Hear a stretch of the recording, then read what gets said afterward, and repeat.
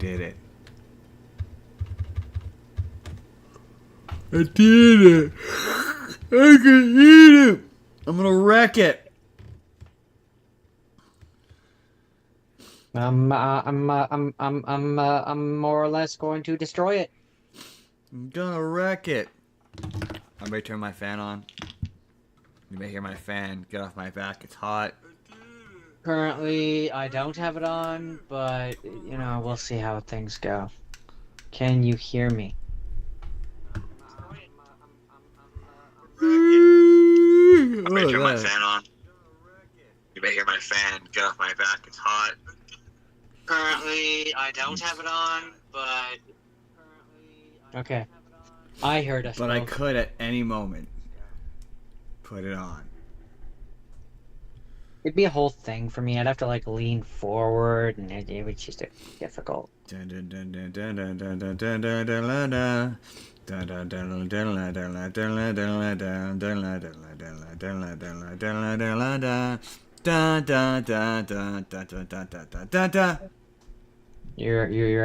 jumping the shark there, Justin.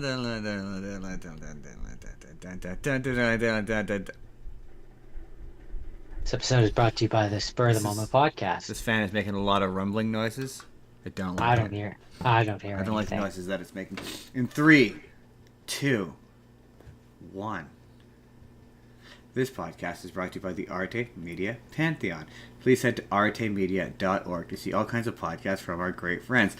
And if you'd like to start your own podcast, they can provide you with the tools and resources to do so there. So please head to artemedia.org. That's ARETE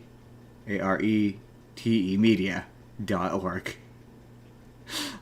On with the show, Jordan. Yes. I didn't just thought I messed up the spelling and then realized I didn't mess up the spelling and then stop mid-spelling. That made sense. No. It's the Spur of the Moment podcast, everybody. I'm your host. I'm Justin. I do this. I host this show every week.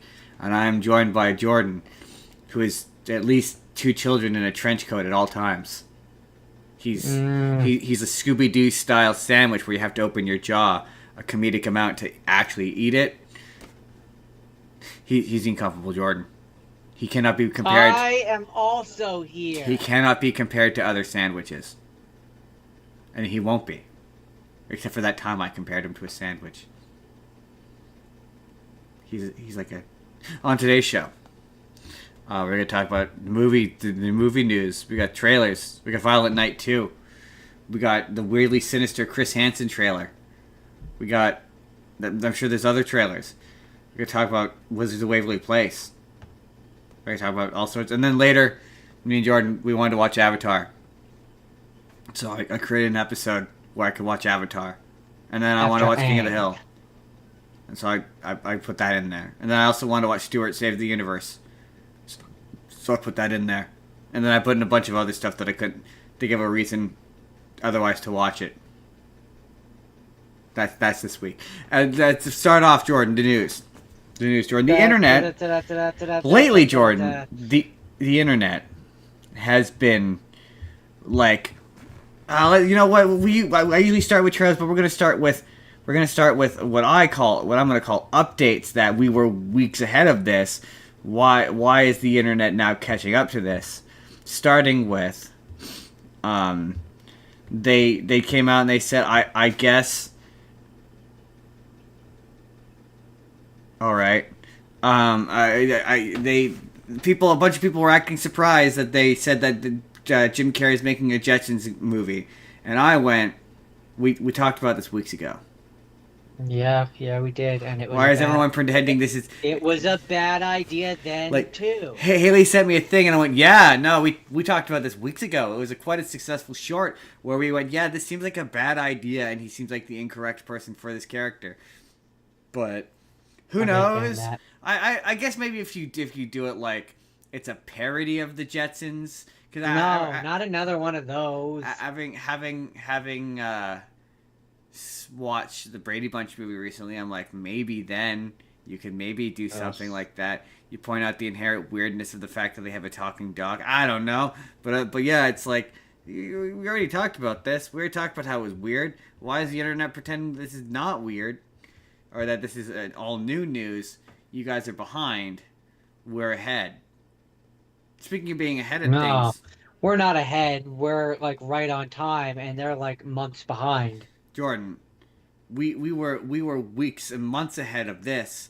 Of the internet now has decided that they don't like David Henry, and they're also basically calling the Wizards of Waverly Place the David Henry Vanity Project. And I'd like to say that we've been calling it the David Henry Vanity Project since they announced it. Yeah, So since before it was even a thing. before it was even a thing, and now the internet, Jordan, has decided that they don't like David Henry because I guess and there's a couple of clips of him being like, we totally didn't notice that the wife looked just like Harper.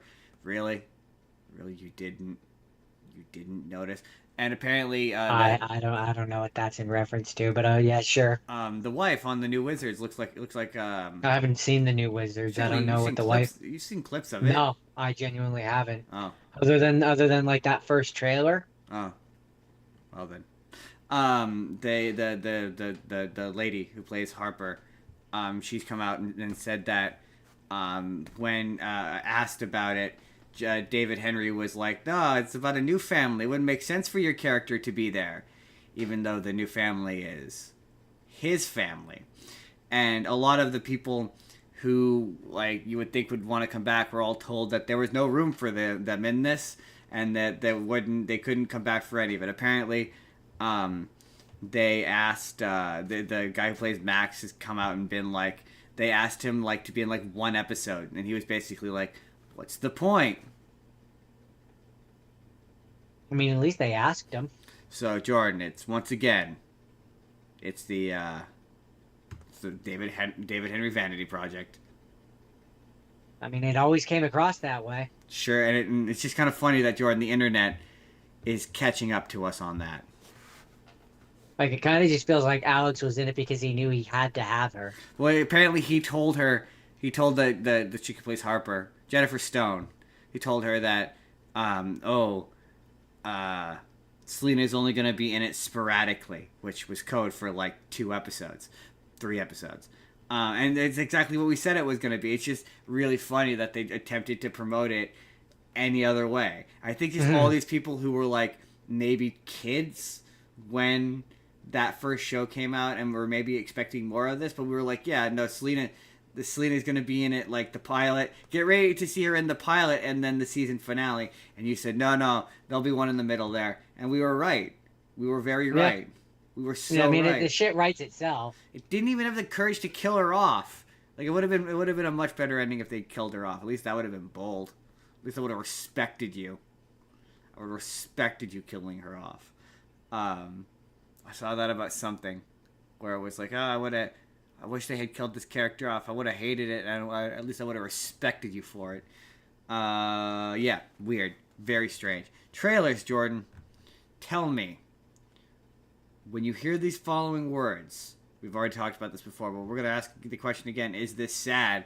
Jonathan Majors stars in a Daily Wire production. This new trailer comes out, and it looks bad. That's the one that you just sent me, Yep. right? Yeah. This looks like this would have been popular in 2001. I mean, it just feels... That's like one of the comments said. One of the comments said said 2004, and I was like, nah, 2004 is even still too late. Maybe 2002 or 2003, you could have got away with something. It feels like an American propaganda movie. Yeah, but even then, you can't, like, the only time and place you could get away with this level of After 9/11 is immediately after 9/11. Yeah, it's the only time. Otherwise, or I know, nowadays, because with Trump's America, it's perfectly acceptable. Yeah. It's just like, my God, is it sad for Jonathan Majors? Is it sad? Yeah. I mean, it's embarrassing, right? It's one of those like, you used to do Marvel you were movies. Better off on Marvel. You should have stuck with that. Well, he got fired. He didn't get a choice. But it's just like one of those, like, how far have we fallen? You used to make real movies. Putting aside Marvel for him, right? You used to be cool. Putting aside Marvel, I mean, you were in Creed 3. You were like the top of the world, and like, what happened to you? When you used to be cool, it's yeah. People are always like, it's the people of color. They do like there are white Marvel people who've done way worse shit. We forgave them. I would have forgiven him. Would I have forgiven him? There's potential I would have forgiven him if he'd I worked don't at it. know what did he do? He allegedly hit his girlfriend, but then it turned out in court that he was proven innocent in a court of law, which doesn't necessarily mean he didn't do it. I mean, you can. That's not a. I mean, it's not great, obviously, but like plenty of movies have made the case that everybody deserves a shot at redemption. Right? Maybe he comes back and he's better instead of doing a really sad the Daily Wire Racist movie. racist Daily Wire movie where you're the most famous person in it, and everyone goes when they see it, oh, what happened, man? What happened? Yeah, I mean, it just feels like. I mean, this is just me talking out my butt, but it just kind of feels like, he came to Hollywood, to the big pond. A shark tried to eat him, and now he's just gone back to the little pond where it's he's safe. going to a little pond where it's safe. Some people would argue it's a big pond. It's not a big pond. It's not. No one, Jonathan Majors, no one is buying Daily Wire Plus to watch your bad racist looking movie. Or if it goes to theaters, no one is going to watch That's your not bad true. racist movie. That's not true. Half of America will. I don't know that half. That feels very generous. I don't think half of America is subscribed to Jordan. You got to sure half of America maybe a Trump supporter. Who's to say? But I don't think that entire half knows about the Daily Wire Plus. All right, let's say being generous, a quarter of that. A quarter of that. That feels fair. I mean, even then, I don't. That's why I said being generous. Daily Wire is kind of a failing company, so like I don't know, maybe. Anyway, maybe I don't know, Jordan. Maybe it won't end up being sad.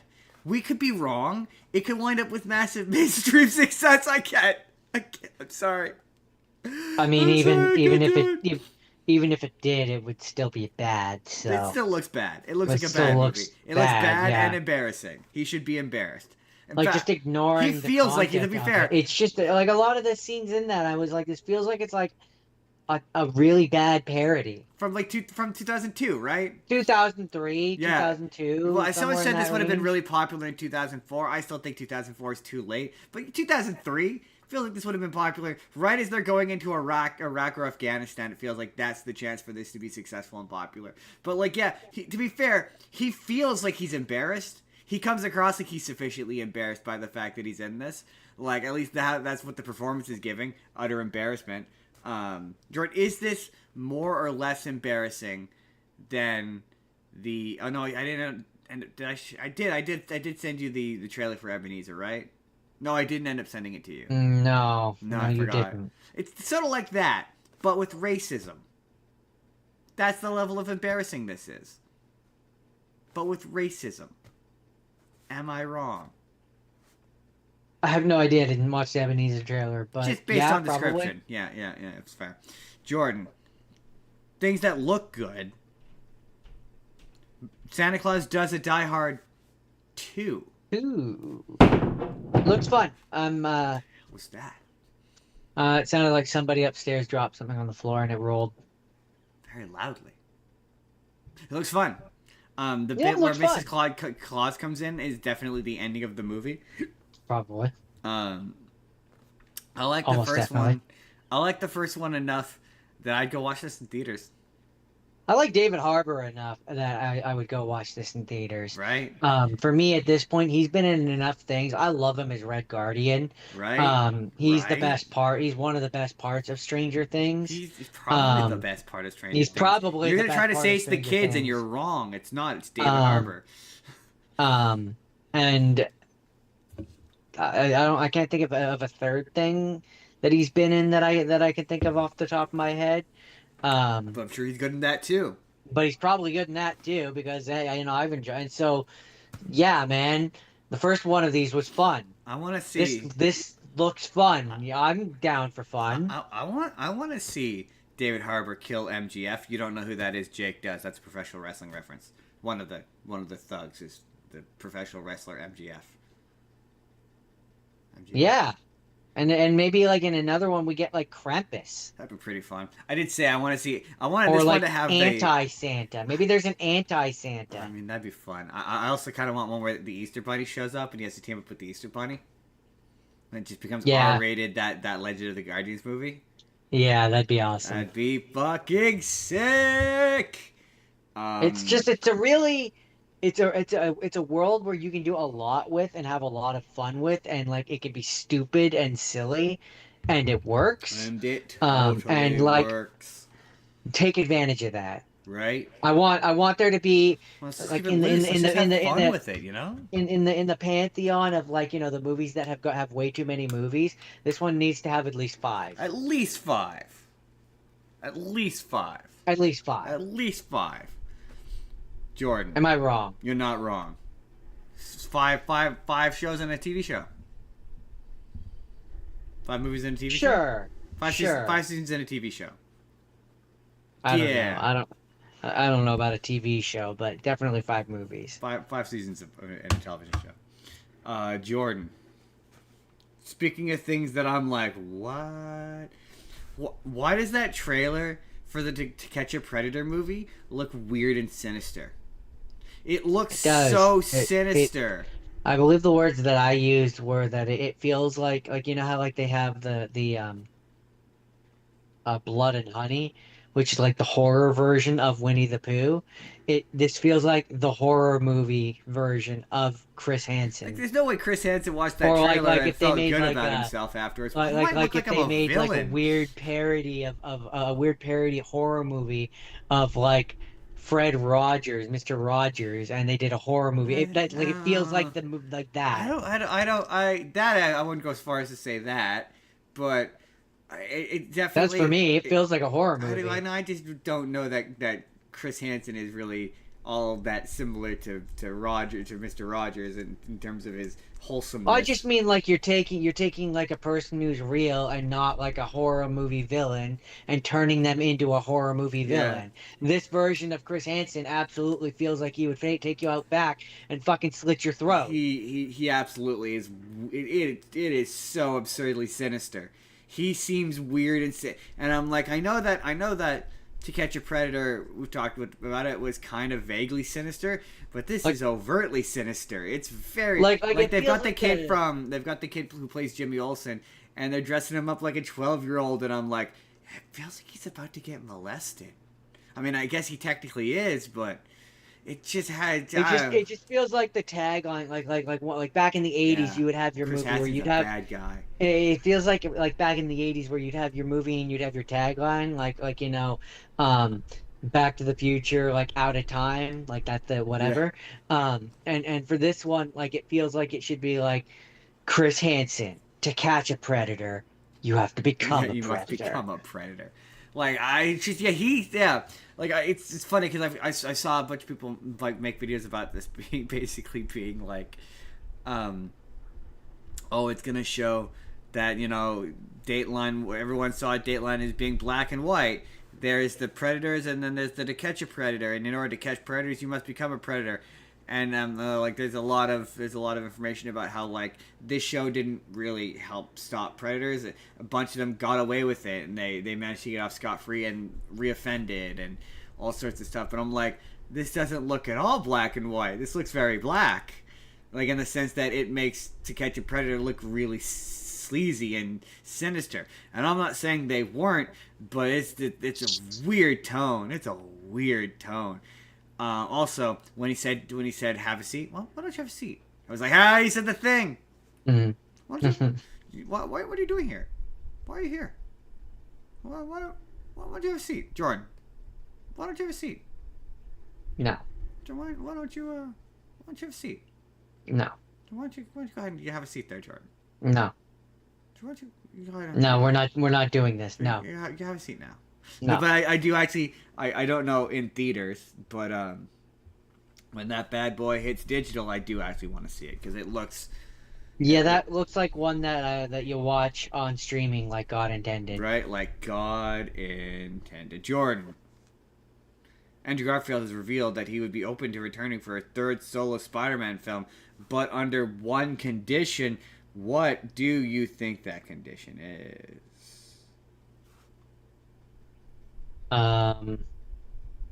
It has to be a solo Andrew Garfield movie. Yes. No, I'm saying that's the condition. It has to be No, no, no, a no, no. solo. That. In order to come back and make a solo Andrew Garfield movie, he has one condition. What do you think that condition is? I just said what I thought it was. The condition is that he's not sharing screen time with Toby or Tom Holland. That can't be the condition because it's already a solo Andrew Garfield movie. Okay.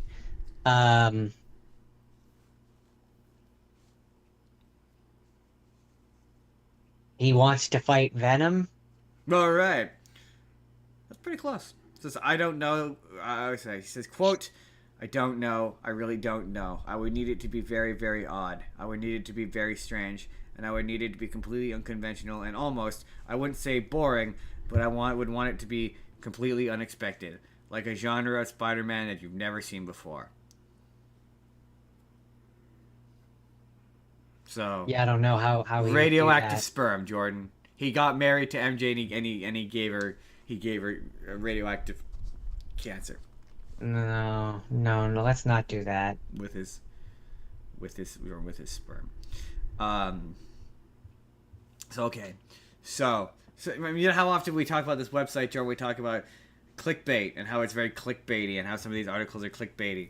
So when this was presented, Also, it says, now I'm thinking of it. I think I know what I would do.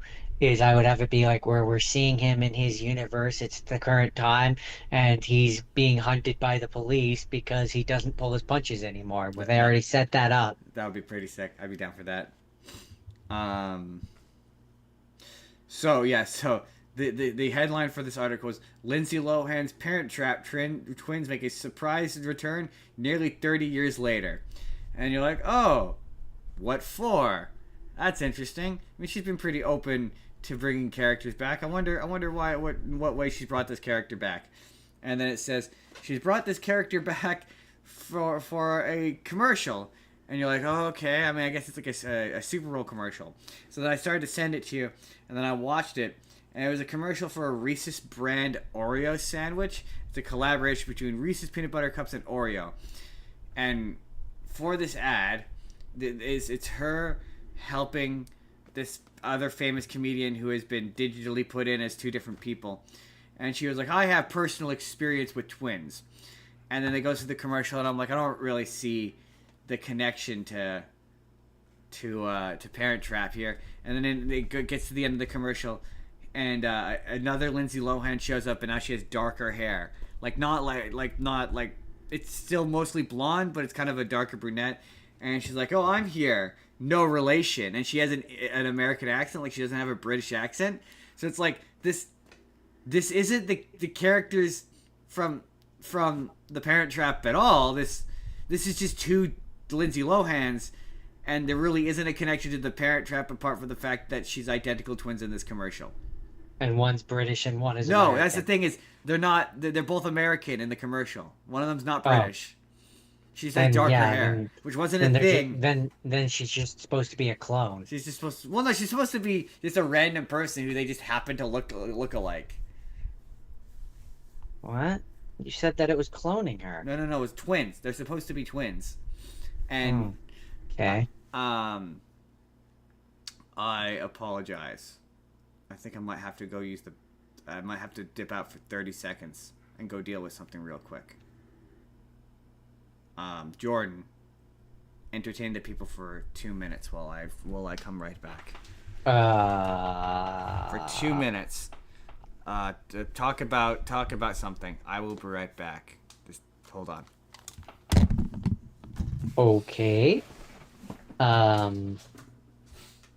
Yeah, so this week kind of came about because I was like, whatever we're watching, no matter what, I'm gonna choose Avatar Aang, The Last Airbender, because I've been really wanting to watch that. And then Justin was like, oh, that's great, because there's been some other things that I've wanted to watch, and we can make it into a thing. And I'm like, cool. So Yeah, I was. That's a thing. Um, so it's been hot here. There's been in our province some forest fires and like evacuations and things. So that's not cool. Um, oh, I the other day I got Halo on the PlayStation, and that's weird playing an Xbox character on my PlayStation. That feels weird because it goes back to my when I was younger and I didn't have an Xbox, so the only time I got to play things like Halo was I had a friend when I went to his house. I'd play it like that. Um, but I never like owned Halo, so yeah, it's weird. That's why I'm also when I can get the remake or the re whatever um of the new Halo that's gonna or the new Fable that's gonna be coming on the PlayStation 5. I'm excited for that Sorry one about that. too Uh, um that was because that's another example of back in the day you could only play that like on Xbox and so to switch and be able to play Fable on the PlayStation now is going to be like a weird brain trip. Welcome back. I was okay. rambling. Thank you. I'm back now. Yeah, Lindsay Lohan, twins. Editor Justin will have a delightful little moment where he gets to listen to that. Yeah, no, there was almost an emergency. Um, hmm. I've never heard of this character. But being that it's Spider-Man's now out, it's now taught to talk about the stuff that didn't make it, and apparently, the director revealed that the character, pardon me, Paste Pot Pete was at one point considered for the film. I don't know who that is, but I'm guessing he's probably one of Spider-Man's many minor characters. But that is interesting. I imagine that, yes, that opening montage of various bad guys probably changed quite a bit. Probably. At one point, probably Daredevil was in there somewhere. I'm sure he was. Huh. Interesting. John Oliver, last week tonight, it has been revealed that he's not leaving HBO anytime soon. He signed a new contract for a new show, but normally he signs his contracts 3 years at a time. For some reason, he has signed his contract for 1 year at a time, which people have noticed is kind of unusual timing, considering it's around a time where Warner Brothers is going to be. Warner Brothers is Paramount is attempting to acquire Warner Brothers. Haven't they been doing that for a while? Yeah, I guess they're still going through the appropriate Steps? yeah, what's the word though? Proceedings? Yeah, but there's an actual term for it. I can't remember. Where two companies combine. Liquidation? No. It's in particular they have to go through like a hearing and Arbitration? Maybe it's arbitration. Nope, I'm totally blanking on what it's actually called. Does not matter. But it's a thing that they have to go through where they have to get approval. Basically, you have to get approval from the particular American government place to get to merge two companies. Nope. Oh my god, it's like right there too. Nope. I'm gonna think of it later. I'm gonna feel really stupid, but I cannot think. Arbitration feels like the right word. I don't think it's arbitration. Maybe, liquidate. Nope. Oh, it's Someone will tell me. watching Someone will this- tell me exactly. Someone that's watching this is yelling at us, going like, "Just use Google!" Right? Never. I will never use Google. Jordan, remember not last week, but the week before that,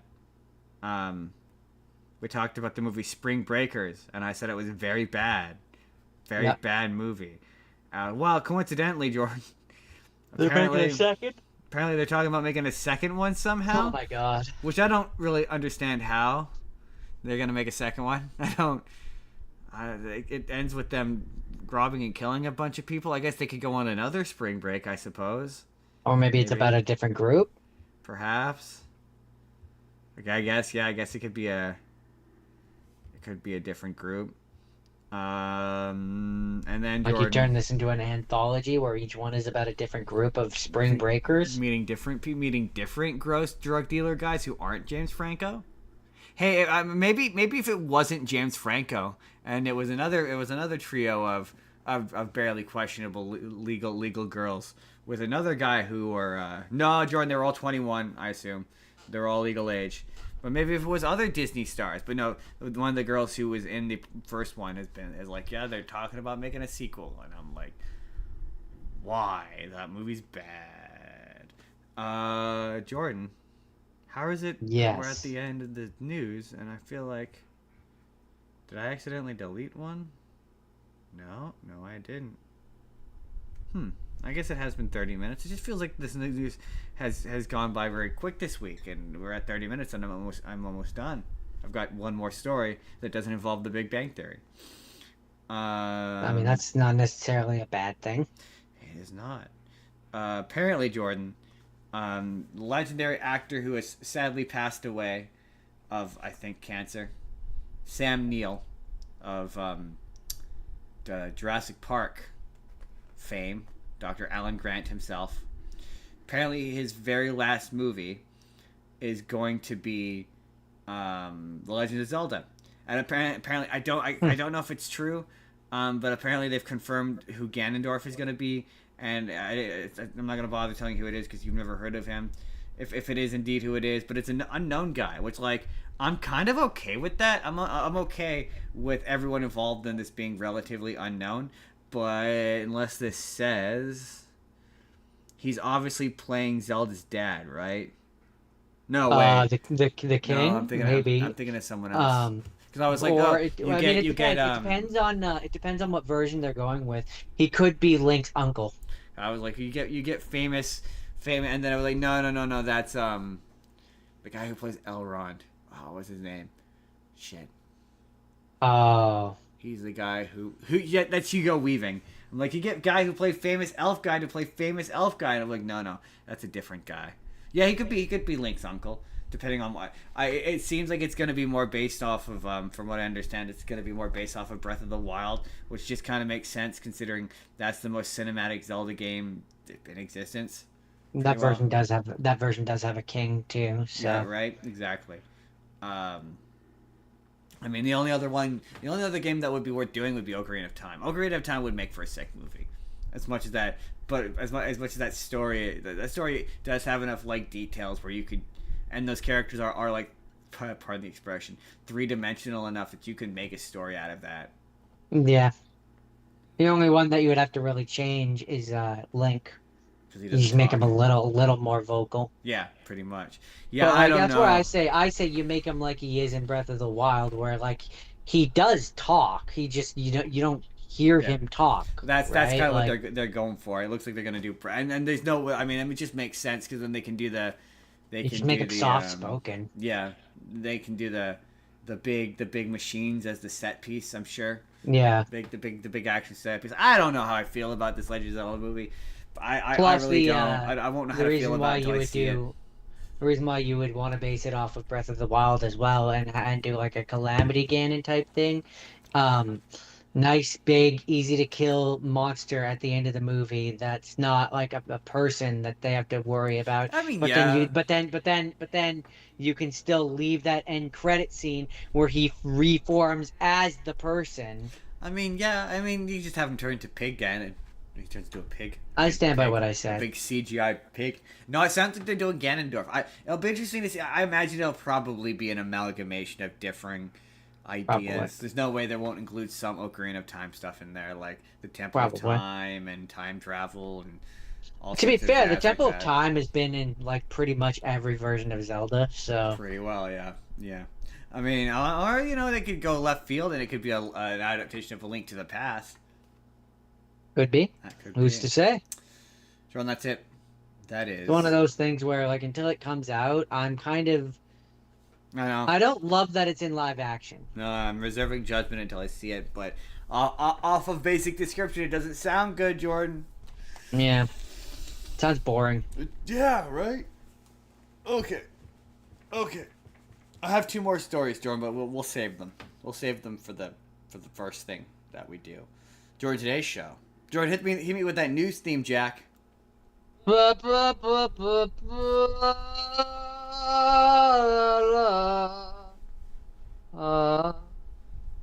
was expecting something a bit more toe tapping than that.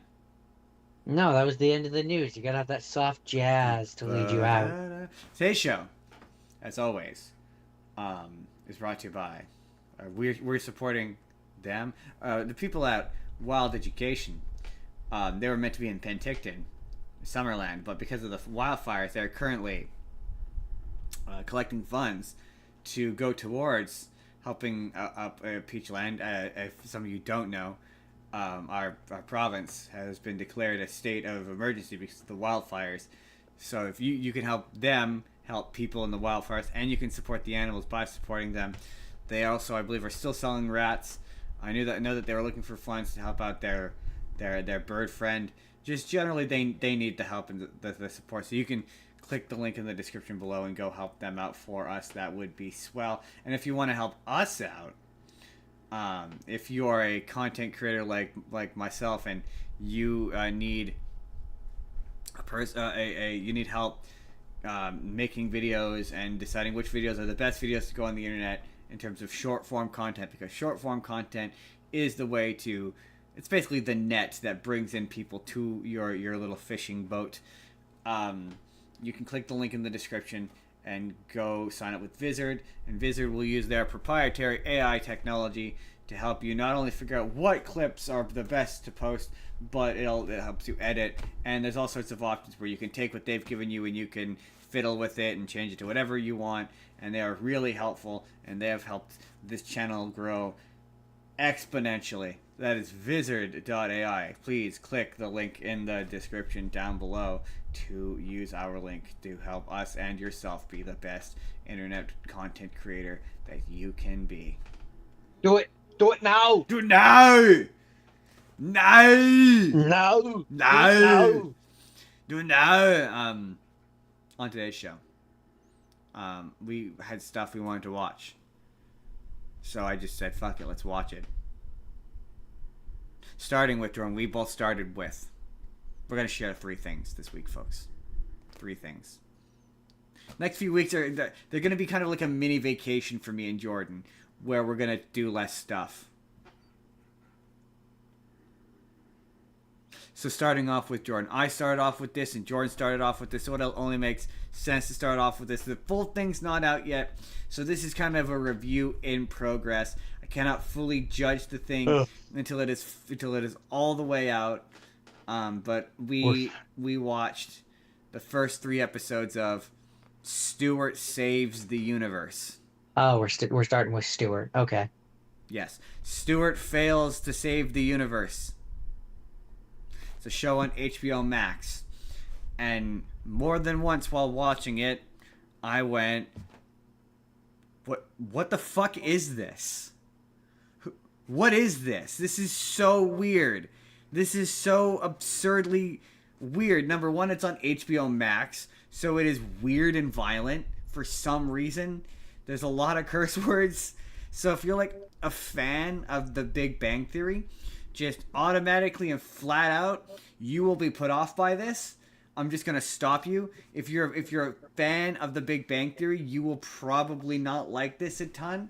Certainly, if you're the type to watch The Big Bang Theory with your family, this is not going to be a great experience for you. If you've ever said to yourself, "I want to see Bernadette," spoilers. This is spoilers for everything. We're spoiling all 3 episodes.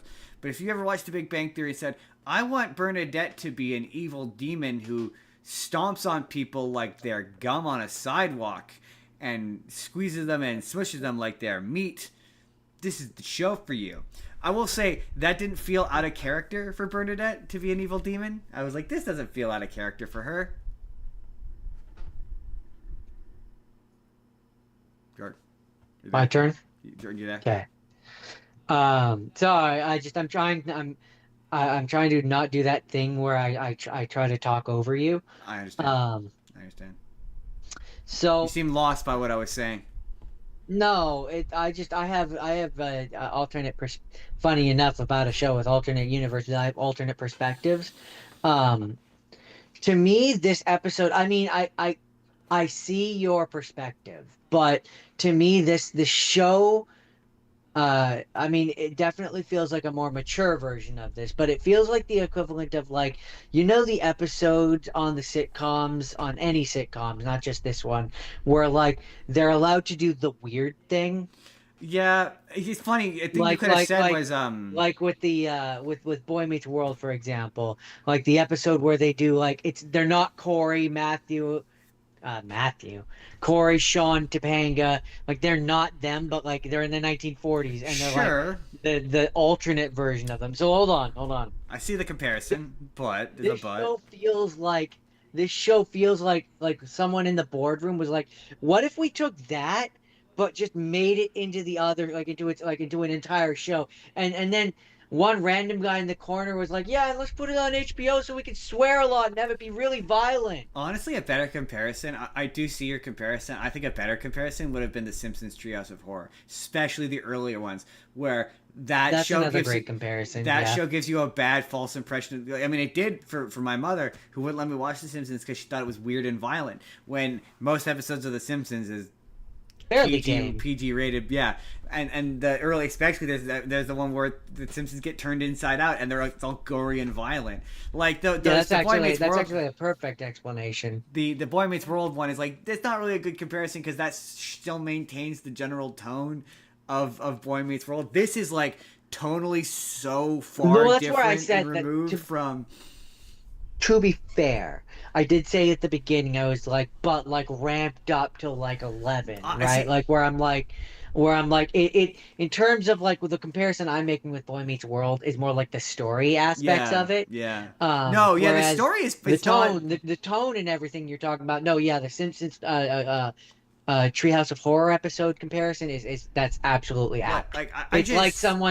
someone went to The Simpsons, saw that, and took that and made that the It's show. not even that it's weird. It's like that's the thing. It's that it's for me. It's that's what I said to you earlier in the way. It's that it's violent and it's coarse. Like if this thing were PG and when she stomped on a person, it didn't like they didn't explode in a cloud of blood mist, and like I'd be like, yeah, this is strange, but it's not off-putting. Like what makes it off-putting for me is when Stewart, the comic book guy, goes, "Ew, you've got person on you." You're like, "This is off-put." Like it's funny you say the boardroom Yeah. comparison. I said like this show is like somebody who like it was like Chuck Lorre did a bunch of drugs and then turned to Bill Prady who was also on drugs and went, "I have a great idea.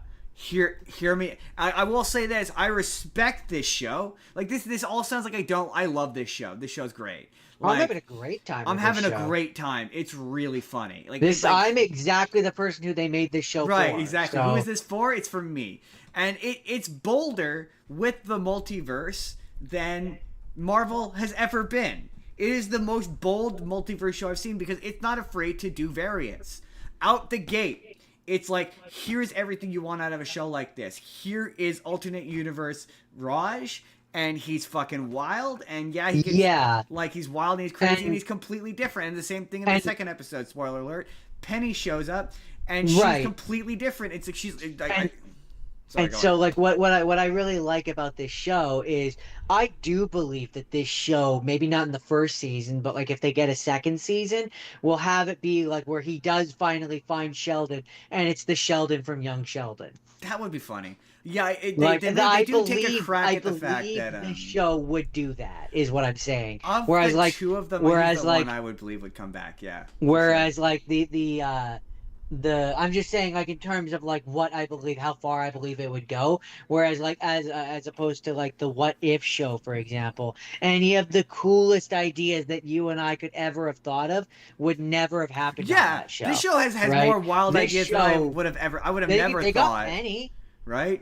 Right? like they got Penny. I never expected any of the original cast to come back. No. Like, this seemed like the kind of show where it was just going to get those four guys and they were going to constantly like reference them off screen. I wasn't expecting Absolutely. in the first episode for a multiversal Raj to show up or in the second episode for Penny and Zach to show up Or in the third episode for Bernard, Will Wheaton. I knew Will Wheaton was no. Penny wasn't surprising insofar as like I saw an interview clip of her where she did a Marvel thing. I think I've referenced it before. Yeah. They asked her, "Oh, are you going to be in Stuart Saves the Universe? It's a multiverse thing," and she did the "We'll see" Coppertone baby thing.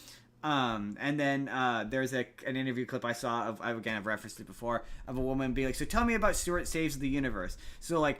I had a feeling they were going to be in this, but, like, not in the capacity that they are. Like, I wasn't expecting Will Wheaton to show up as a fucking wizard and take his octopus tattoo off his arm and throw it at Bert, the geology guy who can also inexplicably... Like, I wouldn't have guessed that. And that, to me, makes this show so much bolder and braver because, you know what? They're not afraid to go there. They're not afraid to do wild shit.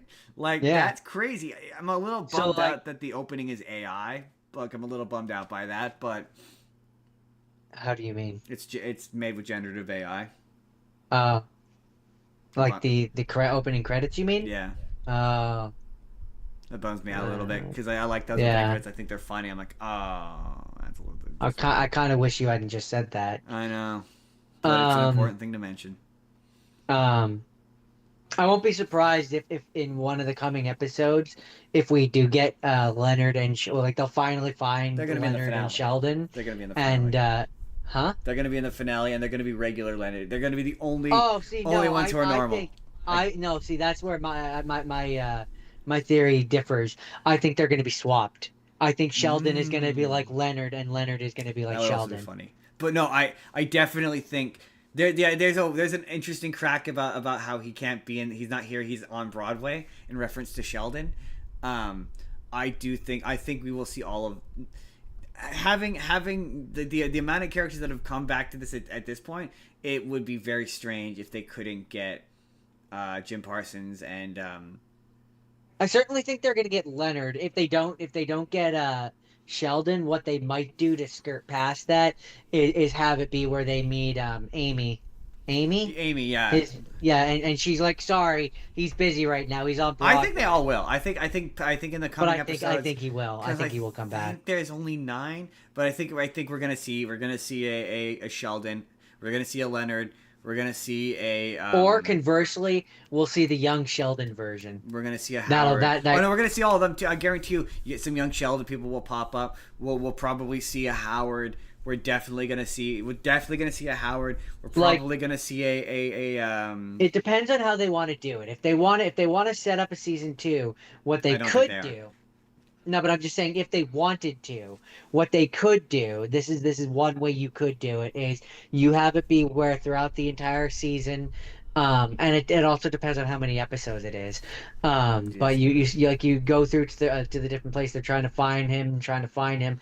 Then at the end of the season, they find the young Sheldon version of him, and he hasn't built it yet, and it's earlier in his timeline. That would be pretty fun. But that's and like they're like, and they're like.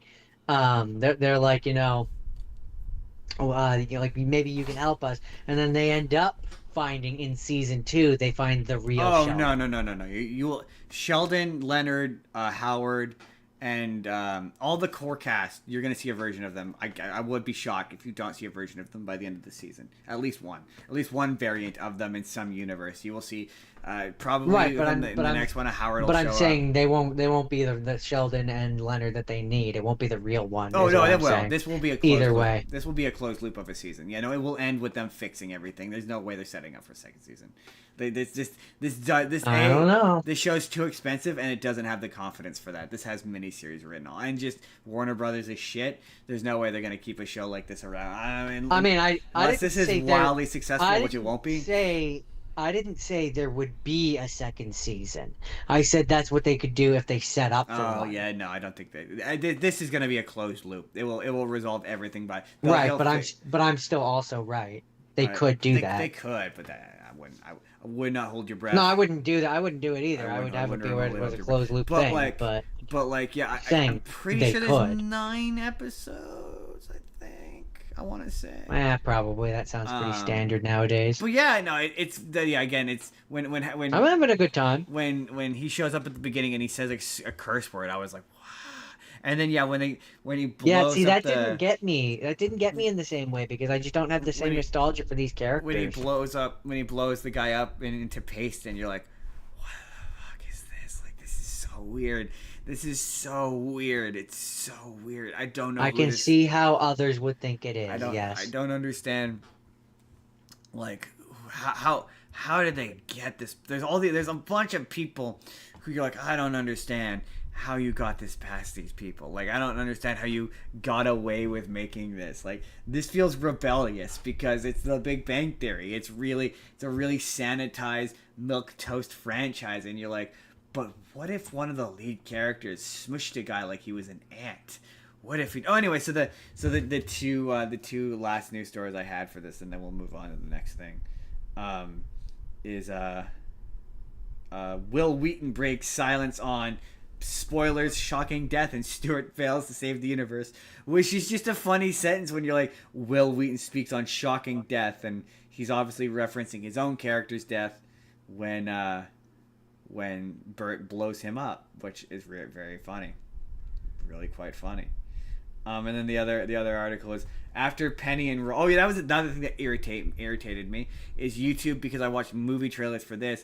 YouTube was like popped up a bunch of trailers for the first and second episode that were like becoming Raj again or becoming Penny again, and I was like, what the fuck? Like, seriously, you could know, like, what the fuck? That's such bull. So anyway, so this headline is after Penny and Raj, another Big Bang Theory star returns for a quote giant role. Get it? Because she was giant. Bernadette was. Giant role. Yeah. Yeah, it's also supposed to be funny because she's short. She's funny because she's short. Her character is mean, so it's very believable that in one dimension she'd be fucking awful. I'm looking forward to the next episode, which is he's in a universe where he's in an insane asylum, and they all think that he's crazy. Yeah. And my hope is that somebody, like one of the characters, is one of his doctors. That would be like maybe Howard is one of his doctors. That would be kind of funny. I'm positive. No, Amy. Amy would be the doctor. The way that she first shows up in the show is she's doing tests on Penny. Oh, that is true. Yeah. It'd be a great callback to that. That would be funny, but no, I suspect of the main cast, the one that you're going to see, the one you're definitely going to see is Howard. Howard is going to be for sure.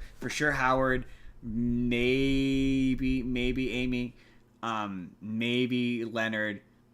I would be less certain on Sheldon, but I'm laying money on all of them because every interview with a cast member who's like, yeah, when they came to me and were like, you're going to be an alternate universe version of yourself that's an evil demon, I was like, hell yeah, I'm all the way in for that. So like, there's no way that if they went to Jim Parsons and was like, you're going to be Sheldon, but a cowboy version, he wouldn't be like, all right, I'll show up. I'll show up for like 3 days to film this. Why exactly. Not? The big difference between doing this an entire run of shows is like they might have to be there for an afternoon, right? Like minimal. Yeah. There's depending no on way how much he's in it. What's her face? The girl who plays Bernadette was like, what? I mean, hers was a bit more intensive, I guess. A day or two, because she had to wear makeup. But you're like, yeah, I have to do one day in my pajamas and another day in goblin makeup. Sure, why not? I'll do it. Why not? Yeah, Will Wheaton. I'll do one day in a comic book shop where I point fingers at people. Sure, why not? I'll do that. Fuck it. No, yeah, we will. That's enough. Yeah, we will watch. We will watch you with great interest. And when it is finished at mid-September, I think is when it finishes, we will come back to this. Put a pin in it for part 2 coming later. Next, Jordan, is Avatar. The Last Avatar of the Avatar Aang, The Last Airbender. Jordan, who cares what the title is? It's Avatar. I care what the title is. When you give that movie goddamn respect, it's art. Jordan, when you Google Avatar movie, it's the only correct one. So like, when you go to Google it, just type in Avatar movie, and if it's Avatar not the Aang, one, The Last Airbender, give it its goddamn respect. If it's not the one, if it's not the one that's live action, you've got the correct one. That's how you know you've got the objectively correct. No, this movie, Jordan. I'm just gonna be straight up. Every second I watched it, I became more and more enraged. I was filled I was filled with seething, white-hot rage that I wasn't watching this movie on a goddamn big screen. I was so pissed off. I was like, this movie is fucking great. Like, yeah, I saw It's some beautiful. people. I saw some people nip. The thing that's irritating me, all the nitpicking I've seen. Like, yeah, does it have some story problems? Sure, it has real bad midquelitis, like just horrendous midquelitis, where you're like, none of the cast can die. None. I saw a spoiler, so we're gonna spoil the shit out of this. Just up front, the non-spoiler. I mean, yeah, the only reason why it suffers from midquelitis is because we all knew when this movie came out. We all knew that there was going to be a new show coming out, which is continuing on after Korra and directly references Korra. But I mean, it's... which means that hold on, which means that we have to accept that Korra is canon, which means that we know what happens to these characters. I mean, I suppose, yeah. Even so, Korra is canon, whether you accept it or not. And so you know that all of these characters go on to live. The only one who doesn't is Aang. Most of them. But Aang still has to have... that's not true. Sokka also doesn't. Isn't he in Korra? He's in a flashback in Korra where he's a little bit older than this, but not. He's not. Yeah, he's enough. dead. He's dead in Korra. I thought he was in Korra. I didn't realize he wasn't in Korra. Okay. In a flashback. I thought that the flashback was present day. I didn't realize it was a flashback. But like, okay, but still. No, it's a flashback back to when Aang is alive. Katara, Toph, Zuko, and I mean, they all have varying degrees of it because you know that Aang has to live to go on to have kids. They don't have kids yet, so they have to go on. He has to go on to knock up Katara. So he has to that's live. What's interesting actually is apparently originally in one of the first iterations of the movie, Katara was going to be pregnant. Interesting. Okay, then, because I saw a spoiler. Because everyone knows the history of this. Everyone knows that it leaks. So when this, I think it was after it had come out. I saw a spoiler that was Aang dies in air quotes, and I was like, well, Aang can't die because he has to go on to father kids, and so I was like, oh, that's obviously a fake out. And so then when it got to the moment where it faked it out, and I was like, well, yeah, obviously it's a fake out because he has to go on. Like, this could have had that tension of if they had maybe said it a bit later in his timeline and this could have offered the explanation as to why he died, but that's... I mean, yeah. The thing is that that's where people get frustrated because like there is an explanation for why he died so young in Korra. If Korra is canon, there is a reason for why that is, really and nobody likes it. But yeah, like there's the bad guy of this shows up, and even Jordan immediately went, he's very clearly the bad guy, and I will definitely say the bad guy. I will say there was a period of time in this where I thought that it was going to subvert, and he wasn't going to wind up being the bad guy, and. Because again, let's do the kind of. I liked this movie a lot, but like no, it wasn't. No, it's doing the hero's journey kind of scenario where it's like it's following the beaten track. To me, it's beautiful and I love it. We'll gush. We're gonna gush in a moment, but let's be fair-minded because I saw a lot of nitpicking that fucking annoyed me, and I was like, it was shit like, oh, how come Aang immediately trusts this guy? Well, because he's in a weak place emotionally. Yeah, and that's an airbender. There's stuff in this that is worth criticizing, like I forget the Forsaken, not the Forsaken, not the abandoned ones. What were they called? What? The other bad guys in this. What were they called? The abandoned ones. The lost ones, I think it was, or something like that. Hold on.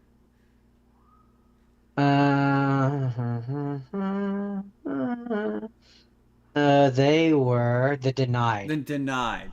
The one of the girls, which are basically supposed to, like, they're basically like this movie's version of like the pre-version of the Equalist from the Korra world. Very much so, but. The one of the not the main one who is basically just Azula. She's basically just Azula. But one of the girls, like, they give her the end of a character arc that they kind of have a loose beginning of when she shows up, and then they don't really have the middle part of her like having some sort of like deal where she's upset about something that they never really do anything with, or it doesn't really go anywhere. So then when like I mean, her arc is she's angry at the Benders. Aang saves her in the beginning. yeah, but they Katara don't. continues to reinforce the idea that Aang is placed in it, and then by the end of it, she realizes she no longer wants to But be a villain. it's really She has weak. an arc. What are you talking about? It's really weak though. She disappears for huge chunks of the movie just to come back and have this moment with Katara that is unbelievably unearned. That comes completely kind of flies out of nowhere that you don't notice because the movie's gorgeous, but is not very well written. So I mean, she's a tertiary character. The movie's not supposed to be focused but on the movie her. is kind of acting like it seems as though like in an earlier version of this she was like it seemed like it could have been a thing where she gets the staff and then she seems to have shared a similar. It seems like her character arc, or at least the main leader of that group's character, was supposed to reflect the Dave Bautista's character's arc. And it seems like maybe at one point in the scripting process that she was going to get the staff and it was going to be about her like giving up the power or what have you. And like, yeah, that is probably by and large the weakest part of this. It is otherwise a gorgeous fucking movie that is beautiful. Like every review I saw of it called it technically proficient, which it is. It is technically like it upsets me that the Avatar movie people saw first is the M. Night Shyamalan one and not this. Like, it's funny because Jordan immediately said, this is a Ghibli movie. Or not a Ghibli movie, but a Hayao Miyazaki movie. Because those aren't synonymous.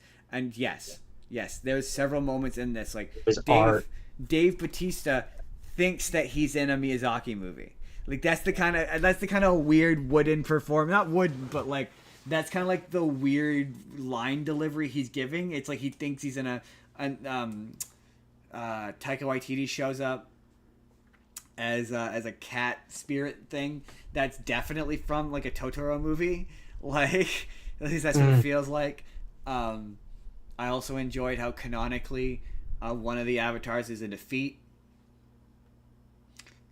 Hey Jordan, It sounds weird when you put it like that. I mean, he's complaining that people's feet aren't well manicured enough, and that they were awful in their sandals. Jordan, if that is not a man who likes a well manicured pair of feet, I don't know who is. Jordan, just saying. I'm not judging. I'm not judging. I'm not here to judge. I'm not here to place a truth on one person or another. It could be, it could not be. Who could say? I mean, he did multiple times in the interaction between him and Aang. And I will let him speak for himself. That he's just Jordan. He's played by King Kwang Ki. I'm not saying he's my new favorite Avatar because he's unabashed about his love of feet, but he loves feet, and it's fine. It's fine that he loves feet. I wasn't even all that distracted by the voice acting. For me, I mean, Sokka maybe was pretty spot on. Like he was pretty well nailing it. I was pretty impressed. Maybe this is just like just a me thing, but like in particular for Toph and Aang, like you could argue for Zuko because he was already like 16 or whatever. Yeah, your voice Zuko's wouldn't change that one. much, but Aang and Aang and Toph in particular, they were both 12. Yeah. Their voice changes a lot from Right. being 12 to being 23. Right, exactly. Or 24, or however old they were in this. I don't remember exactly how old. Exactly. But your voice changes a lot. So like them sounding different didn't pull me out at all. Only time it did is when they showed young Aang. Yes. Like when they showed young Aang and he talks and he sounds weird, that tweaks my brain a little bit. Yeah. But I can get past that. There's a couple of moments where Zuko same did with it. Katara being like sounding a little bit different to me doesn't really. No, for me it was Zuko, and it's only because he's played by Stephen Young, and there's points where he just sounds like Invincible, where I'm like, yeah, that's fair. He sounds like Invincible, and he doesn't sound like Dante Bosco, and it's I was gonna say for me, it's not even that he sounds like something else. It's just purely that he doesn't sound like Dante Bosco. Like I recognize his Dante voice, Bosco has a very specific voice though, so like I can move past that There's too. Points at the end though where it just where it's the super mega avatar form versus super mega evil avatar form, and it just becomes an episode of Dragon Ball where you're like, this is. The fight sequence in this are so well animated. It's not even that it's pretty, which it is. It's fluid. It moves so smoothly, and like its use of light and shadow and colors is just utterly incredible. Fantastic, and I wish I could have seen it on a big screen. Why wasn't this put in theaters? It would have made so much money. Especially because like when it comes to apparently it only had a budget of 80 million. That's remarkable. That was remarkable. But what's frustrating about it too is, especially with Avatar, there is a market for it. Yeah, absolutely.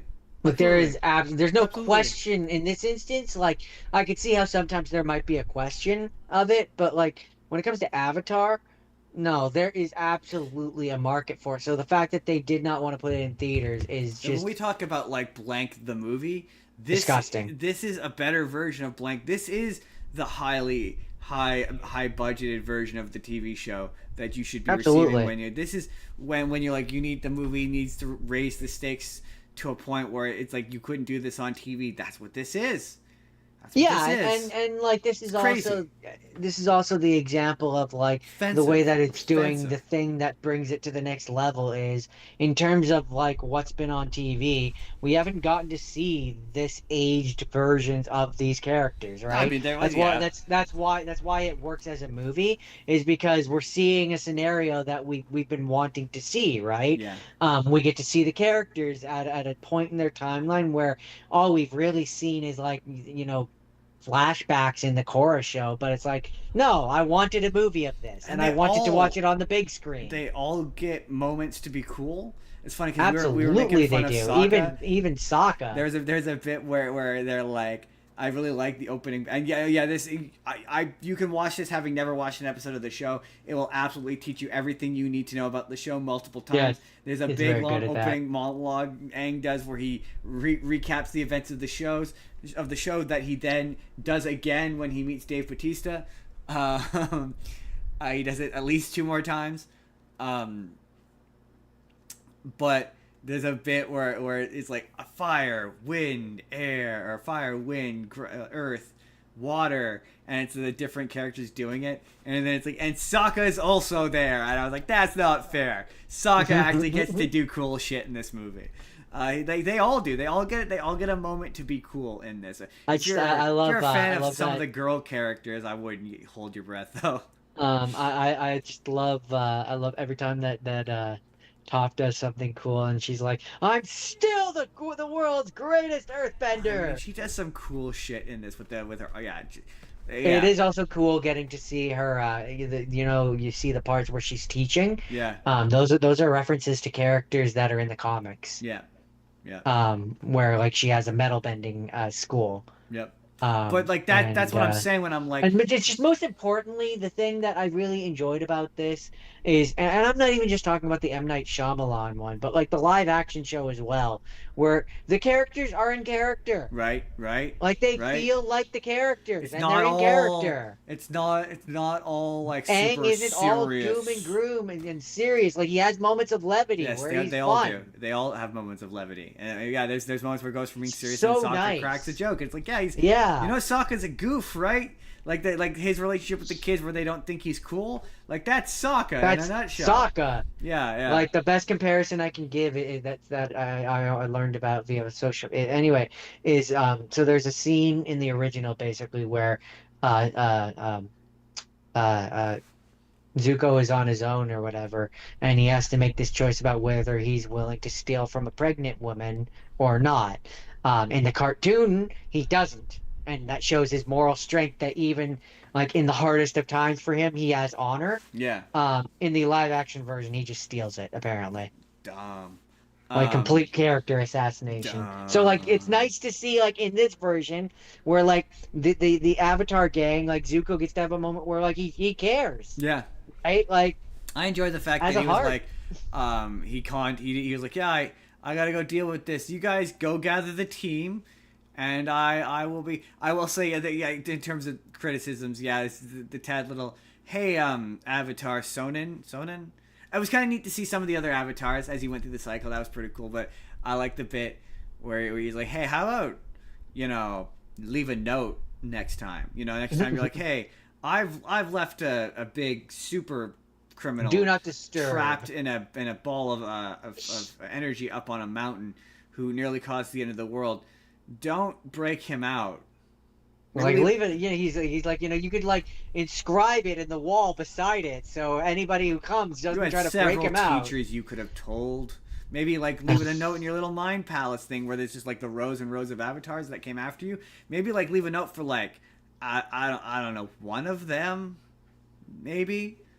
But yeah, I like this movie. Oh, it's really. If you're a fan of Avatar, you owe it to yourself to watch this because it is kind of completely incredible. Like we're like, wow, this is a lot. Yeah, like this is what I'm saying whenever I say like nobody wants a shit comic adaptation of a sequel story.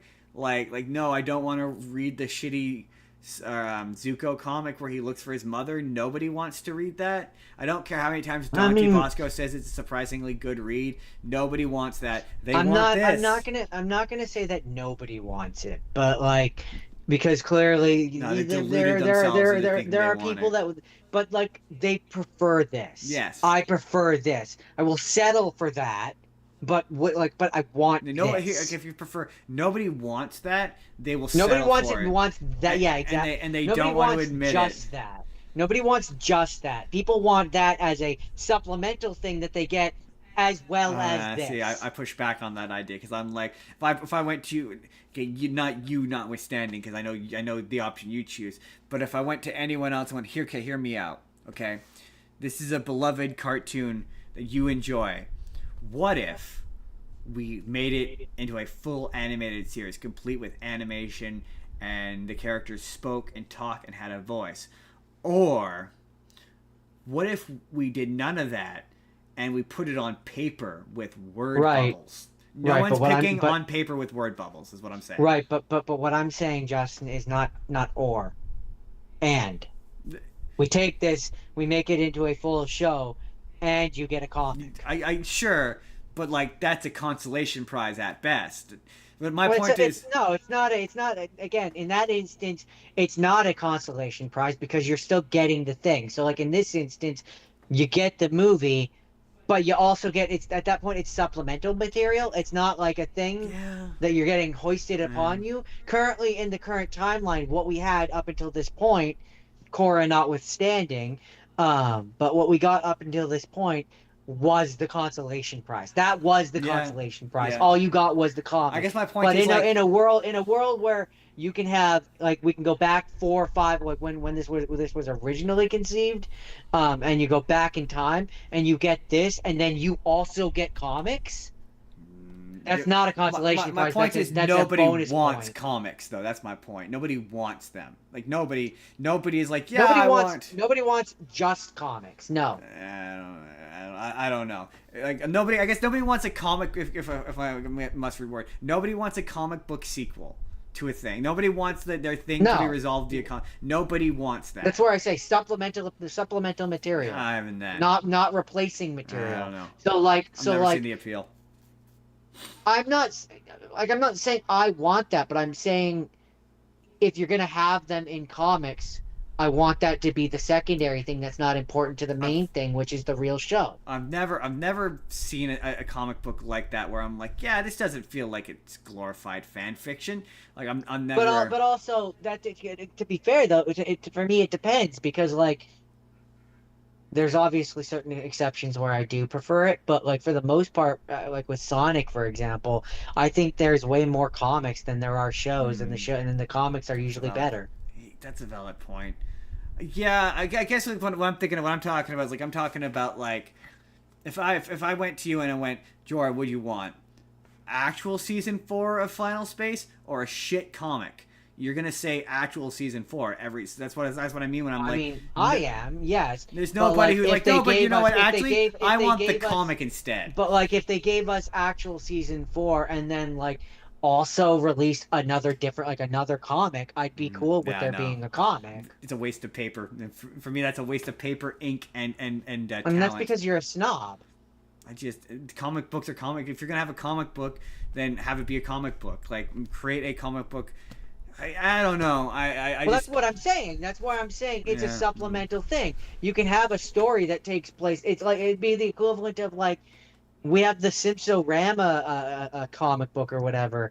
That's not an episode of the show, no. but I value it just as But much. the actual crossover they did That's on a the that's actual a show is better. that's a supplemental thing, Yeah, I know. right? It's not replacing the thing that you're saying, Yeah. but I'm saying if you get it in addition to the thing that you're already wanting, See, then it's that's a great example because I always thought those comics were bad.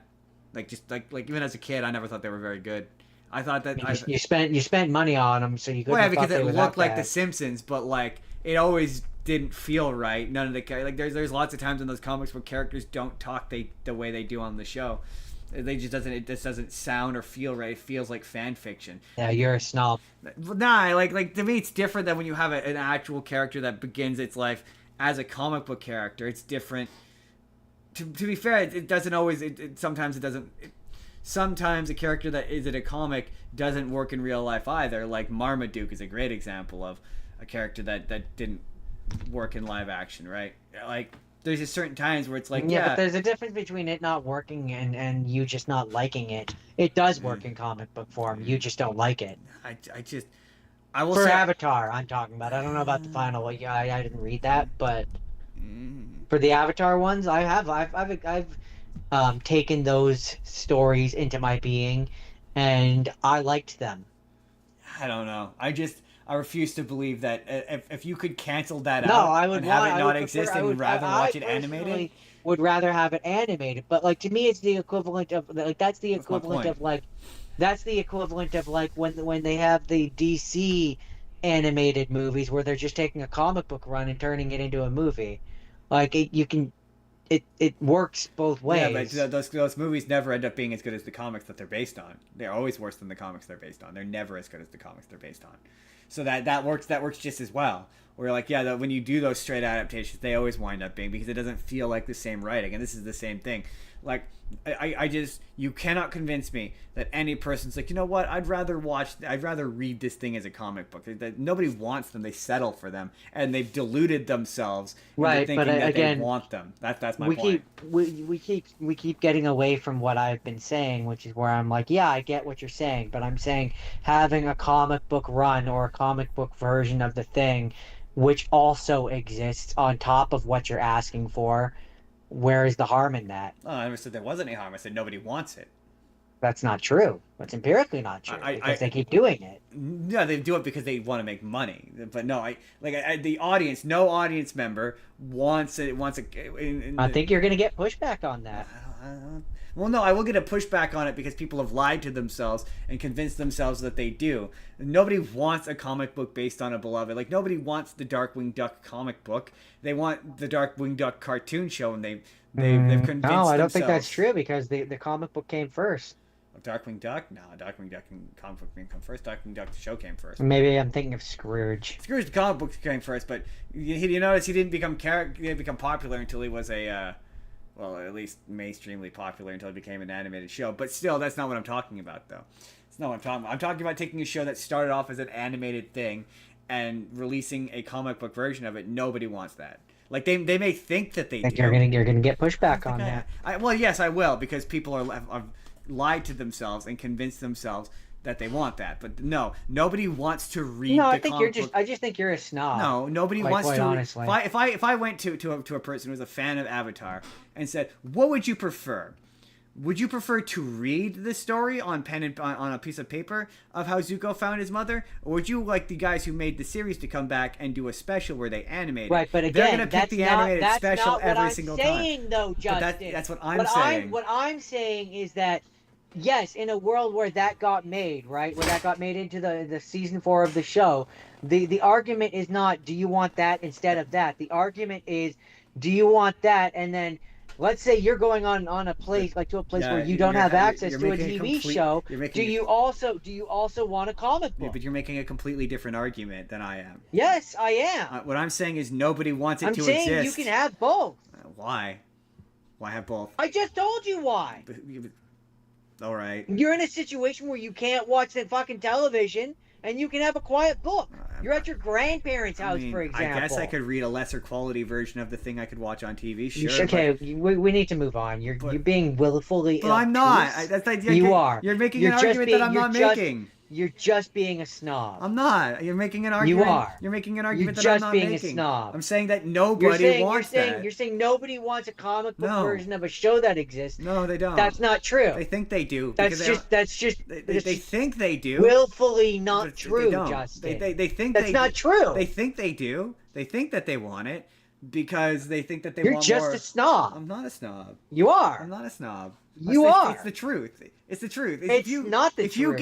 You think it's the truth. If you went to any person, if you went to any person and you said, "What would you prefer?" A comic book version of this. Nobody. Again, we're having two different conversations. Nobody would pick the comic book version. We're having two different conversations. That's what I'm saying.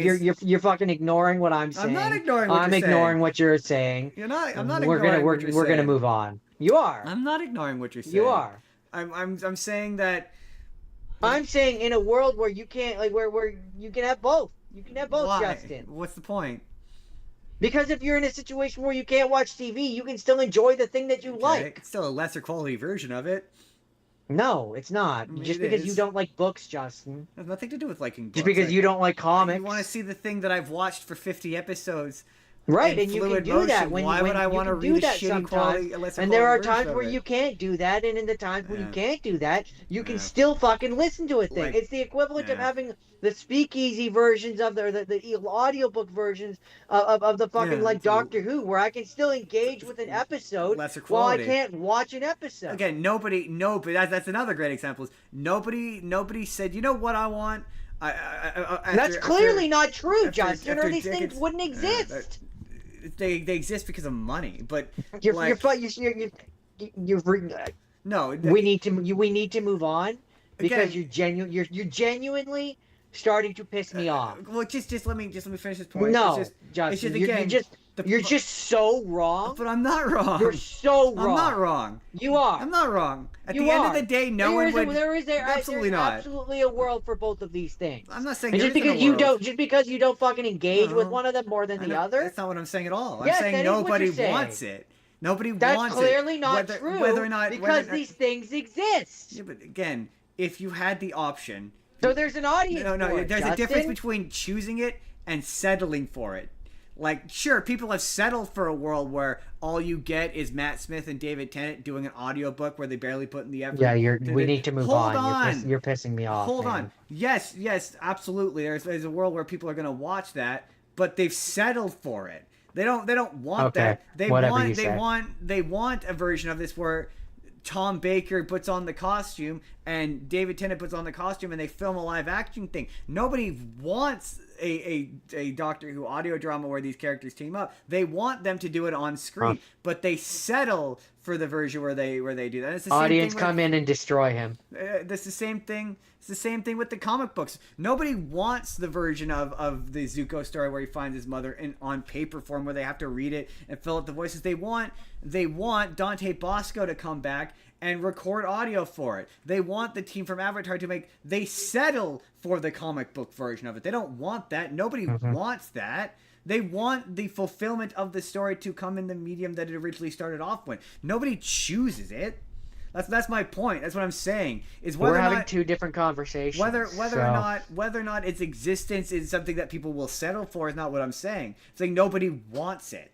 Like, no, you don't want the shitty comic book version. We're having two different conversations. So that's what I'm. You're talking in absolutes where it has to be one or the other. I'm talking. No, I'm not talking in absolutes. I'm talking. Yes, you are. I'm talking about. You absolutely are. I'm talking about. You're saying nobody wants the. Nobody wants the comic version of it. And yes, you're right. In a world where that's all you get, nobody wants that. Yes, you're absolutely right. In a world where you can have the fucking movie, which we have, and also have comic book versions of it, there's no problem there. And you're being an arrogant fucking prick about it. I'm not. Nobody wants it. There's a difference. You're wrong. I'm not wrong. You're just obtusely wrong. I'm not wrong. If nobody wanted these, you to make them. No.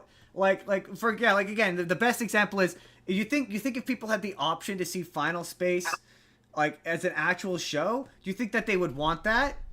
Or do you think that they want it as a shite comic book? But that's not what I'm saying, Justin. What I'm saying is yes, in a world where we can have that as a show, absolutely, I want that. Right. But if there's also a comic book You're not where reading we're it. finding out about his backstory, or we're finding out a story that But that's not doesn't what I'm happen talking on the about. screen, That's not that's what I'm talking about. I- That's why I said we're having two different.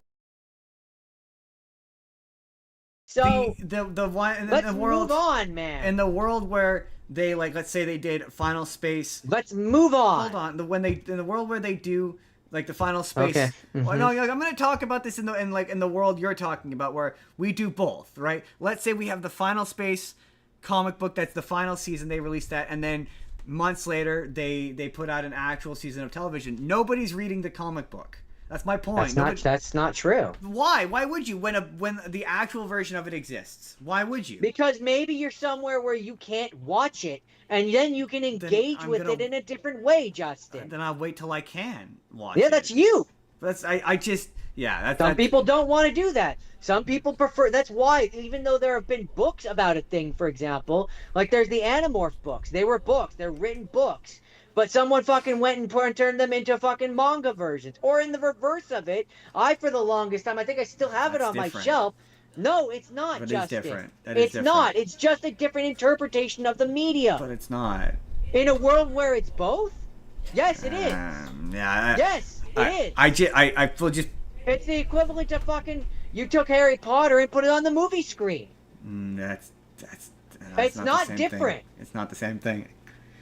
It is different. That is very different. It's not, Justin. It's not. It's very different. It's different in a world where it's one and then later you get the other, but that's not what I'm talking about. I'm talking about a world where, let's say, for example, Avatar, the original show, is still on the air. We're still back in 2000 whatever, right?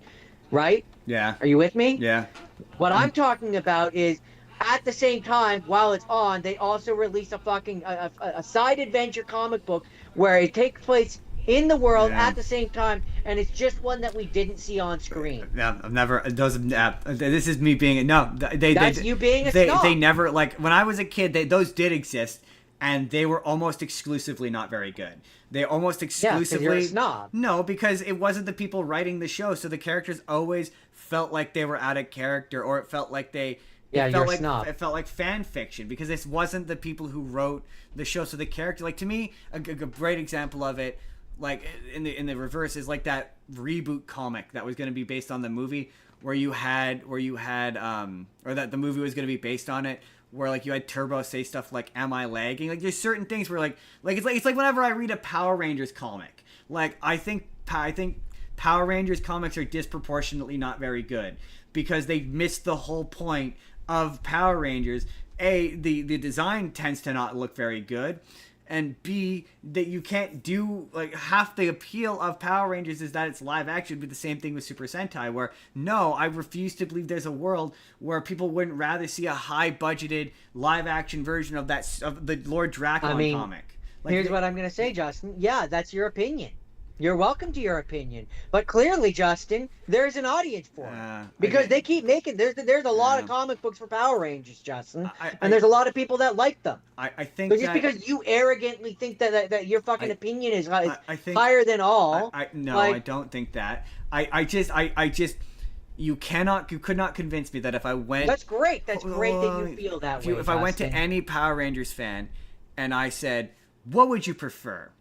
All of this comic book be in live action on the screen, or would you prefer to read it and make up the voices in your head?" Like, they're gonna say the live action option. Who can say? Who can say? I mean, reasonable confidence. You couldn't convince me that anyone who says otherwise has not deluded themselves into liking a thing that they've said. Again, before. That's you being arrogant. I don't think it is. I think it is. It's who would select a lesser quality version of it? Like again. Because it's in a comic book doesn't make it lesser quality. What would you rather watch, Jordan? This is gonna wrap up Avatar beautifully. What would you rather watch, Jordan? Would you rather watch this as a stunningly, gorgeously animated, technically proficient animated movie, or as a comic book? I mean, that's a loaded question, and you know it. not a loaded question. It is a loaded question because that's not what I've once said. I don't want one or the other. I want there to be both. I want there to be a world where I can have this movie, but I can also pick up a comic where I see what's happening to them like a year from now. That's not what I'm talking about. But that is what I'm talking about. I'm talking That's about why I've said for a while now, Justin, you and I are not having the same conversation. We're just not. I'm talking about, but I'm talking about your version of this where, you're not. They put out a comic book version of this. You're not, Justin. You're not talking about the same thing. They put out a comic book version of this, and the movie also exists. Both exist. You're not going to pick up the comic book adaptation of this. Yes, I will. No, you won't. Yes, I will. No, you won't. The one where it's about, let's be fair. For me, I don't have room for comics, so I don't actually buy the comics. But yes, I do engage with them. I have listened to all of, yes, I do. I have listened to all of the fucking Avatar ones. No, yeah, sure, but are you gonna? I absolutely have, and yes, if I'm in a world where I get both, where I have this movie, and I could have a comic book down the line where it's a year from now and we see what happened to them. That's not what I'm saying. I will engage with that. I'm saying it's an adaptation of it. Right. But that is what I'm saying. I'm not talking about making a literal adaptation. That's what I'm talking about. That's why I keep saying we're not having the same conversation. I know we're not. I'm trying to get you on the same page as me. No, because I will not engage with that world. We both know people prefer a movie over a fucking comic book. But I'm talking about, in addition, having both things, Justin. That's what I'm talking about. That's great. That's great that's not what you're talking about. It's not. Nobody cares, Justin. Nobody cares. It's not what I've been Nobody cares. Nobody cares. It's not what I've been talking about. I've been trying to say that, and I've already told you what I'm talking about. We're not talking about the same thing. So what do you want from me? I don't know. I've said in a world where we can have both, I want both. That's the world the world we already exist in. It's not. Yeah, where we exist in a world where yes, Avatar comics and the show exist at the same time. Obviously, that exists. They exist. They made them. They're not very good. We do now because nobody read them.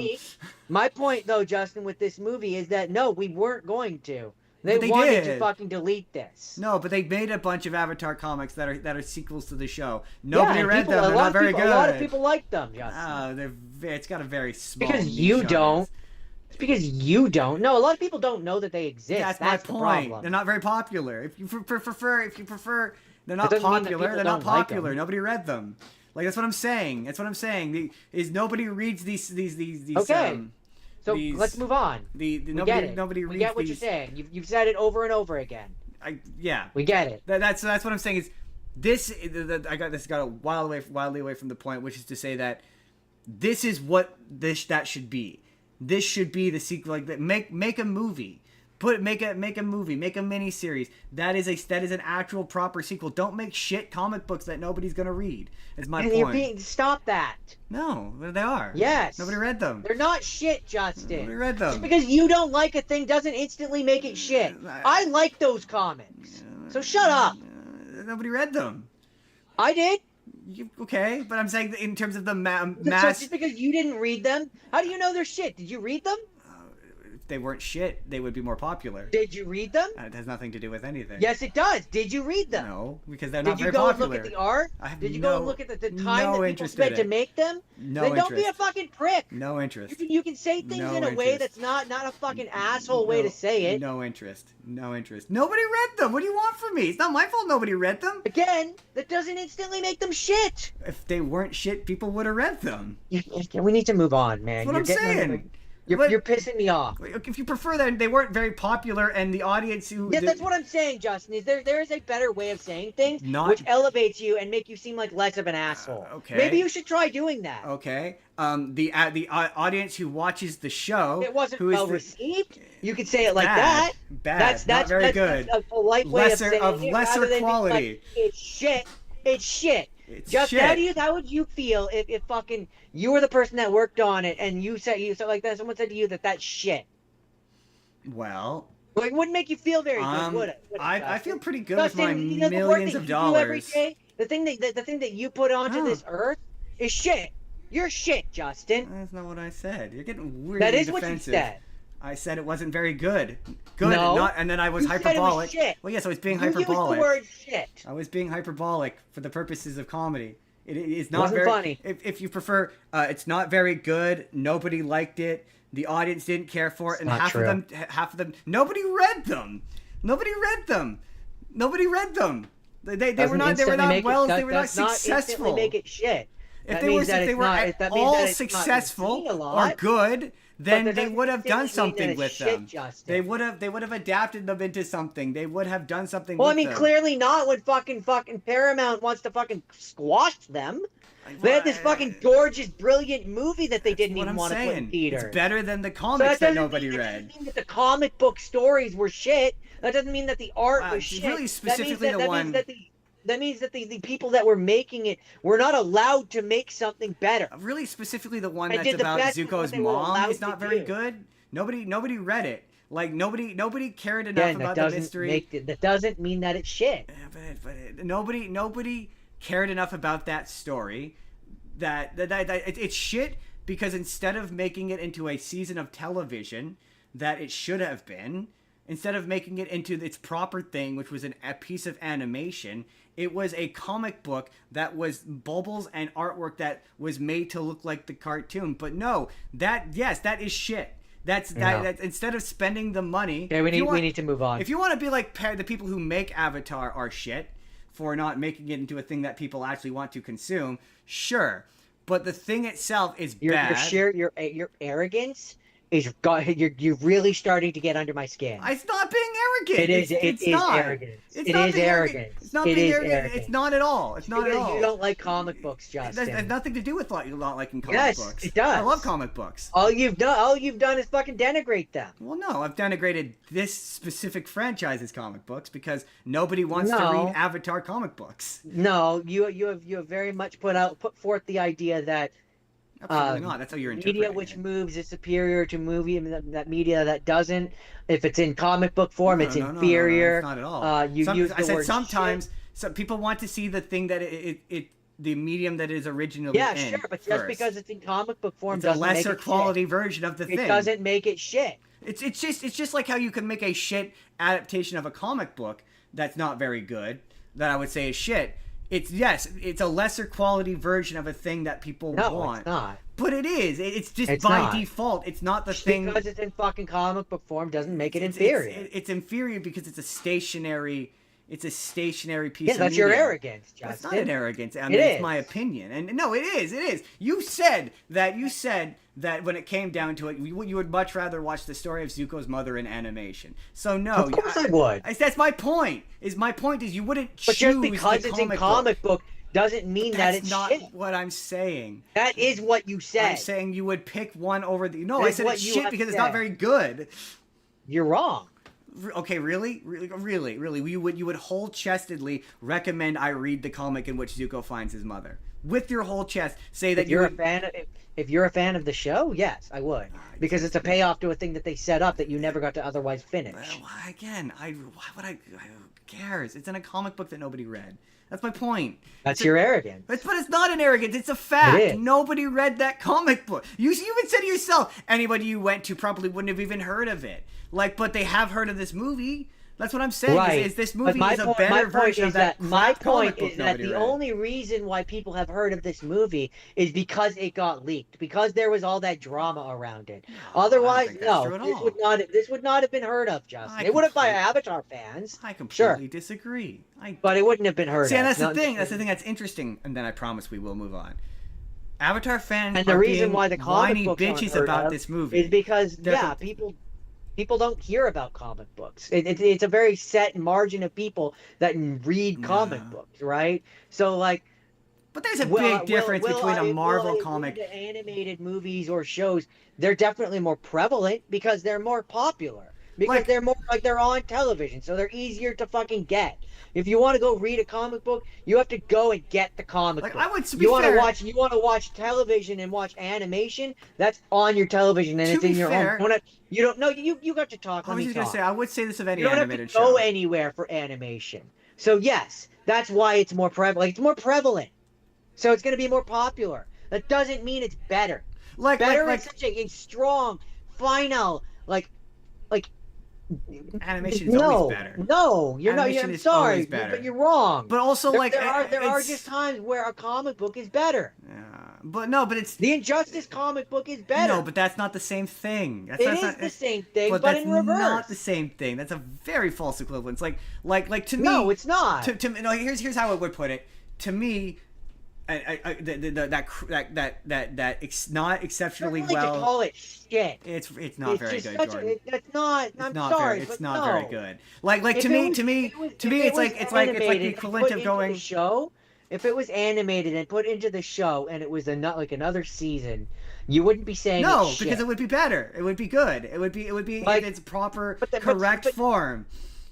To me, So you just no, don't like the visual medium of comic books. that's not accurate at all. That's like, what I'm to me, saying. No. If To you- me, if to me, the to me, only difference, if the only comparable- difference, if you put it and you took it in the show, the story is the same. What they say is the same. Yeah. The dialogue is the It same. would be an Every animation. aspect of it is the same. The only difference is the animation. You don't like comic books, That has then. nothing to do. No, I don't like. I want to watch my animated show as an animated show. Like to me, the comparison I would make, to use your Injustice comparison, it's excellent. To me, that's like saying that the animated movie is just as good as the comic book that it's based on. It's not. It's not. I wouldn't say just as good. I that would call movie it is different. shit. It's a bad different. movie. It's Like, different. It's a different No, medium, and it is a different way It's that a you have bad to look at it. movie. And it's like, yeah, you're right. Yes, what it I is, what it I is what a I what would I bad rather movie. what would I and rather it's a do? good comic. That's my But point, because though. it's a comic That's my and because point. it's a movie, I'd they're much different. rather read. I wouldn't look at one and say like yes, I would say that movie is shit because it's a shit movie. Right, but I what would I'm say saying it's a is- shit movie because of what it is. But- Like so, just like with the comic books of the Zuko's mom one, I wouldn't call it a shitty thing because it's a comic book. It's a comic book. I look at it and I have to evaluate it in a different method. It's not a movie and Shit, it's not a because show. It should be a show. So it's not instantly shit. The situation is shit. And the studio is shit. The Paramount is shit for fucking blocking the Avatar studio. But the product itself is not shit. Yeah, I've read panels of it. It's none of the characters sound like they They're sound soft. right. No, because I would say the same thing in reverse about the Injustice comics. I'd be like, I'd much rather read 5 issues of that Injustice comic than watch one badly made movie. Like, no, I'd rather read another issue of that Injustice comic that resolves it. Like, if that Injustice comic ended on a cliffhanger, I'd much rather it come out as 5 issues of a comic than a motion comic. Like, no, I want to read the thing as it was intended. Like, I would say, but to be fair, I would say the same thing about any cartoon. I would say the same thing about Chip and Dale Rescue Rangers. I would say the same thing about DuckTales. I'm like, you can't convince me that anyone's like, yeah, I'd rather read a DuckTales comic than watch the cartoon. No, nobody's gonna say that because Again, it's just as a supplemental thing. absolutely. I think Well, it's no, but fine. that's different. Like, to me, it's so much more different than like, yeah, no, you like.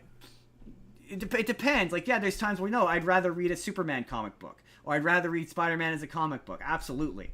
But, like, with Avatar, no. Avatar, it began its life as a show. So every day of the week, I'm going to be like, no, I'd much rather an animated movie than a crappy comic book I have to supplementally And read. see, that's where I don't- disagree.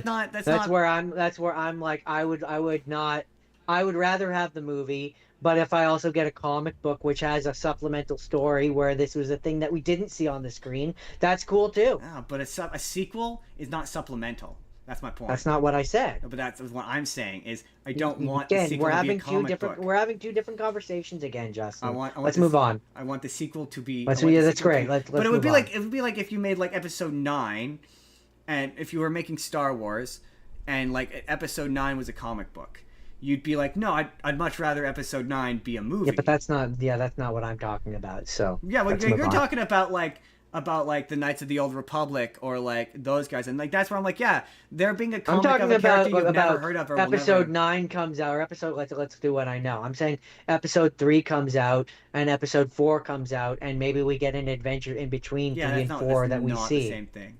It is Not the the- same thing. that's It not is what the I'm same saying. thing. If fucking the end of Avatar is 3 and fucking Korra is 4, No, but we're it's- seeing in between the two. This is the comic book run. But That it's is the not. fucking thing. But like Yes, that the end of it the is. series indicates that it's going to continue on, and that is a continuation of the story. I mean, in this specific example, yes, absolutely. This very definitely what they have for those is the next season. It is what they would have done on the show. Like in this specific example, yes, absolutely that is the case. And yes, it should have been just in the show. And that's where I say, but no that's where Avatar I say, fan wants that's them. where I say I'm not gonna get mad at the comic books for existing. I'm gonna get mad at the fucking Paramount. Oh no, I'm not mad that I'm not mad that they whatever. exist, and I don't think you I'm not are. denying their right to exist. Nothing. Yes, I'm you saying are. nobody wants them. That's what I'm saying. Nobody wants them. Like, and that two things can be true at once. It's fine that they exist, and it's great that they exist, and they're great for the people who want to continue that story, and it's great that they have them. I'm saying that if you say to me that I want those, you're lying to yourself. You don't want those. You want it to be what it was supposed to be, the 5th book of the series. That's what you want, and that's all I'm asking people to admit to themselves, is admit that you want this movie to be a movie, and you don't want it to be another comic book. That's what I'm saying you need to admit. And to be fair, you already did. Moving on. King of the Hill. I like that movie. That movie is really fucking good. Everyone, if you were all of our wild Avatar debate aside, you are doing yourself a disservice as an Avatar fan if you don't watch it. That we can agree on. If you are a fan of that franchise, of that show, skip the shitty fucking Korra show. We can agree that is shitty, and skip the shitty looking Earthbender show and watch this instead. I can't speak it to if the Earthbender one is good or not. I haven't watched it. I said shitty looking. I stand by what I said. Shitty looking. It looks bad. No, that's not fair. There's actually parts of it I think look good. I think if they massage it has the anime, it has potential. It has potential. I really hope they lean into the notion that nobody wants an Avatar. Like the Avatars come back and nobody wants one, because that would be unique.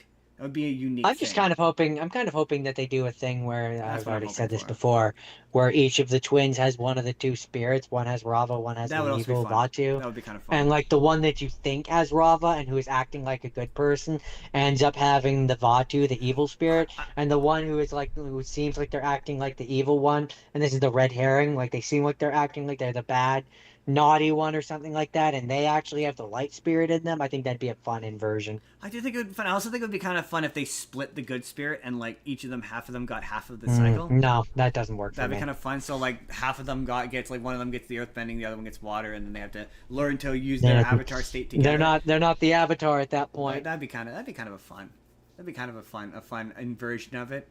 But I do think that there should be 2 avatars. Definitely think there should be 2 avatars. That would be fun. The way that it works, the easiest way that it works is have one be Vaatu and one be Rava. Because then that would involve. See, it's funny you're mentioning shit from Korra. That would involve acknowledging Korra. They already have to. Korra's the one who caused this. Yeah, they can make it loose. I don't that good spirit, evil spirit, unless they massage it a whole bunch and fix it. I'm not against it. I'm not against your idea. I mean, it's pretty. The thing here, Justin, that you need to keep in mind is from what we've seen in the trailer, that is the case. Vaatu is in the trailer, so he's gonna be. He's at the very end of it. No, he's gonna be in it. So is the. That's also the idea of why the world is going to hell in this, is because Vaatu is coming back. Don't like it. Anyway, that's like the entire point of it. King of the Hill. Moving on, Jordan. Moving right along. We're gonna keep this brief. I really like this season 15, season 2 of the new one. I really like this one. I really like that the way that it spoil the shit out of it. I really like that the way that they end this season is showing us how Hank and them ended up where they were. I love teenage Bobby with his blue fucking haircut. I love him. I love the idea that once you hit a certain age, once a kid hits a certain age, you lose all sense of parental authority. I love that. That's great. I love seeing Bobby, who up until that point was so reverent towards his dad for the most part. I love that dad. I love that Hank's the embarrassing one. That's great.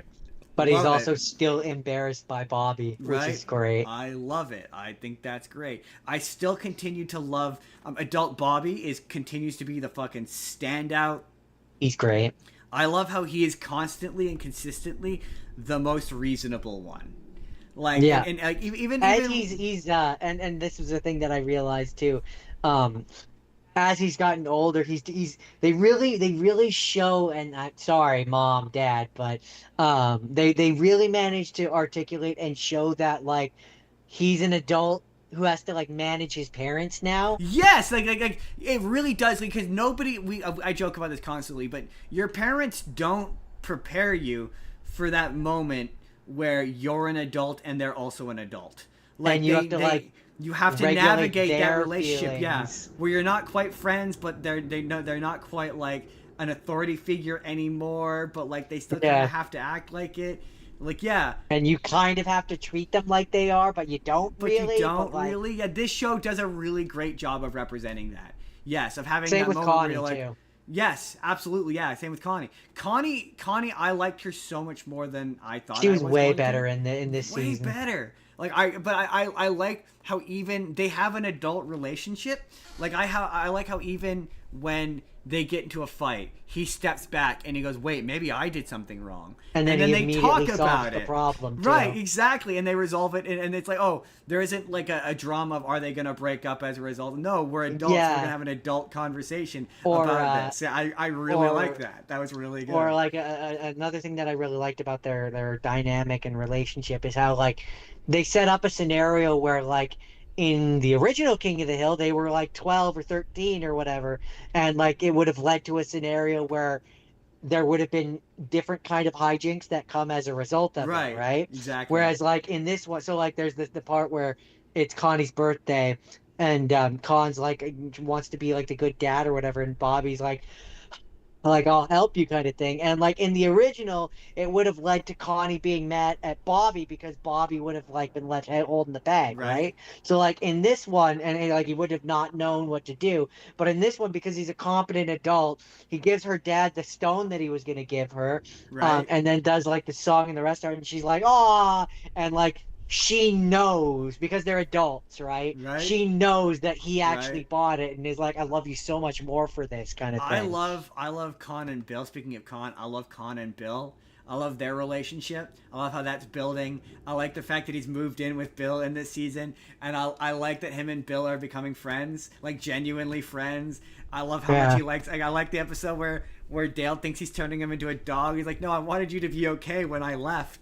Like all that shit. And then great. he comes back. And then he comes back.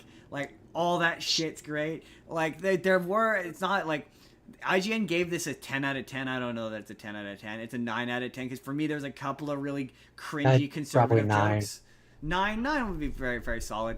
There's a couple of really cringy conservative jokes where Hank says like I bet there's an episode where Nancy buys or gets a Cybertruck and they're trying to figure out who it belongs to, and Hank says something to the effect of I bet she parks it near her safe, or I bet she parks it in her safe space, and that made me groan. I was like, oh, that's not a Hank kill joke. Like that doesn't work. That doesn't work coming from him. It's not.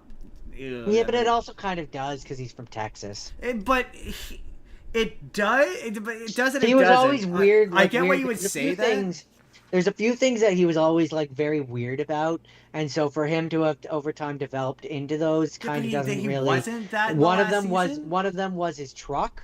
He's always been Yeah. like big about the truck. One of them is the mowing of the lawn, and the other is the propane. Oh, it's not So, that. like- It's not the him being indifferent or him being upset about her truck. That I'm like, oh, that it's the joke about safe spaces. I'm like, that's such a lame fucking.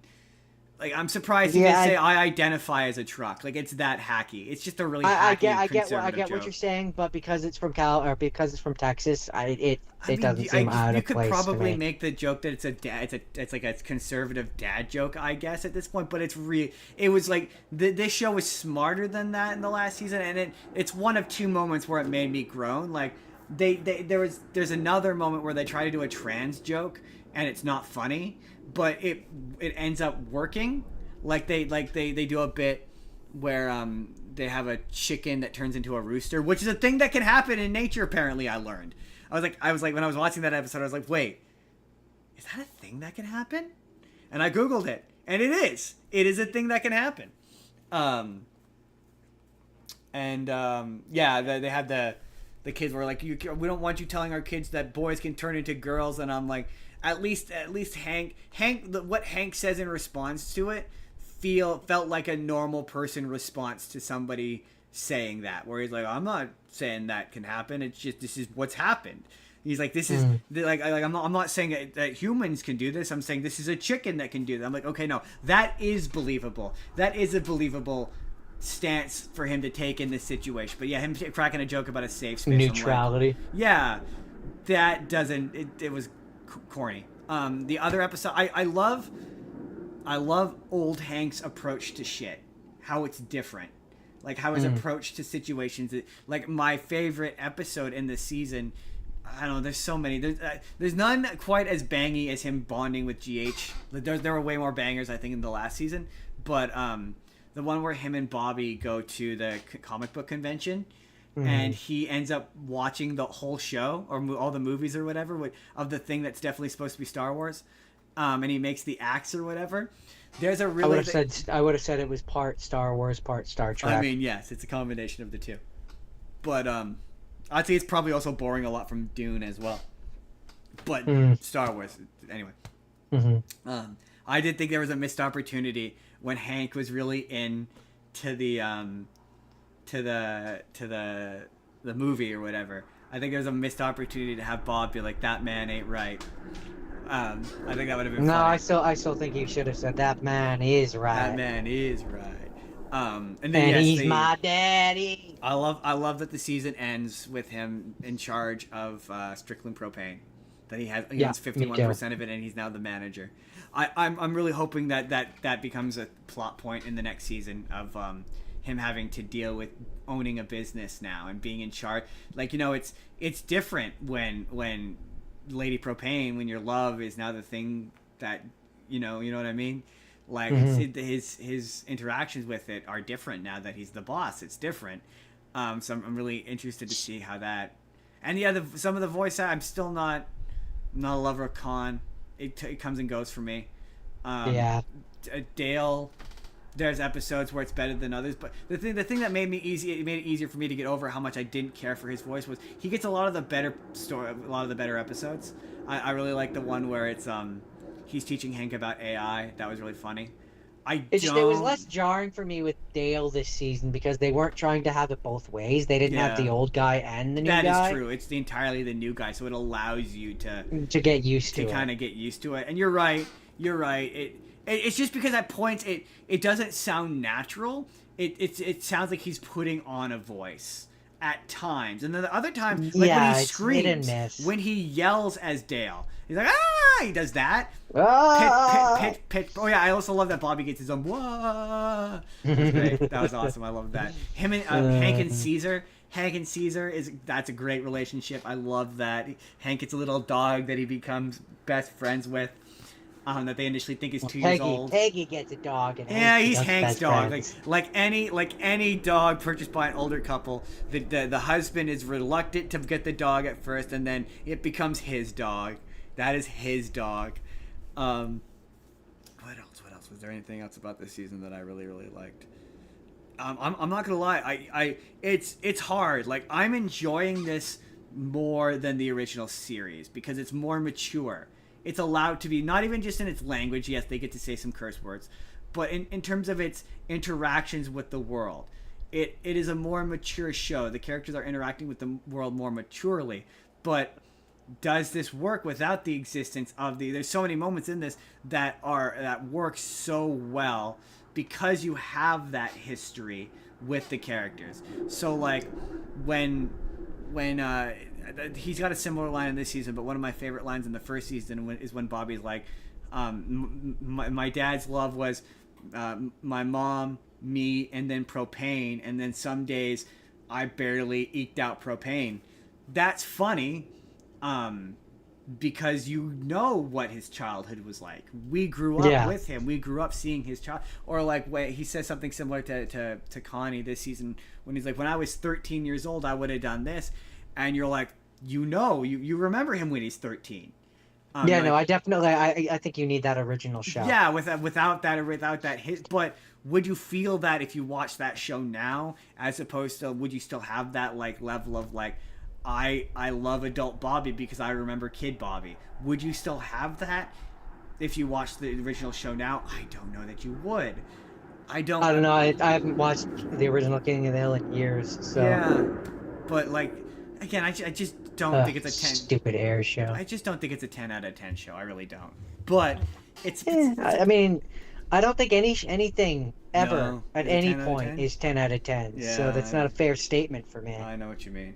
I understand. That's a me thing. I just don't.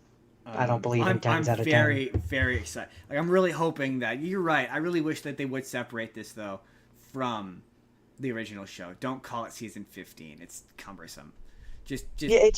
Yeah, I mean, it's a revival series. Put it Right. as its own revival. Its own thing. Yeah, you're right. I don't think it needs to. I don't think it needs to be. I don't even serial. think you need to call it like you don't need to be like King of the Hill. This time we're back or anything like that. Just have it be Hulu's King of the Hill and be a different thing. Exactly. Yeah. Exactly. The only I have very few criticisms of this. Very few. I just don't, and it's really just holdover criticism from the previous season. Like, I don't think that John Redcorn needed to be in this. Is he in this season? Yeah, he shows up at the end of the one where Nancy and Dale are marriage counselors. Oh, I must have missed that. He shows up at the end, and he's got like one line, and she's like, "Shug, I don't think my headaches are gonna need curing anymore." And he goes, "Fair enough. Call me when you need them." And he drives off. And I just don't think they needed to get back together in the first place. Like.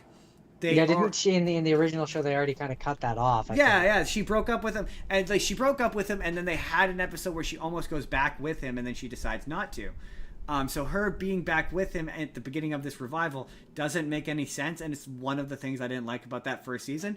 I don't like the fact that I think the episode where it's Nancy and Dale being marriage counselors would have been stronger and better if she wasn't with John Redcorn. Because then you could be you could the episode could be literally exactly the same. Or if they had gone the route of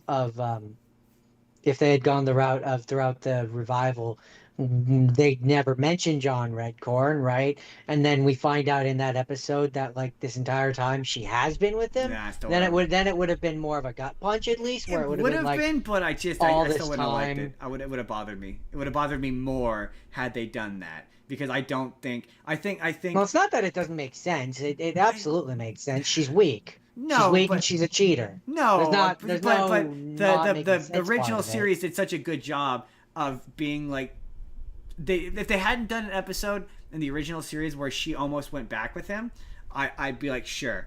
But they made it. They did. I think they did a few times where she almost goes back to him, and she never does. And I just think it would have been stronger. This episode would have been better. Sure. That's where I say. Hold on, real quick. That's where I say I get what you're saying, and you think that way, and I don't disagree. But that doesn't mean that it doesn't make sense for her to go crawling back to him. It's not that it doesn't make sense. But that's the word you use. It doesn't. It's not that I just don't. I don't like it, and I think it's unnecessary. It doesn't add anything. And it just wound up being pointless anyway because the guy who plays John Redcorn died, and they had to cut the character out anyway. So whoa, you can say it with a little more tact. He passed away, and they ended up having to cut the character out of the show anyway. Anyway, there you go, more tactful. So they ended up having to get rid of him anyway. So like that episode would have been better, would have been stronger, if it like because the whole purpose of it is Peggy is upset at Nancy for being a hypocrite. So if you had done it where she's still upset with her for being a hypocrite, no, the point of the episode is Peggy is a fucking control freak and wants to take over. Well, no, she wants to prove that she has a better marriage, but her whole bit in that episode is she's a hypocrite. She cheated on Dale for 15 years. You could still do all that stuff of her being like Dale and Nancy have this like bad marriage. You could still do all that, but you do it where Nancy at the end of the episode, she can still be like, oh, I know I'm a hypocrite for all the times I cheated on Dale and what have you, for all that time I was with John Redcorn. But me and Dale, post John Redcorn, had to learn how to figure it out. We had to learn how to be a couple. All this stuff with her being like, this is how, it may be complicated, but it works for us, doesn't work because she went back with John Redcorn. Like, If they hadn't done the legwork in the original series of having her relationship with John Redcorn end, I would totally be like, yeah, that makes sense. But they did do that legwork already, so this should be the follow up on. Yes, that. yes, I get it. What I would have done, because I don't disagree. What I quite frankly, what I would have done is, yes, like you say, I would have had it be where Peggy is still getting pissed at her because she used to cheat, right? Like she hasn't in years or whatever. But the one big thing that I would have changed, it had to be this whole thing where there's a conversation between like that Peggy and what's her face are having, and then Dale is like comes in and is like, Peggy, like, I understand where you're coming from, but like I forgave her a long time, and we find out that all this time he knew. No. And we finally reveal that. See, my version of this is the episode's like identical. It's exactly the same. I can see why. To be honest with you, I thought that that's what they were gonna do. Like legit, there was a point in the episode where I'm like, are they gonna be like Dale knows? But I just generally, I wouldn't have had John Redcord come. Well, I may not have him come back because I do like the episode in the previous season where with him and his land. Like I like that episode, but yeah. And to be fair, the previous season doesn't. It implies that they're back together, but it doesn't outright state it. But yeah, for that episode, I would have cut him out of it completely. He's already gone. Yeah, so would I have, and I would have done what I said. Yeah, no, I wouldn't have had Dale know. I would have, because it's been however many years, and so the idea of them having had to work through it all only makes sense to me if she finally confesses the truth. I think though, I think that and Dale is weird and forgives her. Yeah. Like to me, that's the only way it works. I think just having it where their relationship just works because of they're not really they're more friends than they are like what they were saying in the episode. I think that all that shit works. Honestly I just would have cut out that final scene where John Redcord comes back and it's just John Redcord. They break up or whatever. To be fair, you didn't even remember it's there, so that really shows how little of an impact it has on that episode. But that's really all I would cut. Otherwise, it's a fine episode. I just cut that little scene at the end that indicates that they're like even if I just think that it's a satisfying way to end that story thread with Dale knowing the truth. I don't think that would be sad. I don't think that would be as satisfying as you think it would be. I do. I just you'd be like yeah. Maybe if they had done it. To be fair. At this point, no. Maybe if they had done it in the first season, maybe if they had done it in like one of the earlier episodes, within the episode where they bring back John Redcorn in the previous season, there maybe I would have been like, I still wouldn't like it, but I'd go with it. But by this point, I'm like, nah. I don't know that it would have worked for me. But fair enough. Anyways, good show. Really good. Really, really consistently surprising how good it is. Like I kind of put it off for a couple of weeks. Being like, it's whatever, and then I put it on and I was like, my God, it is remarkable the strength of the writing of this show.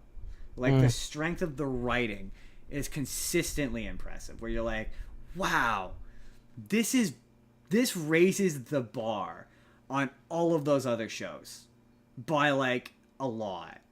Like, this raises the bar on The Simpsons. It raises the bar on Family Guy, and it raises the bar on South Park. You guys need to be better. Age up your characters. You're, like, losing out on an absolute treasure trove of fucking storytelling ability by not having your characters age up. Look at how well King of the Hill has done it. Simpsons... Stop jogging in place on your status quo and like age up your characters and do something different with your storytelling. Like I'm thinking about like teenage Stewie or like preteen Bart or like yeah, there was that episode of The Simpsons where Bart is a teenager and Lisa's a teenager and Maggie's like 8, and I'm like, why can't like the King of the Hill is doing this?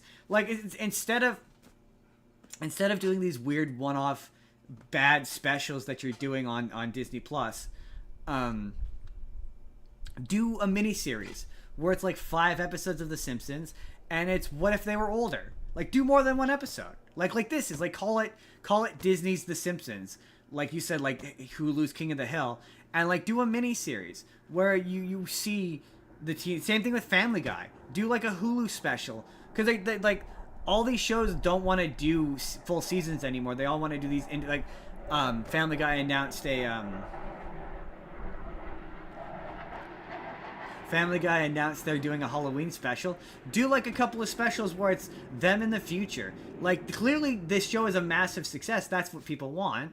Like again, this is raised. That's what they want with this. I don't know about The Simpsons. People seem adamantly refusing to let them be anything but The Simpsons. Because The Simpsons, that episode with the one I talked about, the future one where Maggie gets to talk, was wildly successful. All of the comments, all of the interaction with it was, why don't they make more of these? So like clearly there's an appetite to see serialized storytelling amongst animated sitcoms now. Like the idea of a standing continuity for sitcoms is now dead.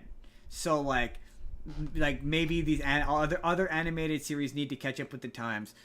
Is King of the Hill ahead of its time? I can't believe I'm asking that question about King of the Hill. That's wild.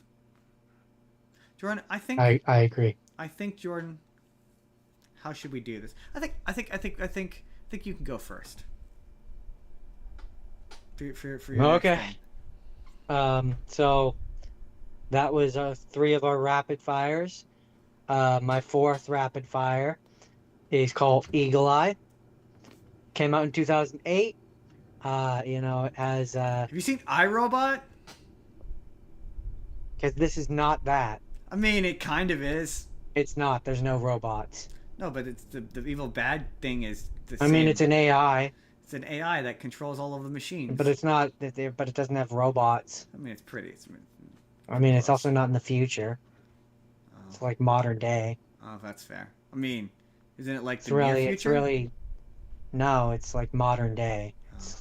I remember the evil AI is pretty much just the modern same 2008. Same as the one from iRobot. It's really ahead of the time, because like this was 2008, and it was like before AI was prevalent everywhere. I mean, to be fair, and yet it was predicting what we now know is probably an entirely believable scenario of the U.S. military using AI to help them figure out how to run their military. I hate to poo-poo on your parade, but wait, is the AI self-learning in this? Remind me. It's basically it's programmed to do a thing, and then it does it in what it thinks is the best way to do it. But is it a self-learning evil AI? Where you saying that a second time doesn't make me suddenly understand it any better. It's what I just told you. So is it Skynet basically, in terms of fictional evil AIs on a scale of 1 to Skynet? I guess. Again, it's basically it's told to do the American Constitution. The one person stops it or like goes against its recommendation. So then it's like, well, the president and all of his staff, like people in his cabinet or whatever, clearly are working against the American people. They got to fucking go. Okay, so yes, it is because technically, not to poo-poo on you, this is just like modern day, but technically speaking, AI doesn't exist. I mean, AI does exist. No, it's called I watched a really good video about this actually, where what most people call AI is not self-learning. It's what's known as an LLM, or we're gonna learn something today, kids. It's called a LLM, or a language learning model, where it doesn't actually come up with its own ideas.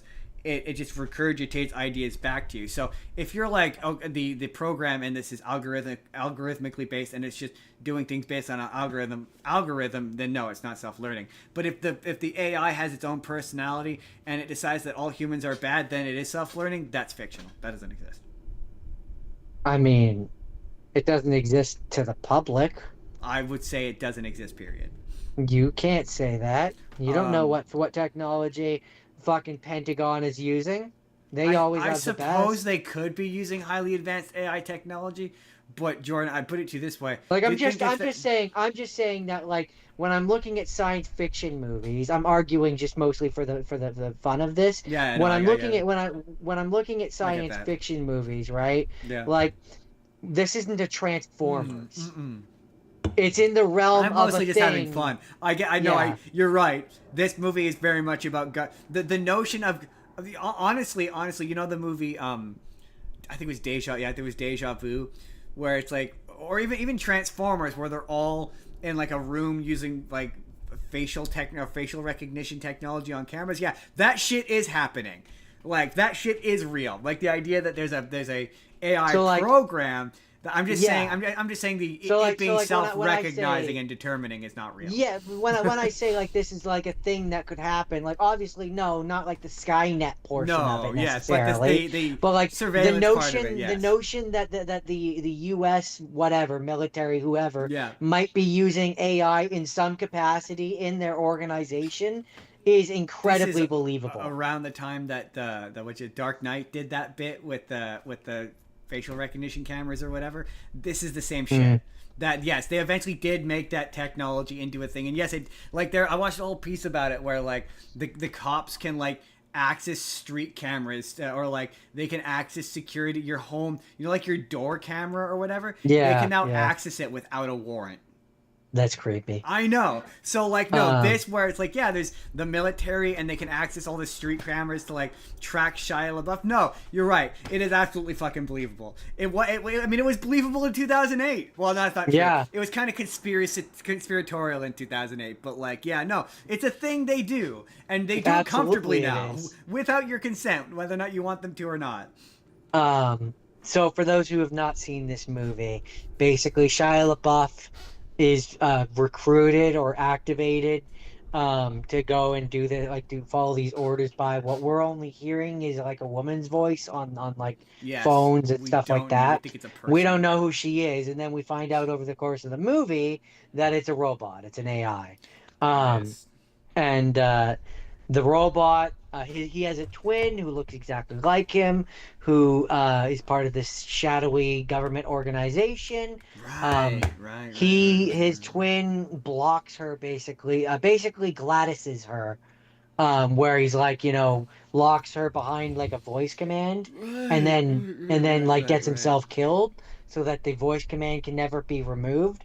But then he has a twin brother who is like identical in voice and face, so he can like disengage See, the honestly, lock. of the things that are unrealistic, that's probably the most unrealistic part of this. The twins. Having an identical twin that's exactly identical up to and including vocal patterns. that is not a thing that exists in real life. And so yeah, obviously chaotic hijinks. It's basically ensue. a chase. It's basically like a chase movie, which is basically Transformers. It's Shia LaBeouf running around and screaming a bunch. No, no, no, no, no, no, no. Yeah, but this one's not directed by. And also, there's no robots in it. This one's not directed by Michael Bay, and so it's actually good. Valid. Honestly, I remember it being kind of a nothing movie. If I'm being honest. I mean, with you. it's good is relative. Like it just mishmashes I a like bunch it. of Like I like this movie. I just recall it mishmashing a bunch of other science fiction concepts into a movie that is pretty good. Like not like phenomenal. Yeah, it's Popcorn like if flick, you're looking at the equivalent of like a Jim Carrey scenario, it's not an Ace Ventura, but like neither is it a number 23. It's somewhere in the Does Shia middle. LaBeouf have an Ace Ventura? In terms of quality, I don't mean in terms of money. In terms of money, it's probably the Transformers movies. But Yeah, like, yeah. I in was terms gonna of say quality, does he have a? Transformers? But in terms of quality, Can you think of a movie he was in that? No, that's not fair. I haven't seen any Even- of his quote unquote good even- movies, but even Stevens, maybe Honey Boy was I pretty don't know. good, but he hates I'd Honey have to Boy. look. I'd have to look at his filmography. Jordan, do you have anything further? I don't even know what the last thing he was Disturbia. in was. The last thing he made? Yeah. I believe he made a movie about Pablo Tio. I think was his last one. According to this, I don't know. the last thing he played was Slausen Wreck as himself, and it was a documentary. But before that, it was Salvable as Vince. And then before that, it was Henry Johnson as Gene. And he was in Megalopolis in 2024. Right, he was in Megalopolis. That movie's bad. And he's not very good in it. Jordan, is that it for Eagle Eye? That is it for Eagle Eye. Okay. So Jordan, I need this week to clear out a bunch of shit that I need to watch for other shit. So I'm gonna go do The Devil Wears Prada 2 with Haley. So I really needed to watch The Devil Wears Prada 1. And Haley keeps asking me to do this episode, and I'm so sorry, Haley. it's honestly it's gonna probably be less vitriolic than I thought it was gonna be, because I Jordan can attest, I came out of my hidey hole and I fucking hated this. I was like, Jordan, I hate this movie. I hate it. It's not from, and like I promised myself that I was gonna come on here and do the mean version of this so that Haley didn't get the mean version of this. The number one thing about The Devil Wears Prada is it's just not for me. Like, it's a movie about the women's fashion industry. I already find the notion of working hard to the detriment of your own mental health. Honestly and truly, this movie is Whiplash, and Meryl Streep is J.K. Simmons. Does that comparison paint a picture? Yeah, right. Meryl Streep's character, but the key difference is, without describing the plot to you, is unlike J.K. Simmons, she doesn't get her comeuppance in the end. If anything, the only thing that she really suffers in terms of a negative consequence is Anne Hathaway no longer works for her. But other than that, she doesn't. So, like, unlike J.K. Simmons, who sorry. I have to pause you because I gotta get a fan on. I'm dying and I'm not gonna hear what you're saying. That's fair. While Jordan turns on his fan, everyone, the Final Frontier has come back in September.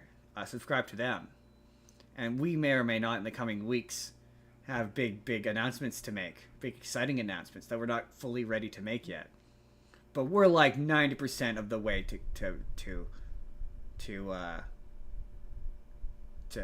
announcing it fully. And thought for sure Jordan would be back by now. And okay, yeah. I can hear you. I just gotta get. So to recap, Meryl Streep, much like J.K. Simmons, didn't much care for the movie. No, well, okay. Initially, I didn't much care for it. Yeah, she's basically J.K. Simmons, except for, you know how J.K. Simmons gets fired at the end. Yeah, that doesn't happen to her. Doesn't get her commission. She's still very much in charge of the fashion magazine at the end of the movie. Is she at least like a better person? No, not even a little bit. She in fact is probably the exact same person she is at the beginning of the movie. Arguably, one could say she's a flat character. The very Coles Notes plot is Anne Hathaway is a aspiring journal student. She's just graduated from a journalism school, and she gets hired at this big important fashion magazine by Meryl Streep. And I came out, I was getting irritated because everyone treats her like shit. Like, it's the kind of job where it's like she has to run and get coffee for Meryl Streep, and she has to like run across town, and Meryl Streep is just like verbally abusive to her. She's effectively doing the bit all movie of like, why do you think I threw that chair at your head? Like, the whole movie, she's being real mean, and I'm like, no job is worth this abuse. Like, I don't really care like how much is going to get you a journalism job. It's just no one would realistically put up with this. Why would you You'd hire be surprised. her? Why? Well, to a point, yeah. Why would you hire her if you're just going to turn around and scream at her the whole time? It's like everyone in this movie sets her, and at the beginning sets her up for like failure in a way that's agitating, because you're like, why did you waste her time and your time hiring her if you're just going to be shitty to her? And like, everyone calls her fat. Like, if I had to listen to Stanley, okay, wait, Jordan, let's review. Who's the Tooch? Stanley Tucci? See, here we go. Now we got it. Yes, it's Stanley Tucci. Jake joked. He said, "Is this the movie that contains too much of the Tooch?" No, there's no such thing as too much of the Tooch. But if I had to listen to him call Anne Hathaway fat one more time, I was gonna fucking lose it. Like, oh my gosh, he shows up and he's like, you're a size whatever. She's like, oh, I'm a size 6, and she's rail fucking thin. And then it gets to the end of the movie and she's like, oh, you're a size 6. She's like, size 4. And you're like, you're already thin, Anne Hathaway. You're already thin. You're not fat, Anne Hathaway. Wait, why don't let him call you fat? What are you doing? But there's a couple of moments in this where I like, not to say I liked it, but I went in You with a preconceived. hated it less than the other parts. Well, it's so fascinating because like, part of the deal is with the movie is Anne Hathaway enters into her job at this fashion magazine cynically, being like, it's just fucking clothes. Who gives a shit? Like we all wear clothes. Who cares what they look like? Who cares about any of this? Like, I'm just here for the job. And she initially dresses up very plainly in like plain, boring clothes that are kind of like ours. And there's a point where Meryl Streep is holding up these two belts. You think I'm playing? Fuck you! I have RoboCop. Hey, I have I'm repping the logo. I got RoboCop. There's a point where she holds up these two blue belts to Anne Hathaway, and she's like, "What's the difference between these two belts?" And Anne Hathaway shrugs and is like, "They look exactly the same." And I shrugged, and I went, "They look exactly the same. They don't look any different from each other." One of them is Prada, and the other is Gucci. Right. There's no noticeable difference between these two belts. And and she was about to give her this dressing down, and I was so fucking annoyed. I got up and I came out. And that's when I complained to Jordan. And I went back, and in the dressing down she gives Anne Hathaway, she's basically like, you may like disrespect this and like think that this is vapid or silly or whatever, but just keep in mind that like, this is a thing you wear every single day. This is a thing that you put the time in to choose the correct one or to make sure that it's comfortable. You consider and think clothes every single day, whether or not you realize it or not. Just because you think it's stupid doesn't mean it's stupid. Everyone in this room doesn't think it's stupid. It means something to us. And I'm like, you know what? Valid. That's a valid point, and that's completely fair. Just because I think it's stupid and I don't relate to this whatsoever doesn't mean it retains any less value. Or like, that kind of changed my heart and mind a little bit. And comic books would like to talk to you. I never said I had any issues. The Avatar comic books would like to have a conversation. I never said I had an issue with comics. Anyway, where was I going with that? And so for most of it, I was like, and then the back half of it, when Anne Hathaway started to learn a lesson, there's a character in there where they treat him like he's a nice guy, but he ultimately, that was it. She throughout her course of being she starts to become Meryl Streep, basically. Like, she becomes more and more obsessed with the job. Her and her boyfriend like break up. Well, she says we're on a break, and then she is working with, because the whole thing is she's the second assistant and Emily Blunt is the first assistant, and the first assistant gets to go to Paris. And Emily Blunt is like starving and like torturing herself so she can become like rail thin so she can go to Paris. But as a result, it's causing her to fuck up her job. And Anne Hathaway has like doubled down and started to really give a shit about the job. So she screws over Emily Blunt to go to Paris. And the Tooch is like, oh, he's got this huge opportunity with this person.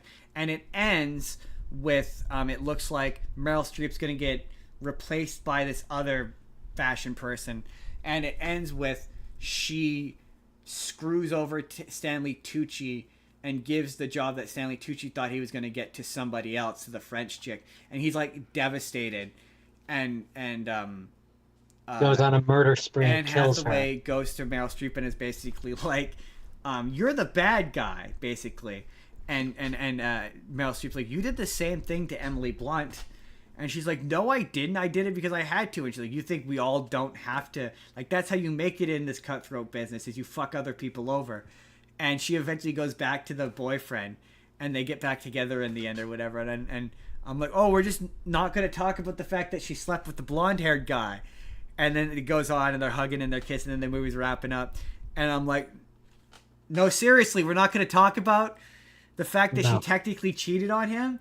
No, Jordan, they were on a break. That's what they were on a break. Okay. It was fine. It's Justin. fine. It's they okay. were on a break, but no, she's not Ross. Right.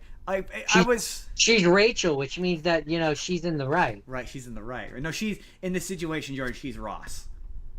She's the one who slept with someone else. She's a woman. She's Rachel. No, I know, but within the positioning of the situation. Right, but I'm saying she's not getting in trouble with it. Oh, you're saying that if Rachel slept with someone while they were on the break, Rachel wouldn't. Then in terms of how the show would have written it, Ross would still have been the bad guy because she's Rachel. Oh, that makes sense.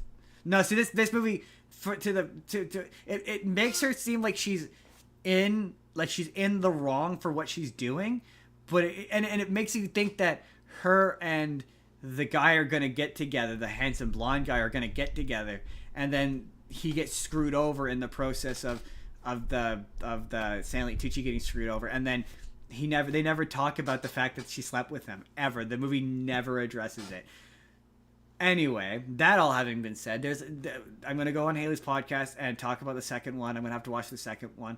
I don't, for the love of God, understand how on earth there's a second one. How do you think this movie ends, Jordan?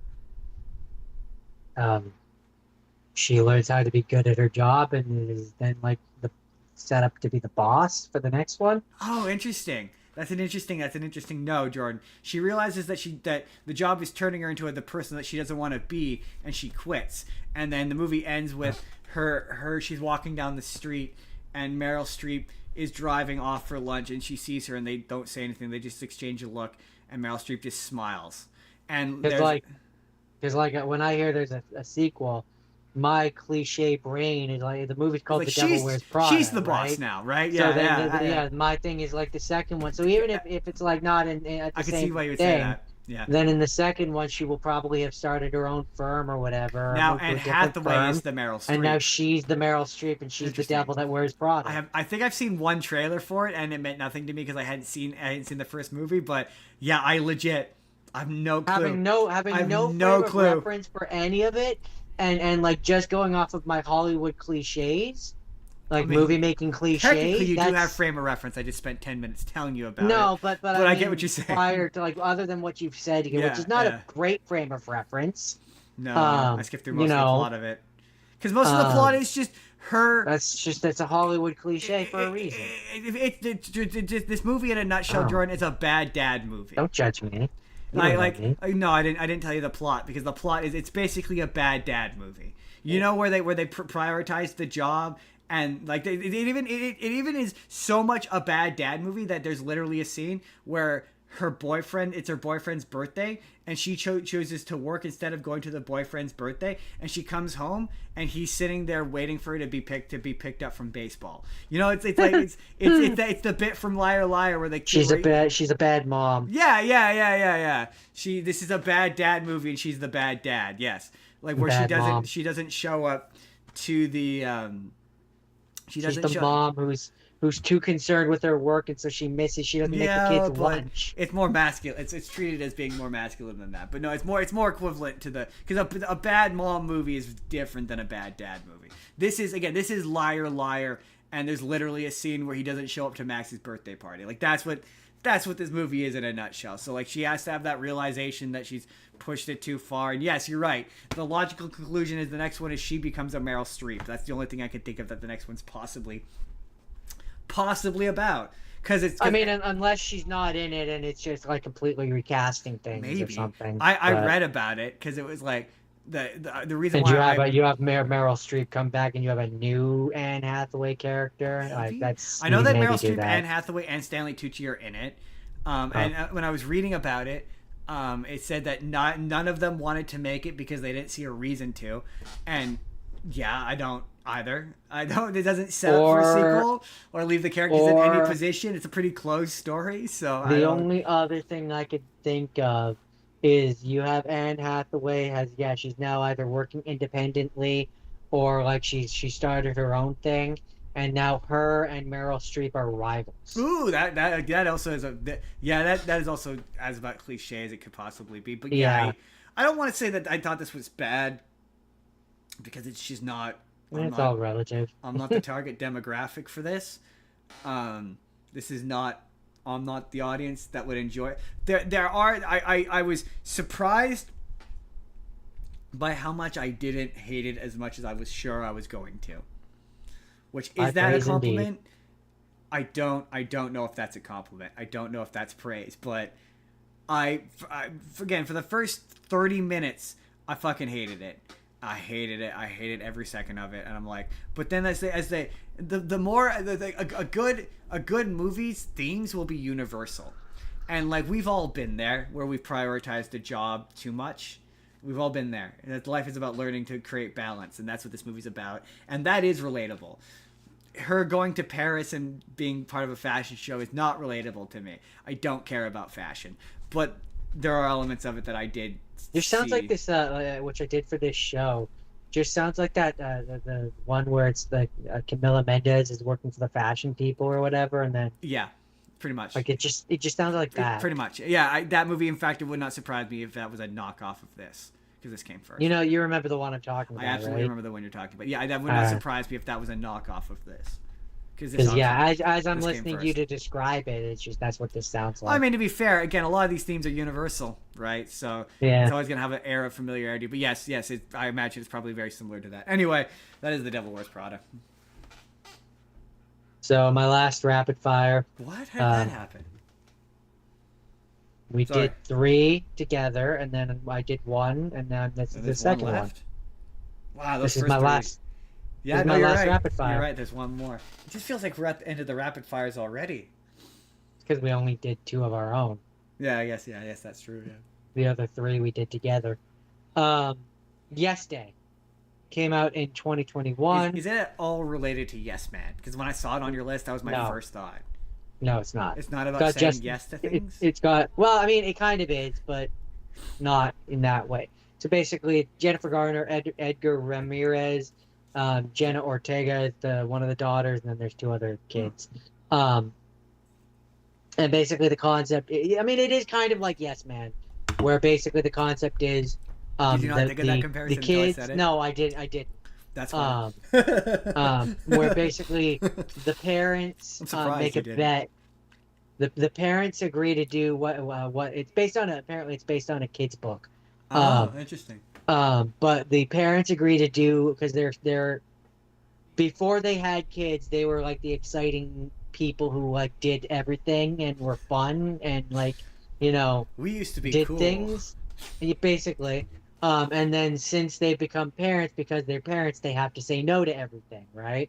And so I think it's the teenage daughter, the Jenna Ortega character, who basically says to the mom, because like, I mean, this movie has the cliches where it's the mom and the daughter are butting heads. The daughter's supposed to be like 16 or something, and wants her independence. The mom wants to smother her, et cetera, et cetera. The daughter wants to go. So forth. The daughter wants to go to the concert with just her friend. The mom is like, "You're not going to the Does the concert dad without want the son me." to play sports, but the son doesn't want to play sports? No, the dad wants to work and be a Oh. bad dad. Oh, he's that kind of bad dad. And He's the negligent bad dad. so I don't remember exactly which one of them suggested. I think it's the teenage daughter, the Jenna Ortega character. But she, at some point, one of them is basically like, "I bet you can't go I bet you can't go one whole day without saying no." Does it? And so then, Is so it then- magic? no, Oh, okay. it's literally they just make a bet They and just make agree a to do it. Agree to do a yes day. But the parents, the mom and dad are like, there are rules. Like they won't say yes blindly to anything, like without any reason. So Oh, they're okay. like, So it's they're not like, quite you know, yes man. yeah, exactly. No That's gummy, why I no didn't- gummy blowjobs from an elder. No, especially because this is a family movie. Hey, family movies can have gummy blowjobs from elderly people. So they're like, we won't go like a certain distance threshold. Basically, you can't ask us to go to Japan, for example. Certain like a monetary threshold where it's like that each of the kids has a budget, and they're Okay. like, you can say we'll say yes to anything within reason within that budget. Well, I mean, that kind of takes some of the fun out of this. No, they'll do whatever. It's just like it can't be. It's not going to break their banks. Pick Right. up that rock. Like they're not going to be like, can we go to Disneyland? That's fair. That's valid. Keep it reasonable. Keep it tight. But like, so like at one point the littlest girl is like, something like, I want breakfast for dinner, basically. Hey, breakfast for dinner is magical. It's chaos and you know it. Sorry, that's a family. And reference. of course, things get out of control. The daughter ends up going to the concert on her own. The mom goes there to find her. Blah blah blah. Things go off the rail. The 2 younger kids are having a party back at home. gigantic mess is made. Hijinks. The hijinks. The dad shows up and has to be the strong, mean one because the entire thing is like he's gotten away with being the good parent while she has to be the mean parent. Been Because there. he's always at work, so she has to be the the mean one, etc., etc. So on and And so it's forth. fun. It's a fun little cute little thing. It's not like rewriting any new wheels or reinventing the wheels. I'm also pretty sure it was a Netflix original. Oh yeah. Um, Oh yeah. um, I had fun with it. Fair enough. Fair enough. Jordan, Do you have any questions for I me? don't. I don't. Okay, that's yes day. Yes day. Na na na na na na na na. Yes. It's a yes day, Justin. It's a yes. Just say yes. That's a yes day. That's a yes day. My next one, Jordan. Jordan, are you familiar with such famed stories as the Hunger Games? I'm aware of the Hunger Are you Games. familiar with such famous stories as the Battle Royale? I'm aware of Battle Royale. Are you familiar with the concept of taking 10 to 100 people and having them compete for a prize, and some of them die violently? It's been done. Jordan, this is maybe the first one to do that. This is the Long Walk, based on a book written by Stephen King called The Long Walk. Jordan, you're never gonna guess what they do in this movie, Jordan. They walk. They walk a lot. They walk a lot. Walk. So Walkity Jordan, walk. Walk. Da da da da da da. Walk. Walk. this Da, da, da. movie takes place in a world where a unnamed war has occurred, and in order to create hope in people for reasons that the movie never explains, they have created a competition that all young men, I don't know why it's exclusively men, it's oddly sexist, women can walk too, but a bunch of you sign up for a lottery in order to be part of this competition where you walk. Okay. Sorry, were you expecting more than that? I don't. I'm not sure what to expect. So here's the competition, Jordan. You must walk 4 miles an hour. And then you must walk for as long as you can. How Do many? you have any further questions than that? Yeah. How many miles in a kilometer? That I don't know. I did look up because by one point they had walked. I think by the end of it they had walked 200 miles without that. stopping. And I can't remember how far. Miles. I googled how Two. far. Okay. Hold on. Let's just type in. 1 mile is 1.6 kilometers. Okay, so let's just find out how far is 200 miles from me. So 200 miles from us would be. Hold on. Let me guess. North Vancouver. I think so. This keeps trying to convert it to cities 200 Kilometers. miles from me.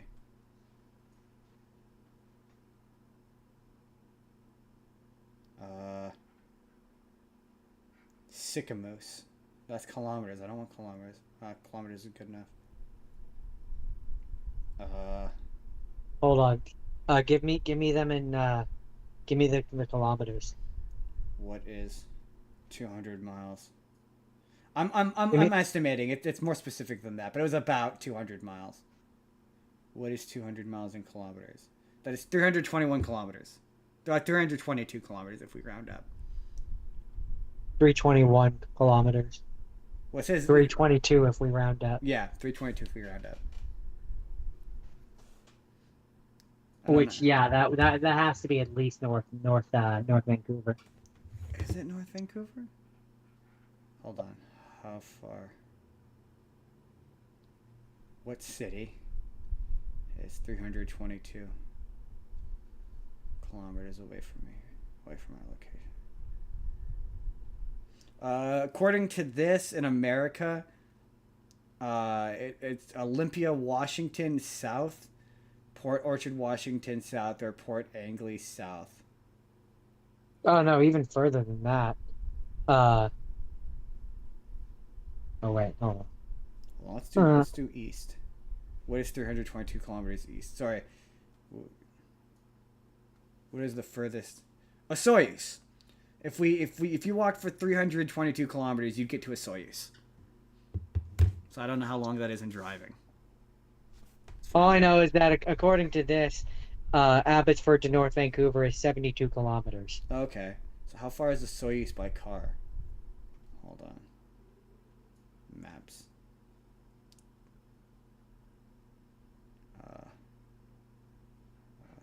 We've gone off on a wild tangent. It's because I was curious, like how far that would be, but how far? 100. Soyuz is 330 kilometers. How do you spell a Soyuz? I have Sosoyoos. Soyuz. It is a 3.5 hour car ride. Yeah, which tells me it says that it's 330 kilometers. How long would it take to get there by foot? Interesting. According to this, it would take 3 days to walk by foot, which doesn't make any sense because that makes this movie make even less sense because it takes them 5 days to walk that far. Anyway, that was very distracting. I mean, I suppose it depends on your pace as well. Yeah, they're walking. They're very specifically walking 3 miles an hour. If they go, I think 3 or 4 miles an hour. But if they fall beneath the designated time, if they walk too slow, they get their ticket punched, which is pretty much exactly what it sounds like. The soldiers that are following them pull them aside and shoot them, sometimes violently. When you said they get their ticket punched, I thought you were like, they've lost and they get to go on a nice friendly train. Nope, they get killed violently. Their ticket is getting punched onto the train. Somehow, this competition is supposed to instill hope into people, but all this movie is, no word of a lie, is, Jordan, do you like watching people walk? No, but you know who does? Lord of the Ring fans. Imagine if Lord of the Rings didn't have, if it was mostly walking and didn't involve any of the swords and sword fighting. Imagine, Jordan, if it was 90% walking, with characters just having long, kind of not very interesting conversations in a competition that doesn't make a ton of sense. So, what you're saying is, it's not Lord of the Rings, it's The Hobbit. It's The Hobbit, yeah. I kept having to pause it and Google it. I'm gonna have pissed off just a whole group of people there. I kept having to Google it because I was like, because at one point they're walking and I'm like, wait, so do they just keep walking? Because like at a point, your feet would bleed. Like you can't walk forever. Like at a certain point, you have to sleep. So I was like, how does sleeping work? And I kept Googling it. I'm like, wait, so do they get to stop and like take a break? And the movie kept being like, nope, they keep walking. And there's a point where there's points where like some of the guys, they're walking and at one point one of the guys fucks up his foot. So he's walking. Oh, and the thing is you get 3 warnings. You get 3 warnings if you stop for too long. And then after your 3rd warning, you get executed. But if you manage to survive your 3rd warning and you wait an hour per warning, your warnings reset. So you can use all of your warnings to get like a couple minute break to sit there for a minute or two to rest and then keep walking. And then as long as you keep walking, you get your rest back. But this lasts overnight. So there's a point where it cuts back in and they're still walking. And the guy's like, how'd you sleep last night? And I was like, what? That doesn't, how did you like drag him? Because like if you drag, like he can't walk and sleep. He wouldn't sleep. And the guy's like seems well rested. And you're like, that's unless like he's physically impossible, I guess, unless he like sleepwalk. But no, I don't think you can control sleepwalking. So the rules are kind of undefined. And there's points where like, yeah, characters will like be walking and all of a sudden their legs will just give out and it'll be all twisted. Like there's one point where this guy's leg is just completely twisted around as he's trying to walk. I have questions. Yes, I potentially have answers.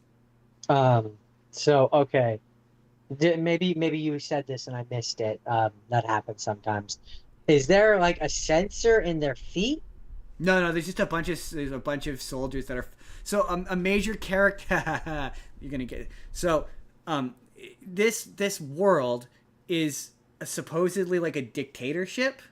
That's the idea, and based upon it's very similar to Hunger Games, where it's a dictatorship that followed a war, and there's a character called the Major, who is played by Mark Hamill, and he's the one who seems to be in charge of the Long Walk, because he's yelling stuff like the Long Walk brings us together and it's for the good of people and what have you. So he follows behind them with a bunch of soldiers, and there's an intercom that yells at them when they see them stop walking. Okay, because my thought was that like it was like an implant in them where it was like speed, where if they stop walking, then they die, like they blow up, right? Kind of, but mostly in the sense that like a truck falls behind them and goes, "Hurry up! This is your first warning," and then when they stop walking, they shoot them. So like what I'm saying is though that like if it's not an automatic thing, it's not like an automatic bomb which kills them, and it's just people following them, then presumably at a certain time they just are like, okay, stop for the day. No, that's not how it works. No, they walk through the night. That's a big part of it. To be fair, the movie doesn't explain all the movie they show up for it because they all sign up for it, and they show up for it, and the Mark Hamill's like, you all know the rules, so I'm not gonna bother telling you them, and I'm like, I don't know the rules, but it appears that in the book, that part of it, basically there's a line of soldiers that just keep in like a car and vehicles and are walking or that are moving, that are just moving behind them, and there's a line that if you fall behind that line they kill you. And you're supposed the whole idea is that they're walking down a specific road, and if you go off that road they kill you automatically. If I was interpreting this in what I would expect a competition to be like this, that's like this to actually function like, what I would interpret it as and expect it to function like, having only gone off of what you've told me so far, is I would expect that it would be like you sign up for it, they have the kill line. If you get past the kill line, you get killed. If you stop walking, you get killed. You don't get to sleep, and you keep walking, and the first one that, like, the last one standing is the one. That's pretty much what it is, yeah. So then they don't sleep. They but the movie says, like, there's a point where, like, they're carrying... Another part of this movie that doesn't make any sense is there's no reason given for why you don't just trip the guy next to you. Like, they're all, like, supporting each other, and, like, at one point, they're like, four of the main characters are like, we're the Three Musketeers, and the guy's like, yeah. Unless one of the hidden rules is that, like, if you trip someone, you're immediately disqualified. Maybe in the book they explain it, but yeah, there's a point where they're like, yeah, we're like the Three Musketeers, and the guy's like, no, we're not like the Three Musketeers because there's four of us, and I'm like, that tells me you've never read the Three Musketeers, because if you've read the Three Musketeers, you would know that there's technically four Musketeers. Yeah, isn't that what he said? No, there's only three of us? No, there's four of them. He said, we can't be the Musketeers. There's four of us. We can't be the Three Musketeers. There's four of us. And I said, that tells me you've never read the Three Musketeers. There's technically four Musketeers. Isn't there also different versions of it, though? One where there's three and one where there's four? Nope. The part of the plot... Because it's called Three Musketeers. Part of the plot of the Three Musketeers book is that... Remember the character D'Artagnan? No. Oh, there's a character called D'Artagnan, and he is the fourth Musketeer. So it just tells me you've never read the Musketeers, which is totally fair. No, I have not read the Three Musketeers. My knowledge of the Three Musketeers is from other media. Totally valid. Where there's three I'm just saying, if you had read the Three Musketeers, you would know that technically there's four Musketeers. Like, in the Mickey one, there's three Musketeers. No, in the Mickey one, there's three Musketeers, but in the actual book, there's four. There's technically four. That's part of the plot. If you say so. But another part of this doesn't make any sense is like there's parts where like they're helping each other walk. They're like, no, you need to hurry. You need to get up and walk. You need to get up and walk. But there's like no reason given for why there's any motivation for them to help each other. But they're all acting like part of the game is that they have to help each other. But there's no reason given for that. It's like, why would you not just put your arms out and trip every guy that came across so that you're the only guy left over, because the stakes are you get any wish you wanted granted and you get a shit ton of money. So like, and in this world, the economy is really, really bad, and that's the motivation why everyone wants to sign up for it. So no one has a motivation to be friends with anybody, so why are they being friends with anybody? It doesn't make any sense. It's not explained very well. Like, the rules of this competition are too simple. Like, there's a such thing when you're... it could be a thing where, like, if you get to the top 3 and the 3 of you can split it. No, only one person can win. No, but I mean, like, the money. No, like you get one person, win. you get one person to the top, and then he can split the money with you. There's no one left over. They're all dead. There's only one person survives. Clearly not, because they are all helping each other survive. No. That's what I'm saying, though. You get to the end, and then you refuse to let each other die. No, that's not how it works. I mean, that's what you've described. That's what they did. No. Every time someone falls behind, they get shot and killed. So only one person can win this competition. So the 3 of them work together and get to the end. Yeah, there's no... And then they refuse to let each other die. That's not how the game works. That's not how the game. They all have. I mean, that's what you've described. So. No, I said the game within the game. There's They said that they were trying to help each other. But there's no reason for them to. That's right. But I'm saying, for all we know, they didn't tell you what the rules were. For all we know, there is a rule where 3 of them survive. No, that is the rule that they have explained. They've said there's only 2 rules. You have to walk, and if you fall beneath a certain speed, that's what I'm saying. In certain games, there's such a thing as too simple of a game, of a competition, where you need to have certain rules explained, where the only rules that are articulated and explained is only one person can win. Everyone else will be dead by the end of this. I get what you're saying, but also Hunger Games had 2 winners. So sure, but what I'm saying is this could be a situation like that. Right, but it's described as far as everyone else knows, they're all going to die. Like, there's a bunch of scenes, conversations between characters where there's the hanging Damocles sword. They're all gonna die by the end of this. And one of the guy's wish is he says that his wish is that if he wins, he's gonna make it so more than one person can win. Because he's like, it would be nice that if you won, you have someone who you can share this with, who can relate to this experience. Otherwise no one can relate to this experience. But yeah, they're all like, dude, you need to get up, you need to get moving. And it's like, but why? Your motivation in this is to let this guy die. Like sportsmanship. I guess. I mean, maybe it's but that the thing is, like, unlike the Hunger Games, and maybe that's because this is I think this came out in the 80s, so this well predates not the movie but the book. This is written by Stephen King. I don't know if I said that. You did. This predates the Hunger Games, so perhaps that's why in the Hunger Games they were like, yeah, they need a reason to team up with each other, because because the rules are so simple. You walk, and if you walk until you die, and the last one to not die wins. There's no rhyme or reason to form alliances, but because it's a movie, you need the characters to form alliances.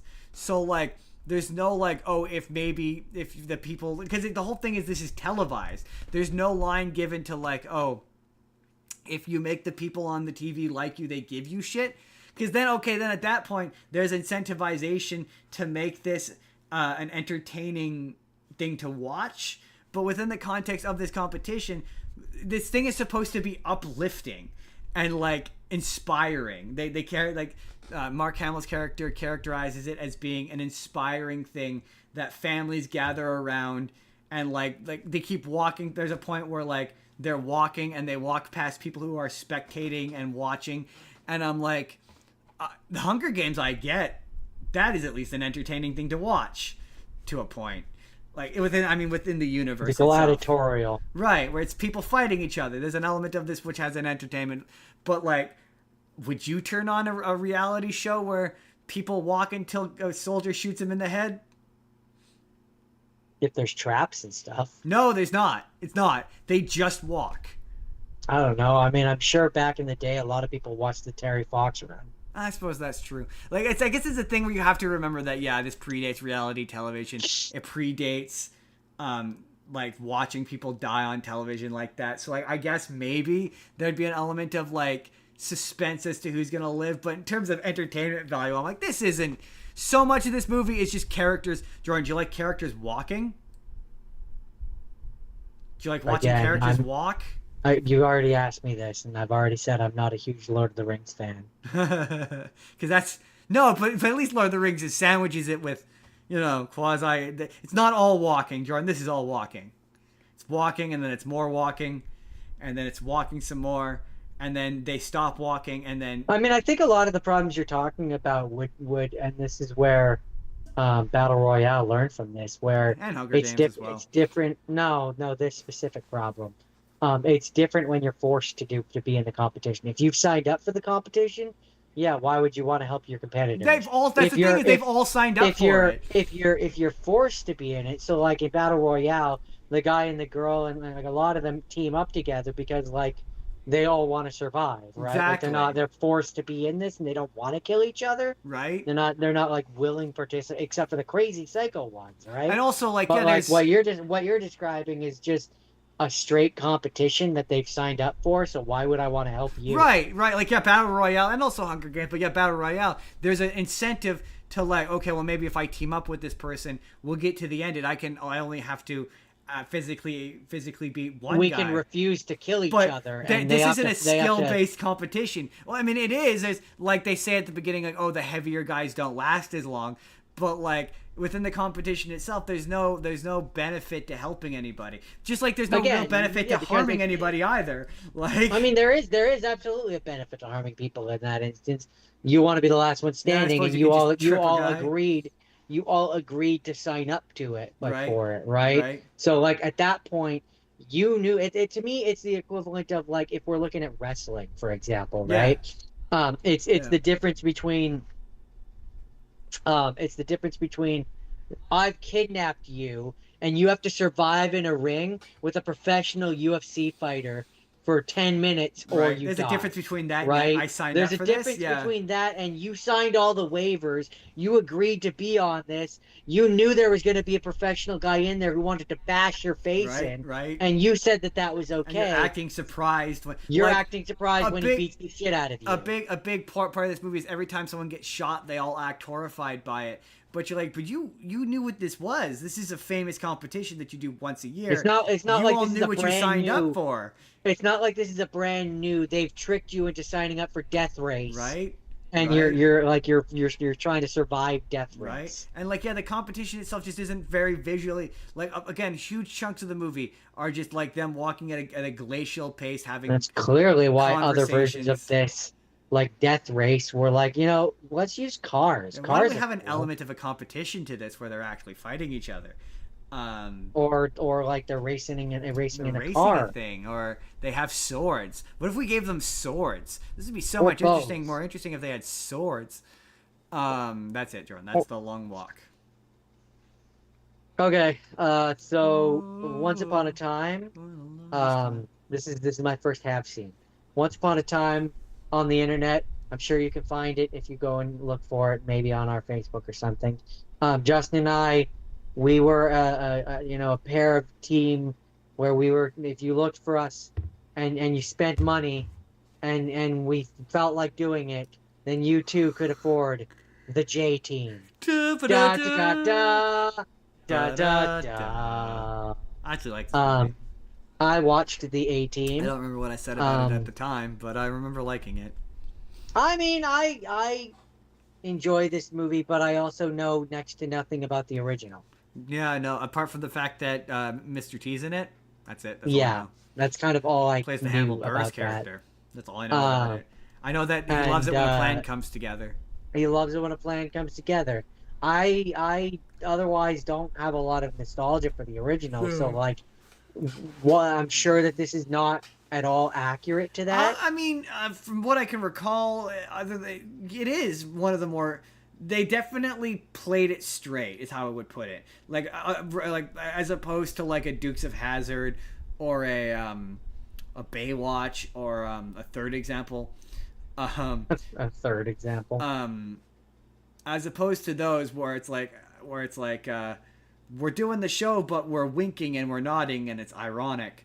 this was like, this is a big budget version of what the show is, to my knowledge. Like, it's pretty much to my knowledge, the show is just they showed up, solved the Okay, problem. we're gonna take a shot every time you say to my knowledge. To my knowledge, yeah, to my knowledge. They just kind of showed up, solved the problem, and left. And that was kind of it. Like, Well, this seemed like this was more supposed to be their origin story. I think so. Because like by the end of it, thought this was going to be a franchise. I mean, yeah, they had plans to make a sequel, and it never got made. Of course they did. This one did not do well. Yeah, well, basically, it came down to how well it did on DVD and other sales. Remember when that was a metric that we measured? And it did not do well, and so it never got a sequel. Apparently, years later, like in 2012 or whatever, Liam Neeson went and tried to watch it and just found it confusing. Really? And he was like, and I was in the damn thing. I don't think it's confusing. Confusing is not a word. I don't think it's confusing, but like, I don't know. I'm smart. It definitely, there's one of those movies where it was like, it definitely takes for granted. Some of these movies tend to take for granted the cultural memory of the thing that it's adapting. So I think this came out in 2012, right? 2010. I just don't think the Liam Neeson rewatched it in 2012. Right. I just don't know that in 2010 is the A-Team. I mean, they must have been because we watched it. So, like... I think it was one of those things where 1980s things were big at the time. They had done in 2009. 2009, I believe, is when the first Transformers came out. That's a good point. Then they did... 2007, but still, I think Transformers 2 had certainly come out by that point, but yeah, we're in that time period. That sweet 1980s nostalgia spot. Yeah, you're right. Yeah, that's good. You had the Transformers, you had G.I. Joe, so I think this came out around the same time. I'm pretty sure also, I have to go back and double check, but I'm pretty sure that the Footloose reboot comes out at around the same time. It does. That's also 80s. Yeah, that is true. But like, it's interesting because clearly that 80s nostalgia wasn't all that strong, because not only did that Footloose remake bomb, this also bombed. Because I just don't think people were there for like the A-Team. I really don't. I just don't think people remembered the A-Team fondly in 2010. To be fair, I watched it because of our friend Jason. Yeah, well, I was just gonna say our friend Jason definitely had a nostalgia for this. For sure, yeah, Jason definitely. I'm gonna call him David. David definitely. I think it would be funny if we just changed his name every time we referred to him. David definitely had more of a nostalgia, because a lot of it was like, well, I mean, I didn't. Sam was in college when that movie. Now that I've actually asked him when that show came out. Yeah. Now that I've asked him what, although Sam is definitely confused about when I asked him how old he was when Animal House came out, based upon what year he's born, what age he said didn't match up. But that's neither here nor there. All I know is that this one, I mean, it's what I refer to as good bad. It's a solid popcorn. Where like it's fine, you know. Do you want to see things explode and characters walk away from those explosions? It's a real. Do you like Sharto Copley? Remember Sharto Copley?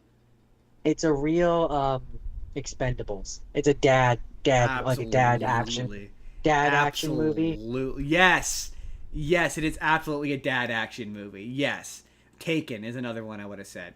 Which, I mean, it's got Liam Neeson in it. He's the king of dad action movies.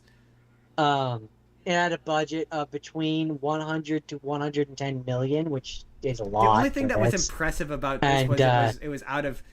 It allowed Liam Neeson... Like, I'm not surprised he went on to make The Naked Gun, because whenever Liam Neeson has such a specific sense of humor... Had a box office of 177.2 million is what I was going to finish. Yeah, did not do terribly well. But him as Hannibal, we're like, you know what this is? He's actually playing a character. He's not just Liam Neeson in this. I respect this. I respect the performance he's putting in this. Like, and I also I really quite liked Rampage. Rampage does a halfway decent job of, like, paying homage to Mr. T and kind of being Mr. T without just doing what's the word I'm looking for? A facsimile, for lack of a better word. Like him as BA, you're like, oh yeah, okay, yeah. He's doing a halfway decent job of doing Mr. T without just doing an impression. Is how I wanted to put it. Oh, it was them. Interesting. Sorry, there's a post. I don't know if you had ever seen it, but this was the first time that I ever saw it because I think I watched this on Disney Plus, and it did the skip to the end of the credits thing. I never knew that there was a post-credit scene for this. Oh, really? Yeah. This was when we said 2010. I worked at the movie theater when this came out, so I definitely knew there was. Yeah, he meets the it's Dirk Sharto Benedict. Copley and the original guy who played Face. Dirk Benedict, who played the original Face, and Yeah. Dwight Schultz, who played Murdoch. Yo, right. I forgot Murdoch's also. Yes, and they meet. It's only the two of them. Yeah. They're the only two from the original. No. But they meet up with, in the scene, they meet up with Sharto Copley, who's playing Murdoch in this, and Bradley Cooper. Bradley Cooper. They interact, right? That's the scene. Yeah. Yeah, I knew that. I knew that the Benedict- original Face shows up. I completely forgot the original Murdoch also shows up. Benedict is Face's fellow tanning bed client. Yes. So they're both getting their tan. Yeah, that was it. And Schultz plays the German neurologist who examines Murdoch. Yeah.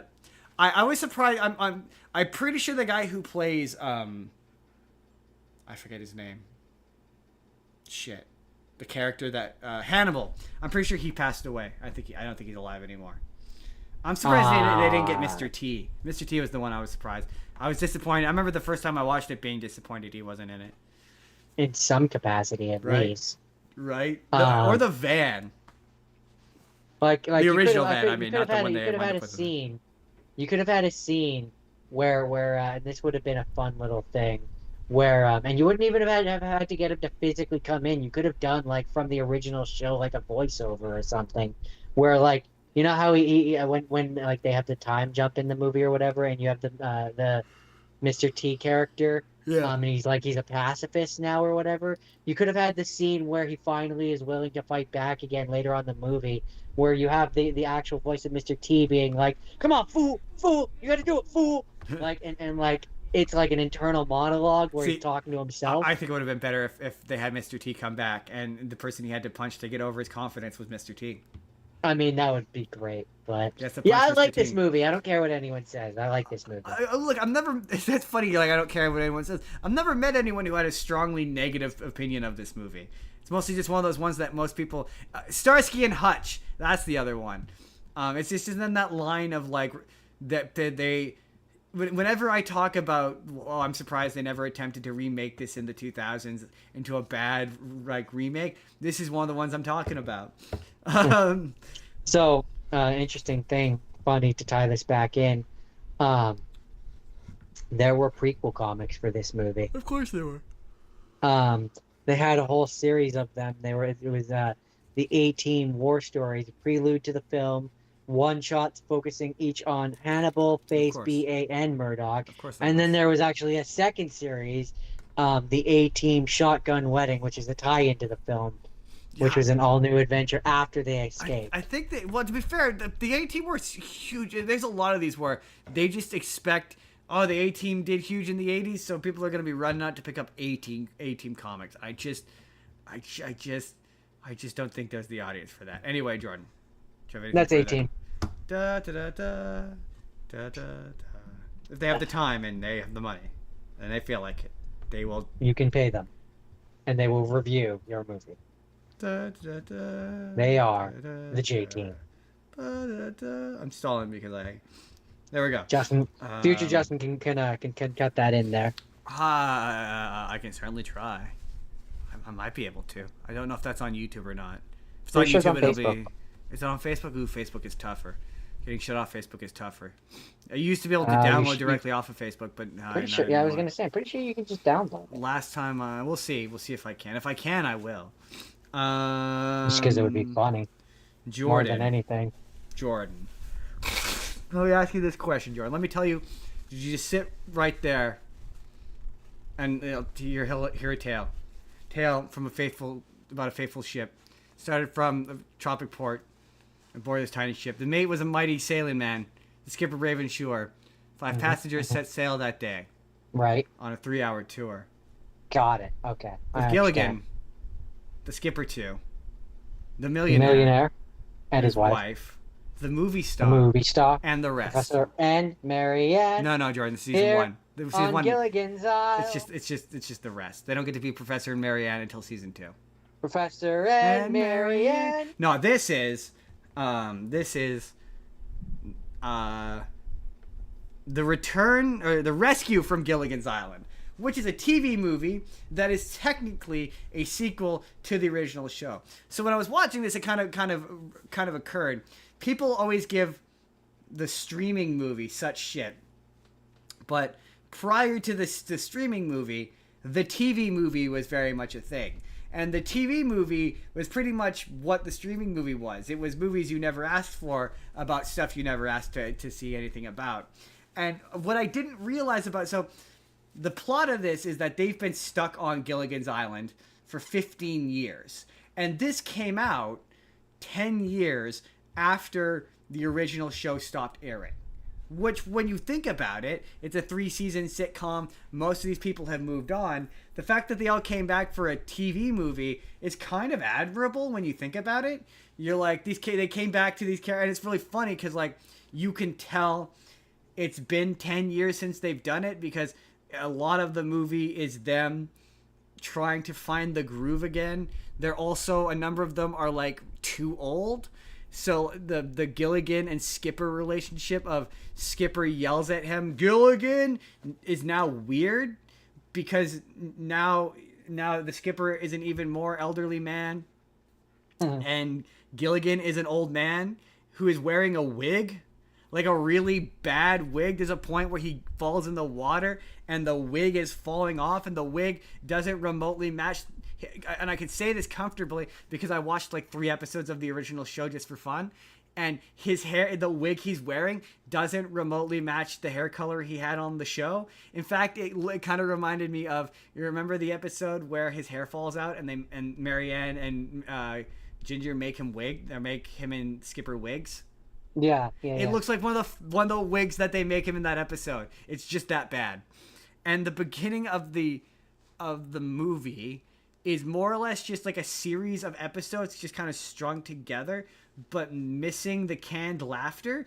But all of the actors are, unlike the Brady Bunch movie where it was intentional, they're all pausing for the canned laughter that doesn't exist. So it's kind of like that those viral videos of the Friends, like Friends without canned laughter, where it's creepy, where they just stop talking for like 10 seconds in between because they're clearly waiting to deliver these lines with the It makes me think of the Family Guy episode where it's Stewie and Brian watching episode 1 them, and they're like, what are they doing? Why are they just sitting there? Yeah. I think they're doing cutaways. Yeah, absolutely. It's very similar to that. And so the other funny bit is the Tina Louise. That's what that makes me think of. The actress who refused to, or who plays Ginger, refused to come back. So she's just a completely different actress now. So it's like, wow, Ginger, you sure got different in those 15 years. Man, you sure look different. How different you look living on an island. Honestly, the one who doesn't look old, like Thurston Howell, I forget the name of the actor who plays him. He still looks pretty good. Like, he's starting to look a bit old by this point. But the one who honestly looks the best and doesn't look like she's aged a day is Mrs. Howell. Mrs. Howell doesn't look like she's aged a day in this movie. The rest of them, like, even Marianne, she kind of looks a bit older, but she still looks pretty good, considering it's been 10 years since they've done the show. The inciting incident of this movie is vague Soviet-era Russians accidentally drop a piece of a satellite, because it's 1970s, onto the island, and Gilligan finds it, and the professor uses this thing to create a barometer, which he determines it's Gilligan's Island. He determines that he can use this to track the weather patterns and the winds on the ocean, so they can tie all of their and it turns out there's going to be like a big storm or something, and they can use this big storm to get away, and they tie all of the huts together to make a big boat. And there's a point where they're about to tie each other into this boat or whatever, and Mrs. Howell's like, "Where's Fifi? We need Fifi." And everyone in the cast is like, basically like, who the fuck is Fifi? Like, yeah, 3 seasons of television, never had a dog once, but now you have a Fifi, sure.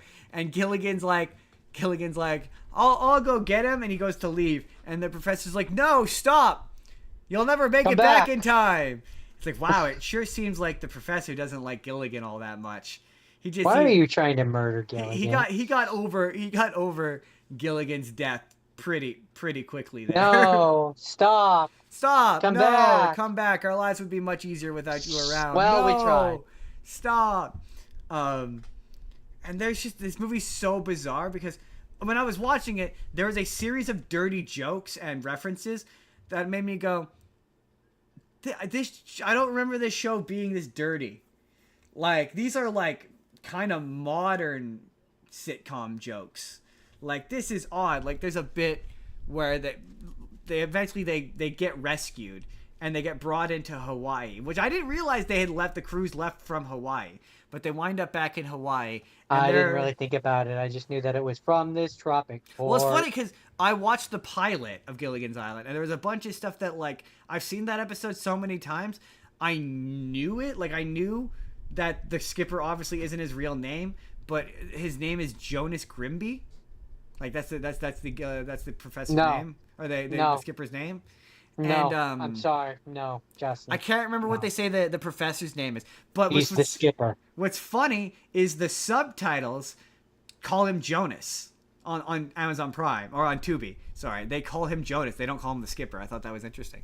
But anyway, so they get brought into Hawaii, and they're all famous now, and they all separate and go back to their lives, and basically it's the plot of this from the second half is in order to get paid, in order for the insurance company to pay for the Minnow 1 or to pay for the Minnow 2, he needs to get the other castaways to sign off that the Minnow 1 crash landing on that island was an accident. And so it's basically the movie from that point on is they go to visit a cast member, they're going through a thing, and Gilligan and the skipper help them out with their problem, and then they move on to the next person. But the problems that they have are like PG-13 problems. So like they show up to Marianne's place. Oh, the first thing is they get back, and as they're going back, there's a bunch of really funny scenes where the actor who plays the professor breaks the actor who's playing Alan Hale, I think is what his name is, the guy who's playing the skipper, where they're making jokes and they laugh in a sincere, genuine way that you could tell that's them breaking. Like, there's a point where they're sailing the ship and the professor walks up and he's like, "Skipper, what you thinking about?" And he's like, "I'm thinking about all the ladies that are going to be waiting for me when I get back." And they both laugh, and it's a genuine, like, actual sincere laugh. And he's like, "That's what I thought you were thinking about." But eventually, and it's the only reason why I know I've seen this, because I wasn't sure if I had seen this, but the one joke I remember from this movie is I remember the skipper, and I remember it from a different movie, but I remember it. I remember the joke where the skipper's like, "When we left for the island, you're not going to be able to see, so just picture my leg." But he's like, "When we left for the island, skirts were down to here, and then they came back up to here, and then they came down to here. Gilligan, we missed a whole period when the skirts were up to here." And I'm like, this is an oddly dirty joke for Gilligan's Island. Like, no, it's not. Right. It doesn't. It feels off, but you can't quite put your finger on why. But not a lot. Like, not. But enough. Not that off. But like, yeah. Enough. It feels like the version of, like, yeah, they would tell the same joke, but they would find a cleaner way to say exactly. It's way, it's exactly not as clean cut as I. But so there's a point where they go eventually to get Ginger. They start off with Ginger, and Ginger has gone back to Hollywood, and Ginger is not fitting in because she keeps telling them, I won't get naked. She's like, "I won't do nude scenes. I won't do nude scenes. I won't do sex scenes. I won't do nude scenes." And they eventually meet up with her, and she signs the thing for them or whatever. And she goes to the director's like, "I'm not doing it." And the director's like, "I never said you had to do any nude scenes, but you could maybe da da da." And I'm like, "Oh, that's kind of dark." It's funny. I was like, oh yeah, there's the skipper, there's Gilligan, movie star, the movie star who says problematic things, and one of the episode,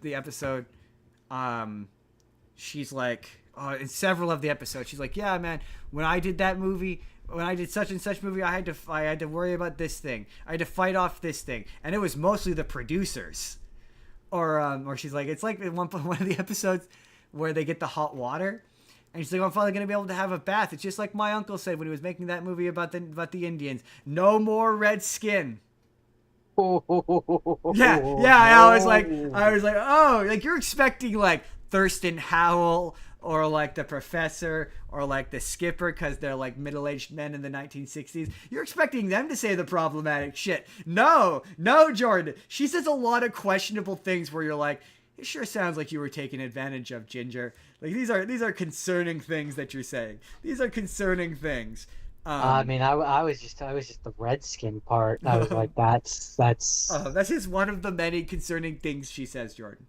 So they end up going to all the different. So the second person they go to is the professor, who is getting what I would describe as molested by a woman. Like, she tries to kiss him, and he's like, no, thank you. And then she tries to kiss him again, and she's like, no, thank you. And then she's, like, making out with him as he's, like, fighting her off. And I'm like, oh, yeah, right, it's the 1970s. Consent doesn't matter. And he's like, I can't do any of the research I want to do because all the ladies won't leave me alone because I'm hot. And my boss wants me to do speeches about how I'm famous now or whatever. And then they go to Marianne, who is about to marry the boyfriend that she had before she went to the island, who's waited for her for 15 years. And it's a scene that's she's very sad and upset about it, and it's tonally very strange because you're like, this is Gilligan's Island. This is strange. They eventually wind up going to meet the Thurstons, and the Thurstons are so interesting because I remember them being way more self-involved than they are. Like they show up and to get them, they're like, can you sign the insurance papers? And they're like, of course we can, you guys are Gilligan and the skipper, you're the best. And they're like, do you need money? Do you need something? We can get you money. Do you need money? And he's like, no. And I was like, do you need a new boat? We'll buy you a boat. And they're just really like nice and sweet. And I'm like, I don't remember, like, so when I was watching the first episode or second episode, the professor's like, we can't go off because there's all these natives who will attack us, which is its own problematic thing. But there's a point where Mrs. Howell was like, then the professor said that this, and I was like, oh shit, like they actually do listen. Like my memory of them is like they didn't listen. And I was like, no, they actually do listen. Like they're my present memory way of more than them, I remember them being. My memory of them was billionaire, by the way. I don't remember how I asked how rich is he? Billionaire. Yeah. Billionaire. Yeah. My memory of them, and this was maybe just because it was on television and they had to keep them friendly, but like they were like your eccentric grandparents. Oh, grandparents. Aunt and uncle, yes, grandparents. Yes, completely. Yes. The funny bit about like, them, they're not bad people, but all they've ever known is being rich. And now and that's kind of the joke where the humor comes with them is now they're on a place where their money means nothing, and they have to But everyone still acts like their money means something, and that's what's funny. Yeah, it's like your money, like there's a point where he's bribing Gilligan with a case full of cash. And you're like, this is not worth the paper it's printed on right now. The paper it's printed on is honestly worth more because it could be used for fire. The thing that got me was this movie pretends not this movie but the series, they're billionaires, and it acts as though them being billionaires is such an unfathomable amount of money that they have literal cases full of cash, and that's ridiculous. And the idea that in the 1968. a billionaire is an unfathomable concept to them. I mean, It's like arguably, crazy it to still me. is a lot of money. It's Yeah, but to them it's fictional. It's just to them, no it's person, like no real cartoonish person. amount of Yes, money. exactly. That to them, that's a cartoonish amount of money, which is Like crazy. it would be the That's equivalent of like crazy how things have today. changed. Today, that the cartoonish amount would be like whatever is more than a trillionaire. Quadrillion, I guess, would be Quadrillionaire a would be the cartoonish cartoonish. But anyway, the weirdest thing about this movie, beyond anything else, it looked like I watched it on Tubi. It looked like shit. I couldn't find a good quality version of it. But the wildest bit is there's 3 more of them, and it ends. It's funny because this movie is kind of like a big long episode of the show, because the show was always like a lot of the episodes were like, oh, it looks like they're about to escape, and then they wind up back where they started. And that's what this is. They wind up on the Minnow 2 for Christmas. They're hanging out on the boat, and they're like, well, you know, the world has changed and we're not really fitting in. Things are hard, but we have each other at least. And the Gilligan's like, what if we went on another cruise or whatever? And it's funny because like you always hear the term 3-hour cruise, and I guess you're picturing a bigger boat, but it's just kind of a little yacht. See, I don't picture a bigger boat. I picture like, so okay, having had some life experiences since when I watched this as a kid that I didn't have when I was a kid. When I picture a 3-hour tour, I remember that one time I went to Mexico and was on a boat that wasn't very big, absolutely. that was trolling for a couple hours. Right? Yeah, that's exactly. what I picture now. That's clearly what this was. The notion of going out on one of those boats and winding up on a deserted island seems ridiculous in the modern day. It really does. But what's the other bit that was funny about this? No, it's not as ridiculous as you would think. If they're going into the deep waters, no, Uncharted Islands don't really exist in that way anymore. Not really. It depends on where you are in the world, but yeah. They do exist in small, but we've pretty much explored like above ground. We've explored like 90. It's a high percentage. Not 90 is probably too high, but we've explored most of where the lack of exploration has occurred is in the oceans. But no, the idea of an uncharted island doesn't really. It's not that I think that it would necessarily be uncharted, but there are definitely. I guess I should clarify. The modern day equivalent would be it's not uncharted. People know that island is there. It's uninhabited, and they have no reason to think you're on it. Yeah, that is more likely. But even then, that technology is such that the Gilligan's Island probably you wouldn't be lost happen. for 15 years. You might get lost for a year if you survive. Worst, if you live. If you survive. But yeah, that's with them getting them crashing back. We're talking about an impractical thing where like they're making radios out of coconuts. So well, for the most part, within the first season anyway, everything they do. Because yes, it's funny because in the second episode, they're building huts with cross beams. Like there's a point where they're setting up cross beams and they're like sawing. And initially I was like, how are they setting up cross beams with a saw? And I went, well, now to be fair, the Minnow might have a first aid kit with a saw and various equipment in it for survival. So I'm like, okay. There's certain things that I give them. This remains grounded for the first season. There's certain things that I give them. Like, even if they didn't have a saw, you can make tools. Yeah, tools exactly. can't literally be made, right? Right. Like, that's kind of what that's how they got made in the first place, right? Like, once you have the knowledge of like what a saw is like, you can theoretically make something that functions in the same way out of the scrap metal from the ship, right? That's not where I'm like, no. For me, where I'm like the ridiculous shit is, like I said, when they're making like radio transponders out of coconuts. Oh, the episode where they build the bomb to even the blow bomb isn't in and of itself unreal. The design part of it is maybe. The design of it I is was gonna ridiculous. say the design of it maybe, but like the notion of like being able to use chemicals and shit that to make a funny bomb. he drinks the You're smart nitroglycerin, and like now as an adult, I'm like, I'm pretty sure if you drank nitroglycerin, it would melt your insides and you'd die. Like there wouldn't be this like you sit there for a minute and if you move, you explode. I don't think that's how nitroglycerin works. I'm pretty confident. I'm pretty sure it would just pretty immediately cause you to throw it up. Yeah, if it didn't give you immediate poisoning from nitro. What would happen if you drank nitroglycerin? Let's do that. What would see if I can beat you. Happen? What would happen if you drank nitroglycerin? If you drank nitro glycerin. Yeah, pretty much. This information should be taken for general knowledge and not specific medical advice. It says drinking pure liquid nitroglycerin would cause severe life-threatening cardiovascular collapse and so you would become pretty immediately poisoned. You would be dead. You'd be dead pretty immediately.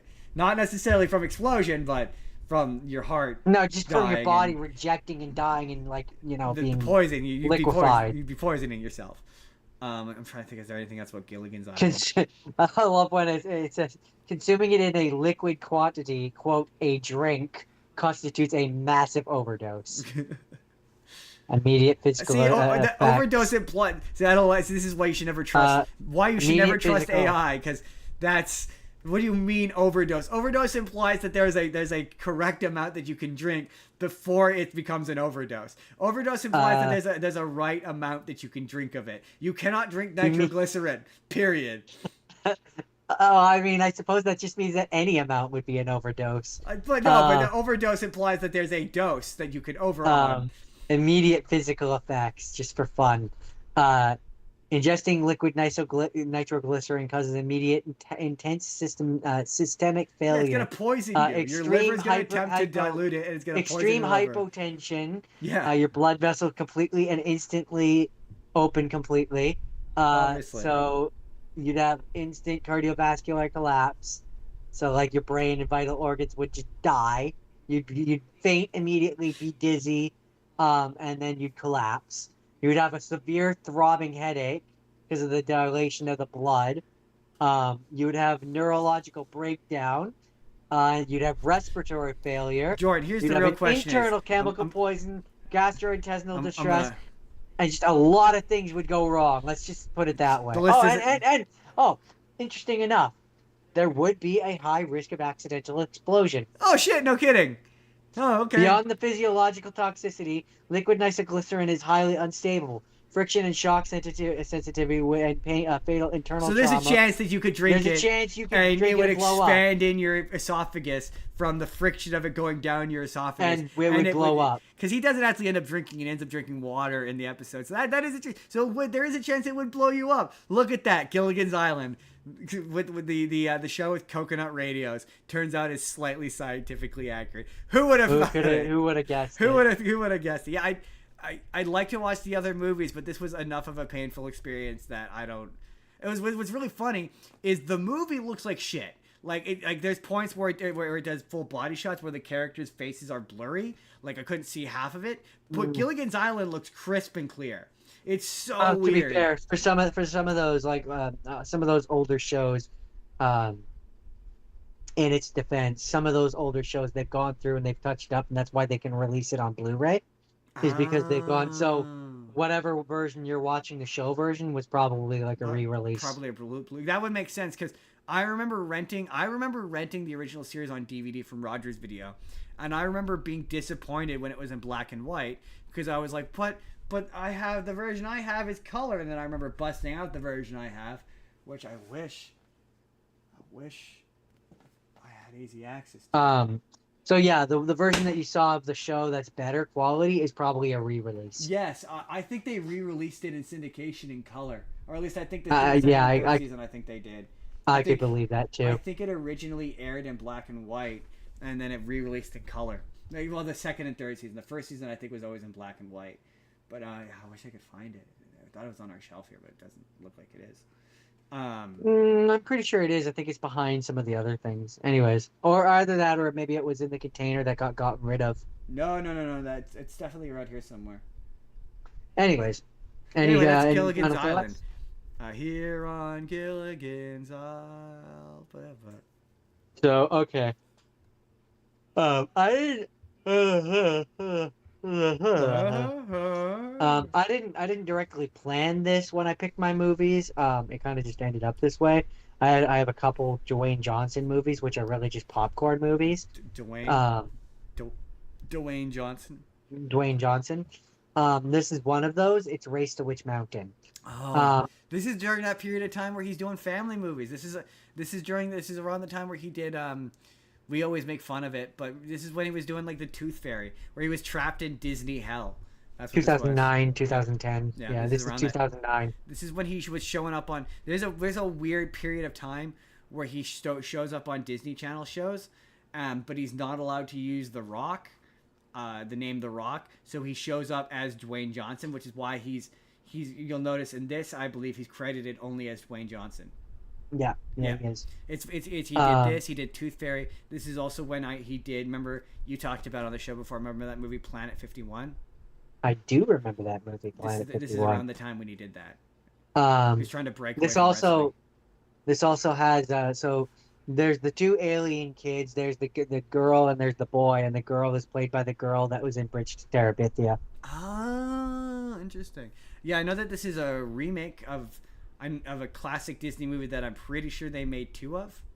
I just know that it says that it's a reboot of the Witch Mountain franchise. Yeah, there's Race because I think the title of this is like there's a few. Yeah, I know there's more than one. Like I remember this franchise is confusing because it's called Race to Witch Mountain, but it has nothing to do with witches. It's aliens, if I recall. Yeah, right? Yeah. So the original, if I remember correctly, the original Witch Mountain franchise, it says that the original one is based on Escape to Witch Mountain.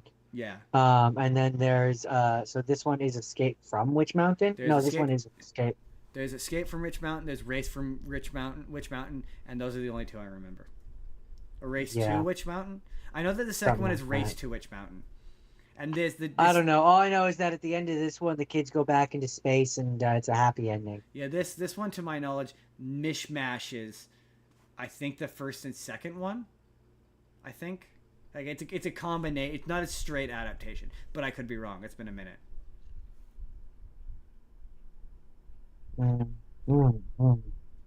There's Escape to Witch Mountain. I'm trying to parse this out. There's the Witch Mountain franchise, so it leads back to this page. It's not helpful to me. Yeah. Oh, here it is. There's the sequel novel is Return from Witch Mountain. That's it. So there's Escape from, and then Return from. Yeah. I knew that there's two. I knew that there was two. Really, one of them's not. No, is this one Race to Witch Mountain? This one's Race to Witch Mountain. That's it. Okay, I knew one of them was Race to Witch Mountain. Like so this, I know this one takes from both of them. It's not strictly speaking an adaptation of the first one, to my knowledge. I just know that it says that this is a reboot of that franchise. Yeah, I do remember this. I remember it looked really boring and dull. It's very paint by numbers. You know, it's early 2000s. It's early. It's Rock when he still had hair and when he was thin. Yeah, it's 2009 kind of movie. You know, exactly what you expect it to be. Yep. Didn't do great financially, you know, budget 50 million, made 106.4 million. It wants to be a franchise though. It wants to be a franchise, and it kind of sets up where, like, at the end of it, they're like, yeah, we've come, wow, the people are, they're doing the interview, and they're like, why did you come out and talk about this? I'm like, well, we figured if we made a spectacle of ourselves, they couldn't just disappear us. We become more of a hassle at that point or whatever. And it kind of like, back.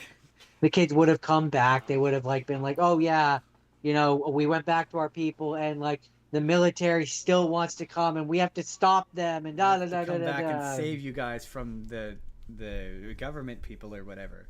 I remember it blew my mind when I found out that it's called Witch Mountain, but it has nothing to do with witches. It blew my mind. I was like, it's just a destination. I think it's just a fictional place. It's basically this movie's equivalent of Area 51. Area 51. Yeah. From what I can recall. Or like their version of it anyway. And like, yeah, I don't know. It's fine. There's nothing really like that's like rewriting the Oh, interesting. So apparently this was Dwayne Johnson's second Disney film. I'm guessing the first one's the Tooth Fairy? First one was The Game Plan. Oh, The Game Plan. I forgot about The Game Plan. Right. That's the one. It's Game Plan. Where he's with the that's what it was. He's with the girl from Cory in the House. Cory in the House, yeah. Yeah. For whatever reason, I was thinking the Tooth Fairy was the one with him with the girlfriend. That's why he shows up on Cory in the House, because he's in the movie with her. That makes sense. That makes a lot of sense. He did a run of like he was in Wizards. That's the one where she gets him to do. They're trying to get, or maybe it was Sweet Life. But there's one where they're trying to sneak like a paparazzi photo of him, and they dress him up like a girl or whatever, and they stick a picture of him. That might have been Cory in the House. Yes, he did a series of bad Disney movies that did not do well. This is a thing that I didn't know, where so the kids that in this one is the girl from Bridge to Terabithia and the other boy or whatever. In the original, they're called Tia and Tony, in the original films. That makes sense. And they make cameos in this. The one who plays the girl in the original, who is Tina she's named Tina in this, and she's Tia in the original movie. Movies, I should say.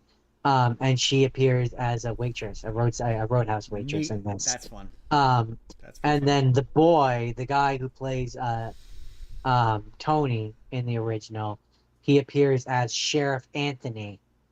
He's in the same restaurant, like the Roadhouse restaurant. And it's a reference to that. Also, apparently, there's someone named Meredith Salinger, who is the star of Disney's 1985 adventure, The Journey of Nettie Gann. Is it cameo in this? I have no idea what that has to do with anything, but it has that mentioned here. So I was like, that's fun, I guess. That is fun. I don't know why someone completely random had a cameo, but anyways, whatever. But yeah, I don't have much more to say about this one. It's fun. It's fine. It's nothing special. Sorry. Moby Lick. And that's my last tab scene, by the way.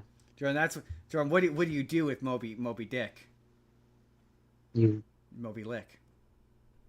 Yeah. Don't. I'm not. Yeah. Okay. My next thing. I don't know how to respond to this, so let's just move on. Best. My next thing is I don't know. I just want to watch this. I've seen it. I don't think I've seen it since I watched it the first time I watched it, this is Detective Pikachu. And I like that movie. Here's the thing, right? It's weird. It's so weird. But I like it. Weird. Like. It is. It absolutely is. I remember saying that the first time I watched it. I maintain it. The opening scene of this movie is bizarre and slow. The pacing of this is bizarre and slow. Its choices are bizarre. Its decisions are bizarre. I don't understand why this is the first Pokemon movie.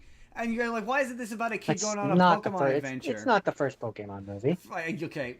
First live action. But it's not even okay. That's bad. If you prefer, this is the first Hollywood Pokemon movie. The one not made by Japan. I would have taken. Movie. Yeah, I was going to say I would have taken the first American one. Because I don't know, like a lot of those early Pokemon movies, yeah, they're movies, but they're barely movies.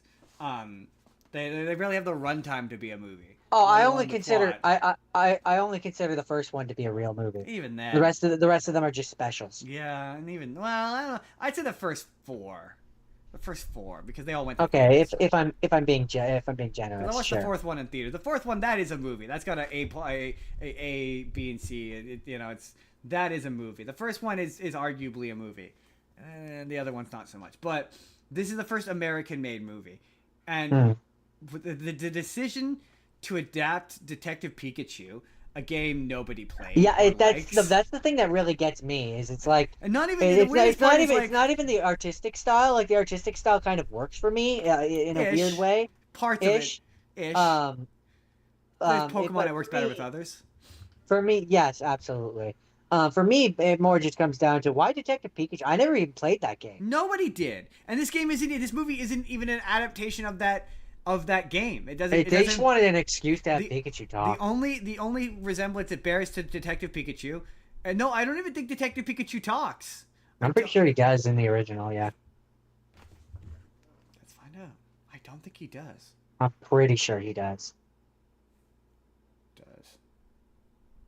Hold on. Does Detective Pikachu talk in his game? Oh, no, apparently, yeah. Apparently he does. I was gonna say I'm pretty sure he does. Oh, yeah, okay. Apparently, just like in the movie, Tim, it's the same character's name as in the Tim Goodman. Apparently, he's the only one that can understand him. Yeah, from what I understand, it is actually fairly accurate to Detective Pikachu for the most part. With the For exception like of, a number of things, except for the Mewtwo aspect, I think of it well, is I was gonna different. say, except for the fact that he's Tim's dad, I don't think that's a thing from the games.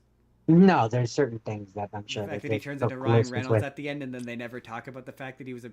So like when he's inside the Pikachu, is he Pikachu or is he Ryan Reynolds? And does Ryan Reynolds, when he becomes Ryan Reynolds at the end, does he remember that he was Pikachu, or did Pikachu just could talk? I always interpreted it like basically because later on in the movie the other guy turns all the other people into the Yeah, but Pokemon. they don't talk. No, but I always interpreted it like um, basically because nobody else understood him, Yeah. right? It was just the kid.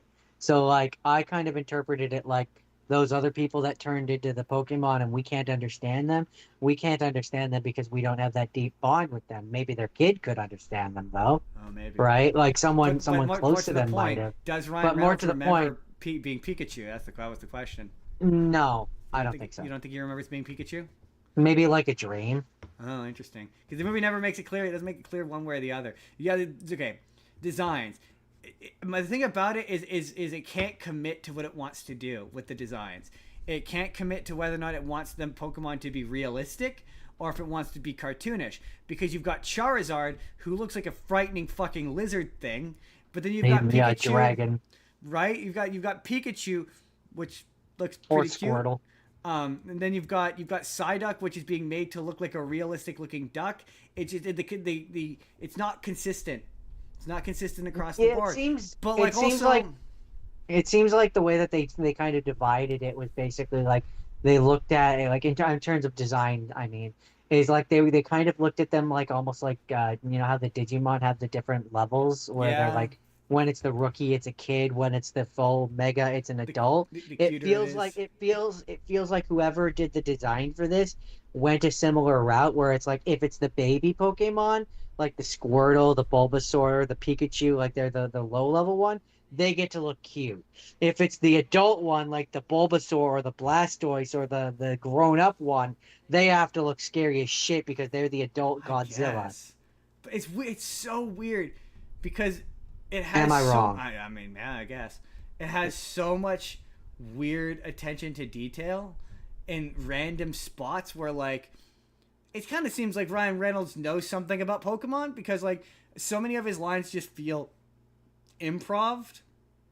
Like when he goes, "Oh my Arceus," that's a funny joke. That's a funny joke. That's a funny joke, Ryan Reynolds. I believe that he sat down and played it for a bit. Maybe. It sure seems like it. Or when they're like, I completely missed this. He has kids, right? I guess. Yes, I'm asking. Ryan Reynolds has kids, right? Sure he does. So his kids are probably into Pokemon. The fact that they're like, it's the same Mewtwo. It's not a different Mewtwo. Like, they make it very clear that it's the Mewtwo from Kanto.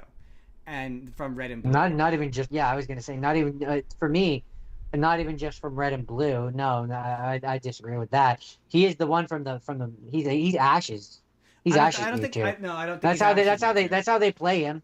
I don't think he's Ash's Mewtwo. Mostly just because I think this game adheres to the game's continuity, and the game's continuity is different from the shows. I think it's the one from it's the Red and Blue Mewtwo, the one from Red and Blue. I don't agree because in every interpretation that we've seen of that, including the whatchamacallit Origins show, that one doesn't talk. Yeah. But again, this adheres so specifically to the continuity of the games that I don't think Ash's Pokemon talk, or Ash's Mewtwo talks exactly like that. Yeah, not exactly like that. Yes, like that. They again, the movie implies that it's the one from the game, so I'm gonna I'm gonna run on the assumption. Well, actually, technically, the movie implies that it's its own thing, but He has 4 kids. He absolutely has played Pokemon. well, yeah, the fact that they referenced that it was from Kanto is interesting to me. That it escaped from Kanto. I was like, oh, that's pretty. The it being able to take the souls of people and put it into Pokemon. That's where I'm like, I don't think that it's the Mewtwo from the movie, because that is kind of an ability that I feel like that version of Mewtwo would have totally used if he could do it. It just kind of makes it. This movie kind of, if I had to make one critical, if I had to be critical in one regard, the stuff with Mewtwo, that it kind of overpowers Mewtwo a bit. We're like, wait, Mewtwo can just put the brains of people into Pokemon? That sure seems like an ability. That... It makes sense. He's psychic. Yeah, I don't know. The power scaling of Mewtwo has always been kind of funky for me, and this is no exception. No exception. That's not the movie's fault. That's just Pokemon's fault. That's a franchise problem. It's not specific to this movie's problem. And no matter what, it's weird when Pikachu has Ryan Reynolds' voice coming out of it. It's weird. Like some of the jokes are weird. It's a weird movie. I don't really know who it's for, because like it seems to be targeted towards 4-year-olds, 5-year-olds. Like that's what Nintendo thinks Pokemon is for, but it's so weird and dark. It's like a Pokemon noir story. Like it's like if you took a Pokemon and made it noir, which is like a noir Pokemon story is always going to be PG, no matter how noir you make it. It's always going to wind up being PG, but it's still noir, and so it's still dark, but it's not overtly dark, but it's dark enough that you're like, this is several weird choices. Like, because it basically takes Pokemon and puts them kind of sort of in the real world, where you're like there's a line that right where Ryan Reynolds is like, oh, my powers aren't working, and you're like, yeah, I guess that's technically, if I were to put a word to what Pokemon can do, I suppose I would call them powers. But I mean, that's what the game calls them abilities. They're abilities. It's right. abilities that these creatures have. Right. Pikachu has the ability to control lightning or right. thunder or whatever. But like the games and the anime articulate not a power. It like, right, exactly. Calling it a power implies that it's like a superpower these creatures have. Ability is just a natural part of them. I know it's although in terms of Pikachu, you could argue and you could make the argument that when he's saying power, he means he's electric. He has a certain threshold of electricity power inside of him see that he can generate, right? No, he the way he words it is powers. Like my power, like he's a superhero. My powers aren't working. Right. I'm saying that can be it's interpretable, sure, but that's not how. I was more gonna say that could be an example of they did 5 line reads. And Ryan Reynolds wasn't getting that it wasn't a superpower, and that's just that he like, didn't fine, get it. Fuck it, yeah. we're going with it, yeah. Because I guess technically when the ghost Pokemon uses psychic, that is a power, I guess, but that's not really how I would articulate it. Really, it feels accurate, but not really. It's a different synonym than what I would use. Like the bit where Bill Nighy puts his brain into Mewtwo is kind of upsetting, and I'm like, if I'm the target demographic for this, which is in my opinion 5 to 6-year-olds, at least that's what the games treat you like you are. Yeah, but this movie, that was not the is it though? Who is the target audience for this? That's what I can't figure out. People our age. Is it? Because I'm like, we're weird. We like weird shit. So, but I'm like, this is too weird. This feels too weird for a mainstream Pokemon fan. That's why I say it's for us. Us specifically, when they were writing like our kind of people, like the people that are like us. I don't know. I mean, to be fair, that's the same people that like weird games like Detective Pikachu. I don't know. I don't. Like you're not making this with the intent of getting the mainstream audience. If you were getting the mainstream audience, that's what makes this baffling if you were getting the mainstream audience, you wouldn't have based it off of Detective Pikachu. You would have just done an Ash movie. You just would have done an Ash movie. But like that's my thing. Even if why not, isn't this not an Ash movie? Then you would have made a character of your own making, an original character, and made it that. Yeah, absolutely. And it would have just been basically the first game, but a movie. That's the thing I don't understand is. But why is this? That's where the money. Like this is an example of this is just like that Stewart Saves the Universe show where I'm like, Like when if I'm Yeah, the you want to executive talk about making you want this, to talk about shows that are tonally weird and pull you out of it. This is an example of yes, that for me. absolutely. I'm At the like, time when this came they out and we pulled us saw out the of it style, immediately. it was weird. We were It pulled us out of it immediately. We were like, who is this for? I don't. I mean, it's cool. It's cool, It's not but like for Pokemon fans because there's no it's way. There's no way. weird, and it looks weird, And it and looks like weird, and the bad guy is weird, and they're talking about the genetically idea altering is Pokemon is weird, weird, but it's the fact not that it's weird in the because, real world is weird, and right. I'm like, this is what you've chosen to do for your first live action Pokemon movie. This wasn't bad. It was just It's not weird. bad. No, it's like I don't think being weird is I can't say I am weird. I can't say being weird is a bad thing. Being weird is not a bad thing. It's just a statement of fact. It's jarring and weird. Like this is It's a choice. This is weird. Like when you they do this really like the movie. I said it at the time and I maintain it. It's a small thing, but the weirdest shot in this movie is that opening shot where it does that weird establishing shot where it does that flyover and you see like the Pidgeotos flying, and the movie's cinematic film language treats them as though they're regular birds. And I'm like, well, yeah, I mean, obviously in the Pokemon world they would be, but Yeah, they would see them everywhere. They would be pigeons. They'd be pigeons. They're Yeah, supposed to be. Exactly. And the movie treating them as such is accurate. Makes sense. Makes sense. It's not an illogical thing, but it's weird because to me, Pidgeotos are not normal. So the fact that the movie acts as though this is just a normal, everyday occurrence, It's just another bird. Right. It's just another Tuesday, another bird, is jarring and weird. And yes, there is a more like less jarring version of this. Like, yeah, it's just I'd love to know the creative decisions that went into this. The problem that movie has is that it wanted to have a bunch of different Pokemon from a bunch of different generations, and so it feels a little bit unfocused at times for me. Where it's like if you had focused on the first 150 and made their designs feel less weird, right? Then like it's not just that the story and characters are weird; it's the designs are jarring as well and off-putting. It's because they got that one guy who he was a famous YouTuber. Yes, or whatever, yes, yes. Who did the What If Pokemon Were Real? And he did a whole bunch of them. Like he did a whole bunch. And they hired him to do the design. They hired him to do the designs. Yeah, and it feels weird. But he didn't do it with all of them. Some of them feel weird. Yeah, because Pikachu they didn't overly, but I guess maybe because like Jigglypuff also doesn't look all that weird. The Apoms don't look weird. It's really just Charizard. Charizard looks weird and scary. It's the ones that are lizards. Yeah. Like they didn't really. They look weird. Like that's very strange. Like yeah. You could have softened them a little bit. I think it's I guess maybe when they were making this, but I don't know. Maybe we're overthinking it. Quite honestly, the thing that I'm impressed in that I'm like every time Dorkly did a parody of this, where it's like you've got Dittos, and it's like I think in the movie they have the Ditto is turning into a human. Yeah, the Ditto turns into. It's like. Yeah.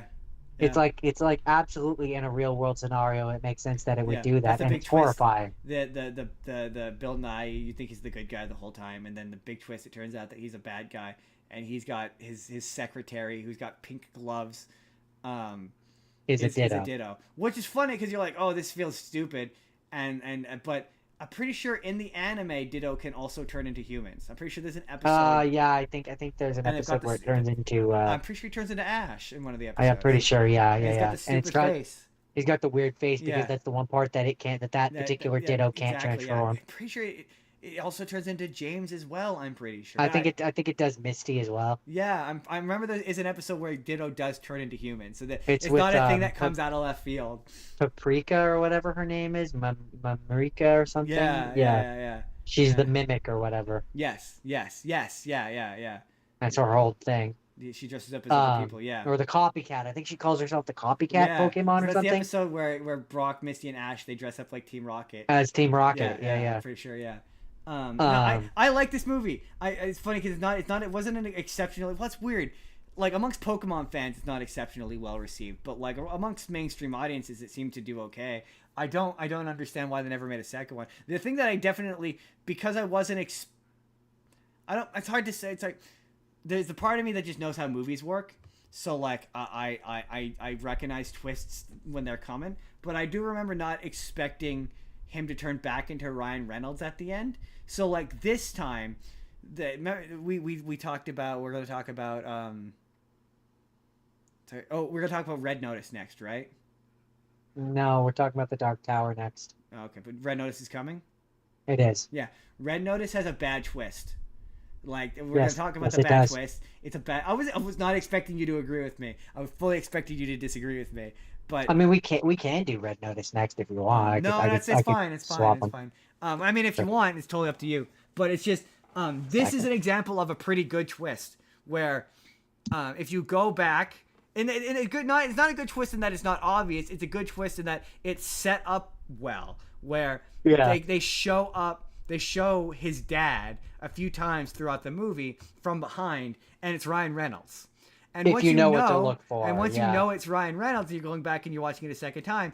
It's there that he's Ryan Reynolds, right? And you're like, oh, okay, this is actually like set up, and it doesn't come completely out of left field. Him getting turned back into Ryan Reynolds at the end kind of does, but like the actual setting up, it does a decent job setting up a mystery and paying it off, and it's actually a pretty good mystery. Like I would have loved this when I was a kid, but it's me as an adult. I didn't hate it as an adult. I know I like it, but like it wouldn't have been off-putting. I think it's probably what it is. Like I think to a 12-year-old who's really into Pokemon, this is the target audience for that. I think maybe. Otherwise, I'm like I just don't think it's for kids. I think it's for the people like us. Well, when I say it's for kids, its target demographic is 12-year-olds, but its actual receptive audience. I don't know that I agree with that. We got to think. You're thinking of you got to think of yourself as a. Well, actually, no. Probably the target demographic is 7-year-olds because that's what. Again, no. If I'm thinking like a movie executive, target demographic.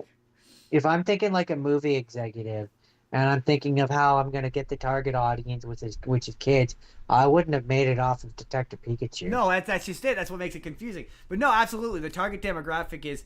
Okay, I should say there's the target Okay. There's the target demographic and the actual demographic.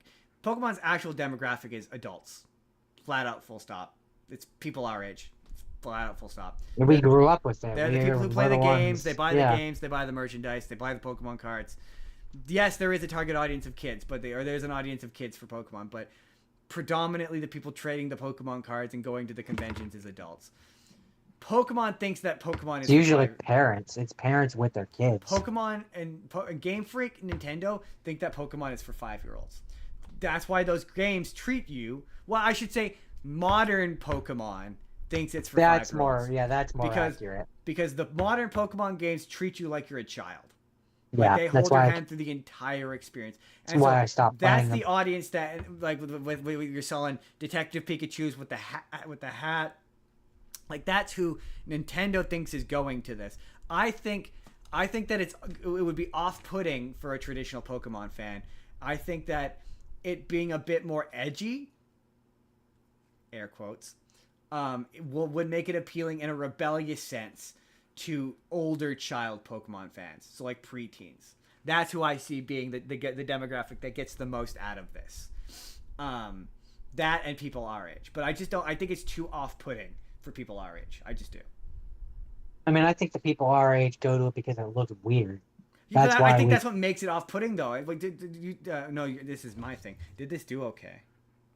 Like, do you have this pulled up on whether or not this did okay? Because we found it off-putting. This is one of yours. Why would I have it pulled up? We find it off-putting.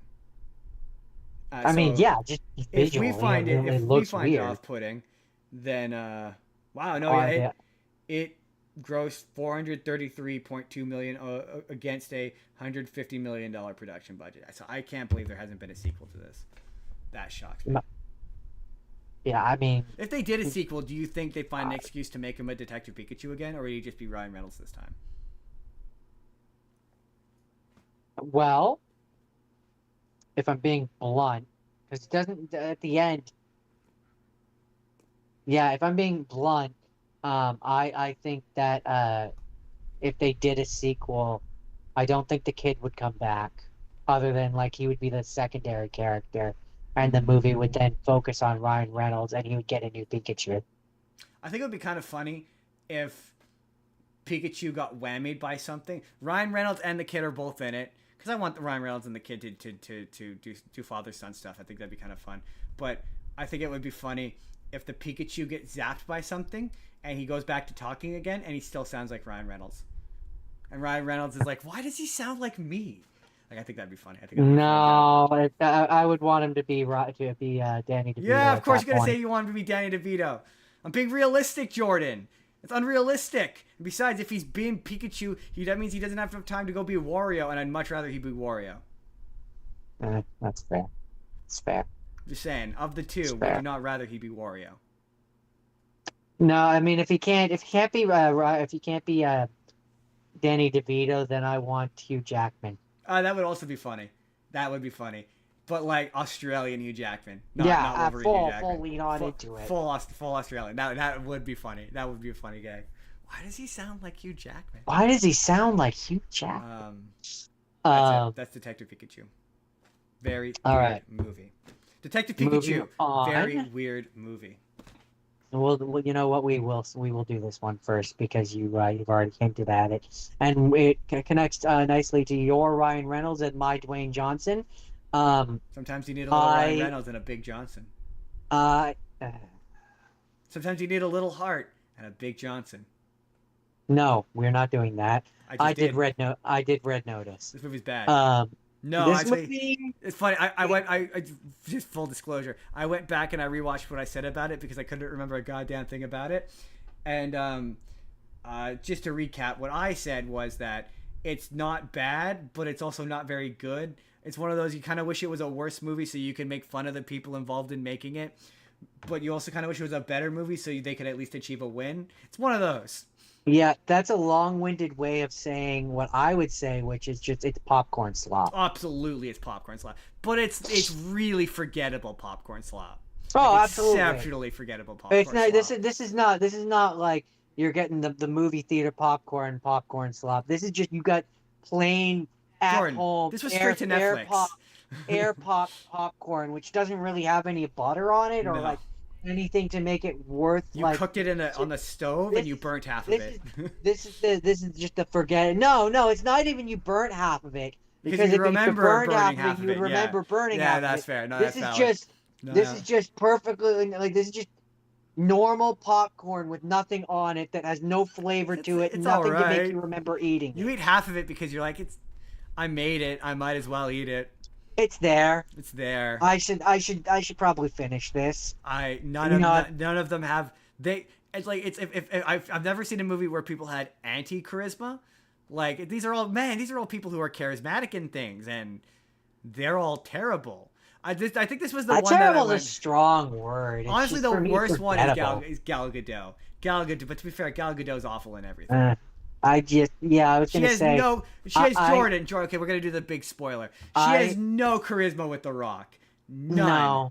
No. Absolutely none. I just don't. I don't think she's a very good actress. No, this was the movie that it was this and Snow White where I went, yeah, I don't think she's a fair. I think it was like she got lucky with Wonder Woman and that was it. I mean, I truly think that with Wonder Woman, people were just so browbeaten by all the other characters that she was fine. She was fine, and everyone elevated she was it to fine, being good. and everybody just was like, yeah, exactly, pretty much. That's truly what I do believe happened there. Also, because anything else that I've ever seen her in, bad. She's just not. It's not even that she's bad. That would be like giving. That would be like. Gives her too much worth credit. Talking about. Oh, like okay, she's that's just. valid. Like if you get what I mean, right? The Rock is bad because we like The Rock is bad in this because I've seen him in things where he's better. Yeah, that's the thing with The Rock is his bad movies are frustrating because you're just doing this for he invented phoning it in. This is a paycheck for you. This is a paycheck. He's phoning it in so fucking hard. The twist is to be horrible. Fair, it's I one also of the worst twists I've ever seen. I also feel that way about Ryan Reynolds in this. Yeah, he's also bad. They're all bad in this. It's kind of incredible how not good this movie is. It's the kind of not very good where you're like, wow, this feels like this predates AI, but this feels like it was made by Sora.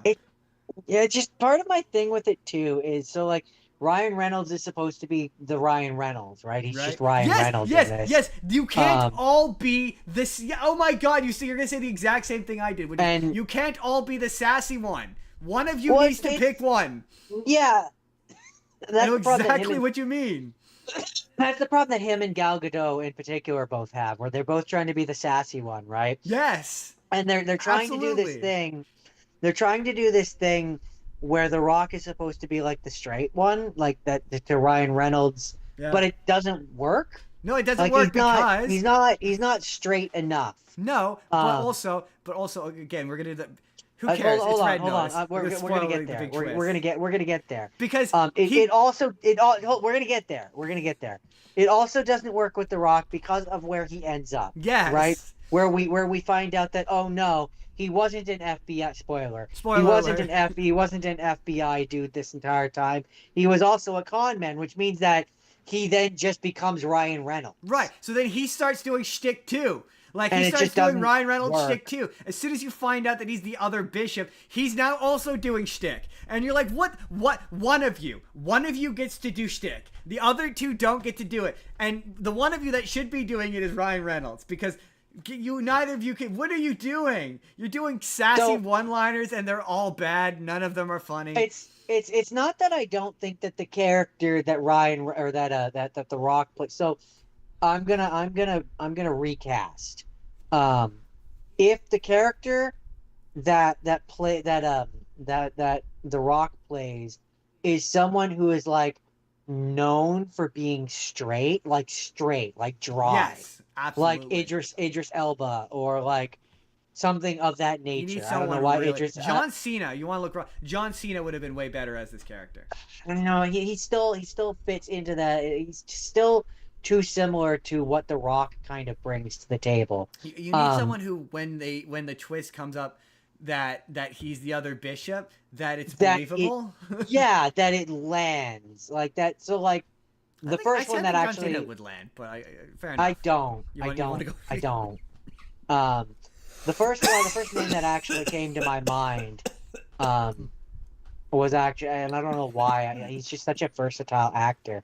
But the first one that actually came to my mind was Jake Gyllenhaal, because I both see him in a straight FBI role and as that sassy bitch character. And I think that unlike The Rock, I think when you pull the rug away and he is that sassy bitch of a character, I think it would work better in that instance. I also there's a few that I could think of. What's the name of the actor who he's the dad role character in We're the Millers, or Meet the Millers rather. Oh my God, I'm on a live podcast. I'm totally blanking. I know Ted Lasso. Oh shit, what's his name? Hold on. Oh my God, it's gonna come to me right as you pull it up. It's right there. It's right there. I can see the name in the Google search in my brain when I'm rollerblading through my. Oh my God. Oh, not Tim Daly. Can he get it before I do? You get 3, No, it's 2, it's not there. 1. Jason Sudeikis. Jason Sudeikis. Yeah, that was it. I could also kind of see him doing it. I don't know. You need someone kind of big. I mean, like physically big. Honestly, I think maybe if you had swapped. I don't think The you Rock, do. I think it works better if he's the same size as Ryan Reynolds. I think maybe if you had swapped Ryan Reynolds and The Rock, and you make Ryan Reynolds the cop, and you make The Rock the thief, I think then maybe the twist might have worked. But then Ryan Reynolds doesn't, for the entire movie, he's not doing shtick. So then that way, when he does do shtick, and then he does shtick better than The Rock, then it's funny at least. But you let The Rock do the funny character. Or, and this is the other way you could have done it, and it could have made for some interesting Gal Gadot. dynamics. Well, I was actually gonna say you swap The Rock and Gal Gadot. So The Rock is the shadowy guy who's like chasing them and is the villain, and Gal Gadot is the FBI agent instead. That actually wouldn't be bad, because then you could do a thing of like where you think her and Ryan Reynolds are gonna get together, and then You think they're gonna him. fall in love, and then she betrays him and for goes to The Rock. That honestly would work a bit better. The twist would work, but I mean that would still involve the rest of the movie being good. So, But like, I mean, it would be in a better very movie. cliche. In a better movie, that's a better way to do that. Because I'm not going to say it's a bad twist. It would No, be okay, it would okay, be okay. very cliche. Conceptually, but, you know. it's not a terrible. I do like the Rock's line where he's like, "Don't you know there's always two bishops on a chessboard?" That's clever. Like, I do like that. That is and I also like the bit with the you mentioned the bit with the ball. It's the whole reason why I watched that movie too. It's the only funny scene in the whole movie where he's like, you're thinking of Richard Attenborough from Jurassic Park. No, I'm thinking of David Attenborough, the nature guy. No, it just sounds like you're thinking of Jurassic Park. So was this a Netflix original? Because that would explain that. It was a Netflix original, yes. Okay. Well, I mean, it does have a box office. Yeah, very briefly went to theaters. Very briefly. And that was so. Well, that's why when I'm looking at the numbers, I'm like, this must have been like a limited release because otherwise, it's just so it can get nominated for Oscar for because its budget was $200 million. This says the box office is $2 million, and I'm like, it must have had a very limited release because otherwise that is a terrible. There's no way to know its actual numbers because Netflix is under no obligation to post them. But yeah, I it's a movie where you wish it was worse because then you'd have something to say about it. Like, it's just that kind of movie where you're like, I wish this was worse or better. It's one of those movies too where, like I said, it's even with the same cast, even with the same cast, if you just shuffled around some of the roles, I think it could have been again. better. Not all of you can be the fun, sassy one. One of you needs to be the straight man. Like, pick one of you. It doesn't have to be all of you. You don't all have to be super serious, and you could still do levity. But you can't all be doing crack one-liners. It doesn't work. It's funny you said that because I remember the exact thing about this. Where it's like it's when The Rock does it. When The Rock starts doing the one-liners, like, okay, one of you gets to do the one. That's it. I'm putting a moratorium on the one-liners. One of you gets to do the one-liners. Especially when him and Gal Gadot are supposed to be a couple, and it's like, they have no chemistry. You guys can't both be the same person, and you're trying to be the same person. Right? They're so bad together. They have no chemistry. They're awful. And it's the exact kind of bad. The reason why the Detective Pikachu twist is good, even though you can guess it a mile away, is because it sets it up. You know, you have Ryan Reynolds being in the back. An example of a great twist. We talked about. Sorry, go ahead. It's a great twist. A twist can be good even if you see it coming, right? Yeah, sure. An example of a good twist that you know is coming is Mysterio, right? In Spider-Man. Oh, I know it's coming. Yeah, which is generally audience, we know it's coming. No, not everyone. Not everyone knows who Mysterio was. Does a great job of setting up. Mysterio's in the background of the scenes. So, like, with the Detective Pikachu is a good twist because you see Ryan Reynolds in the scenes and it sets it up. This does not remotely hint whatsoever. Like, if you go back and rewatch this movie, the fact that The Rock is the bad guy, there's no. It's the same reason why. It's a real heavy rain situation. Yes. Oh my God, Jordan, we're sharing a brain today because that's exactly what I was literally just gonna say. It's heavy rain. Heavy rain is a bad twist because there's no setup to it. It just comes complete, and when you go back, once you know it, things don't make sense anymore. Things don't make any sense once you know because the whole thing falls apart because there's no setup. That being said, in terms of that game, it does lead to some fun situations where, like, now you know that you are the villain, and like now when I'm being the other dude, I want to cover things up better because I'm the villain. I'm the guy who's so if it was a thing of like his character was like covering stuff up, that would set up the twist of that thing, that being that he's the bad guy.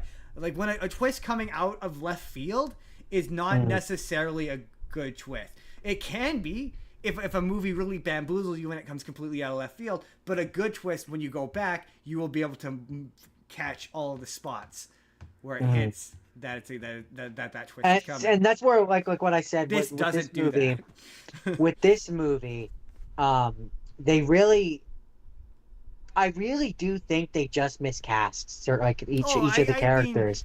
Because if this is a D plus work that could have been a B if you really worked at it. If you shift certain characters around to certain things, they can work better. So like if you change it so Ryan Reynolds is in the character of the Bishop, instead of Gal Gadot, and then he can still be sassy, Yeah. right? He can still be the sassy guy, Yep. and that works. You can have Gal Gadot is the FBI agent, and she can still be kind And of she can sassy, play but like, serious. She plays and serious she perfectly plays, fine. she can jump between the being sassy and the being serious. And then you have The Rock, who is the thief, the professional thief, Yeah. and he's all business, and he's the straight man, and he's the this is how we break in, this is how we steal, this is how we do this, and he is not a serious guy. So then when Oh, we see, get to the I'm. end of it, and you have Gal Gadot and Ryan Reynolds end up being working together or whatever, then like that kind of makes sense because she's been kind of jokey and I. not really, like what it's just certain things like that. I'm with you, If you except for I tweak would. it, slightly, it could work a lot better. My tweak would be It because doesn't take much. I just don't think Gal Gadot is good at being sassy.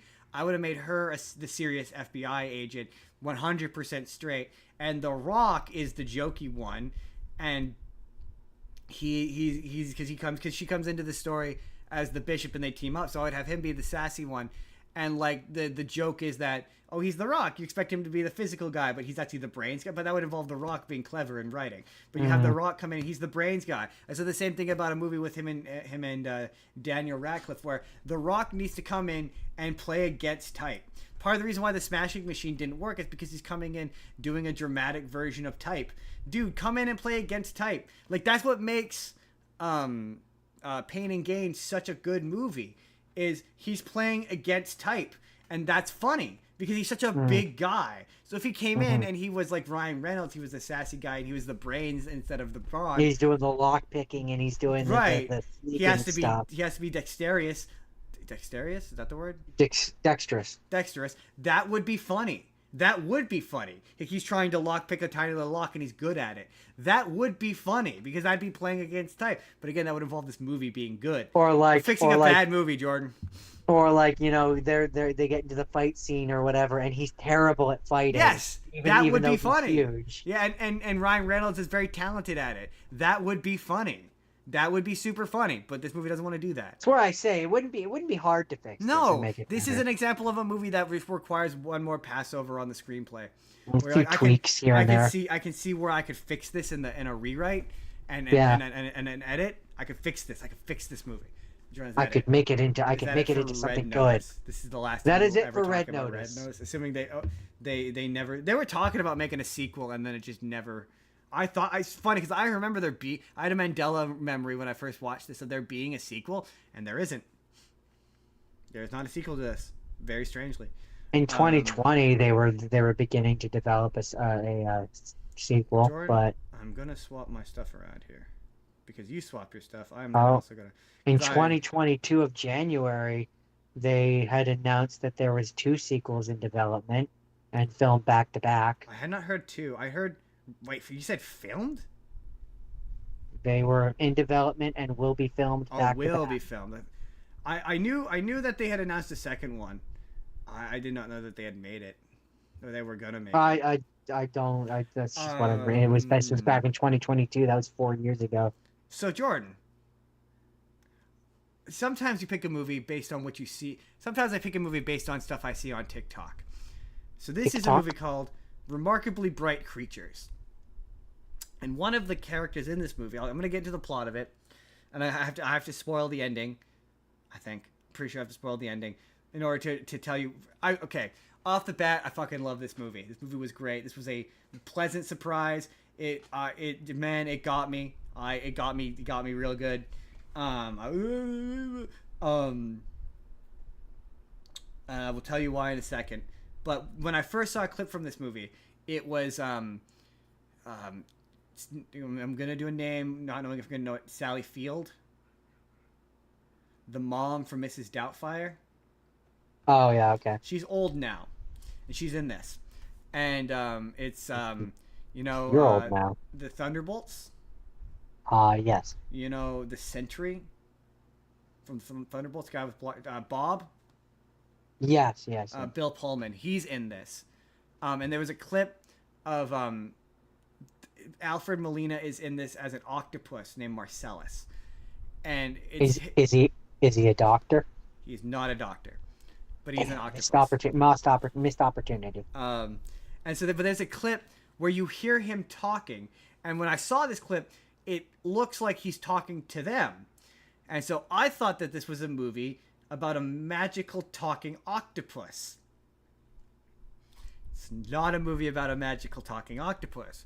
This movie is in fact about an elderly woman who's, I'm going to call her Sally Field because I don't remember what the character's name is, but her son died many, many years ago, and her husband has recently died, and she is an elderly woman. She lives in a house that's a death trap. It's mostly stairs, and she's got a bunch of friends who she knits with, who she calls the Nitwits, and that's cute. It's good, and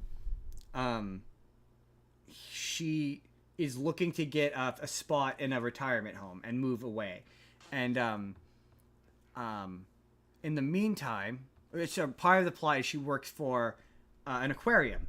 She's the cleaner of an aquarium, and the movie starts off with this octopus named Marcellus, played by Alfred Molina, in his best Doc Ock. I think he is doing it with his British accent, and he's basically narrating about how he used to live in the ocean and how his life was so much more awesome when he was in the ocean, and now he's trapped in this tank, and he hates all humans except for one, the cleaning lady, which is the Sally Field is the cleaning lady. Mommy Doubtfire. Yeah, Mommy Doubtfire. He is constantly just like in Finding Dory. He's constantly trying to escape his cage. And so I'm pretty sure that's a thing with octopi. Yeah, well, that's what the guy says, and I'm pretty sure it's a true fact, where he says that when octopuses come to the end of their life, they constantly try to escape because they're trying to like achieve one last grasp of happiness by eating something they're not supposed to or doing something they're not supposed to. And so she finds him and like puts him back in his tank, and like he touches her and she feels the hole in his heart, and so he feels the same from her, and he decides that he needs to, before he dies, because he's about to die, he decides that he needs to help her heal what's broken. He can tell that there's something broken inside her, but he can't figure out what. And in the meantime, as this movie goes on, he meets the Sentry, the guy from Thunderbolts, who has come into town looking for this business mogul guy whom he thinks is his father. And over the course of the movie, she breaks her ankle while rescuing and trying to put Marcellus back in his tank. And so he comes in and temporarily takes over her job and is kind of doing a shit job at it. And she shows up and is like, hey, take pride in your work, and shows him how to properly do it. And as the movie goes on, they develop a kind of a relationship or whatever. He eventually goes to meet the business guy who's like, yeah, I'm sorry, your mom told me about you, but I'm not. He thinks that this business guy is his dad. And he's like, I'm not your dad. When we were in high school, your mom pretended to be my girlfriend, essentially, to cover for me because I'm gay. And my dad would not have been cool with that. She was my beard. Yeah, pretty much, yeah. I'm not your dad. I don't know who your dad was. She was very secretive about it. And the mom, and the Sally Field, Granny Doubtfire. Mommy Doubtfire? Mommy Doubtfire told, they were bonding, what have you, the event, what they were bonding over doesn't matter. But she's telling him this story about how her son died when he was about to graduate high school. He's like, me and my son only ever got into one fight. And it was when he came home and he was really upset about something, and he threw my like decorative plate and he stormed out, and he went to sail like he always did, and he wound up in the water. And there's all these rumors that like he killed himself. Like they found the rope tied around his ankle, and everyone thinks that like he did it himself basically. And the entire time I thought that it was going to turn out that him and the son I thought it was going to turn out Bill Pullman was her son basically. And the entire movie, the octopus keeps trying to connect the two of them. And he's like, there's something that connects them that's wrong with both of them, that they don't realize what's wrong with them. And he's like, as his time is getting closer to him dying, he's like, he's about to like die, and she is now discovered that because one of her son's friends has come up to her and is basically like, I never thought that he killed himself. I knew that he was with a girl. And she was like, which girl? He was like, I don't know, Caroline or whatever. I don't know. He was very secretive about it. And I was like, oh my God. She was pregnant. The daughter was pregnant. The girl was pregnant. That's why he came home and that's why he fought with her. And that makes total sense. And the entire movie, she murdered him. The Bill Pullman character has had a ring that has eels written on it, and he after he goes and discovers that the gay guy's not his dad, tosses it into the tank, and the octopus Marcellus is basically like, it had to be wolf eels. I fucking hate wolf eels. And the entire movie, there's been this running thing about how they don't like eels, and so it's revealed that the reason why Marcellus got captured in the first place was he was scuttling along on the ground, and he got attacked by a wolf eel because he was careless, and the humans took him in and rescued him. And that's why he's in the tank. And so So he's the dad. Marcellus, this is the octopus. No, he's just an octopus. The whole bit is that he's like, octopuses are, huh? A magic. No, he's just a regular octopus. Then how is he talking? It's all voiceover. Oh. Yeah, it's all narration that he's talking to the audience. Oh, okay. Yeah. Nobody else can hear him. No one else can hear him. No. The idea is that octopuses are really, really smart. He's like, I'm so much smarter. I have more intelligence in my one tentacle that they have in their entire brain. And so he's like, she's very sad or whatever, and he's like, I'm so sorry. I failed you. I couldn't make you see what was really obvious the whole time. And he goes to go in the wolf tank eel, the octopus, and he rescues he gets the ring, and he goes to escape, and she finds him, and she's like, Marcellus, what are you doing here? Why are you here? And she sees he's at the door, and he's like, oh, you want to go home? And so she takes him out, and there's this big fucking got me right in my cockles moment where she's talking to the octopus and breaking down and being like, well, I'm gonna send you home. And I'm like, oh my God, I'm getting misty about a fucking octopus. What is this shit? And she tosses him in the water and sets him free, and he goes off, and he's like, I was finally home. And he's like, don't get it wrong, this doesn't mean he's like, I finally achieved this energy, and I knew that I was about to be home. And he's like, don't get it twisted, like I'm still gonna die, like this is not magic, I'm not gonna live, I'm not gonna walk out of this, I'm still gonna go off and I'm gonna die. Octopuses live short lives. I'm gonna die, but I'm not gonna die before I manage to do this thing. And the kid from the Thunderbolts comes back because he had left because he was upset because the gay guy wasn't his dad. He wasn't able to figure out who his dad was. He comes back, and she shows him the ring, and she's like, those are my son's initials. You're my grandkid. And it turns out that they've been bonding the whole movie, that he's her grandson. Oh, snap. Yeah, I was like, oh, that's a good twist. Solid twist. And I was like, that entire time, I'm like, and then the eel's like, or the octopus like, I did it, whatever. And it shows the epilogue of all this is he ends up staying with her. They move in together. She reconnects with all the nitwits, and they become and then friends. She turns him into an octopus. The grandson is into a girl in town who has a teenage son. They're kind of connecting, and he like, just like she sent me home, I now know that I helped her get home.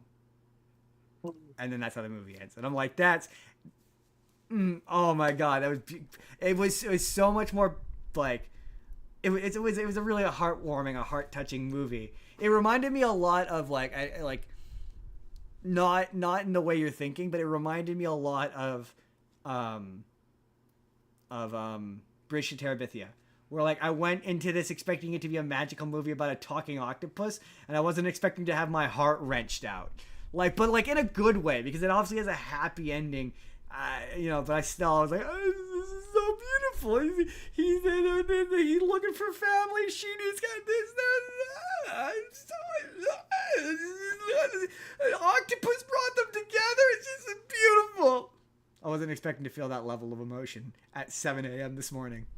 I really quite liked it. It was really good. In fact, Jordan, adding it to your list. That's it. That's wait. Let's get the name right. That is Remarkably Bright Creatures. Remarkably Bright Creatures, octopuses. The remarkably bright creatures, those octopus are. Those octopus there. Okay, so if that's it, that would be it. Final thing for the then week. We shall move on to the final thing for the week for me, which is The Dark Tower. I can't remember which. It's a 2017 American neo-Western science fantasy film. It's loosely based on Stephen King's novel series of the same name. Yeah, from what I hear, very loosely. You got Idris Elba is a gunslinger. You got Matthew McConaughey is in it. Yeah, to my knowledge, to my understanding, this is most of the science fiction-y bullshit that Stephen King does all originates from this universe. So I think I'm pretty sure I do know that they want to make use of the boys Shining, so yes, I believe that one of the boys has the Shining. I believe that the It comes from this universe, and the turtle creature that It fights, I'm pretty sure it comes from this universe. Yeah, a lot of Stephen King's science fiction-y shit originates from this universe, and the movie has very little to do with that. It kind of to my basic recollection kind of reduces it to being just kind of it's just action fairly movie slop. standard Western science fiction Western movie. Action movie slop. Yeah, apparently this adaptation went through 3 major phases though of planning. You had J.J. Abrams worked on it from 2007 to 2009 in terms of planning. Really? Yes. And then Ron Howard worked on it from 2010 to 2015. Really? And then we got the current iteration, Who's which directing it was now? this one is edited by Nikolaj Arcel. Huh. Wow, that really was a transition. Two directors you've heard of to one I've never heard of. I've never heard of Nikolaj Arcel. I don't even know if I'm pronouncing that name right. I imagine But probably basically, not. so my understanding is that there's a tower which is in the center of all of the universes. Yeah. A dark tower, and all of the worlds exist kind of within the realm basically. But there's different layers or whatever, and then the tower is the thing that all of them are around, and then outside of the universe is the dark monsters that want to get into the universe. Oh yeah, so, okay, yeah, I could totally And see so- where again It and The Shining and all this shit. I can see how this is connected to this. Absolutely, because those are definitely basically the Idris Elba character, who from what I could see of the covers of the original book is a redheaded white guy. Yeah. But the way that he describes it in the movie is basically the dark creatures from the outside will occasionally invade the world or whatever. So it is definitely just one of those creatures that is Definitely. invaded. There's no way it's not. Yeah, exactly. And Definitely, for sure. in terms of this movie, it does make me kind of curious to go and listen to those books. Yeah, but I don't feel like that's a strong statement, because a lot of movies based on books do that for me, where I am curious as to how this is. I do know that this is quite a bit different. I'm not making a statement about the movie in regards to that. I'm just saying. It just tends to be a thing that happens with stuff based on books, where you're always at least for me, I always end up being you know what? I am interested in how this is different. Enough that I kind of want to go and look at the Wikipedia about them, if nothing else. As far as Stephen King novels are concerned, they're some of the least disgusting. I mean, that's definitely what I got from the movie. It's just this movie gives me real. I guess if I had to summarize it, of what I would expect out of the books When did the is books come out? this movie gives me real Ready Player One vibes. Yes, I can see why you would say that.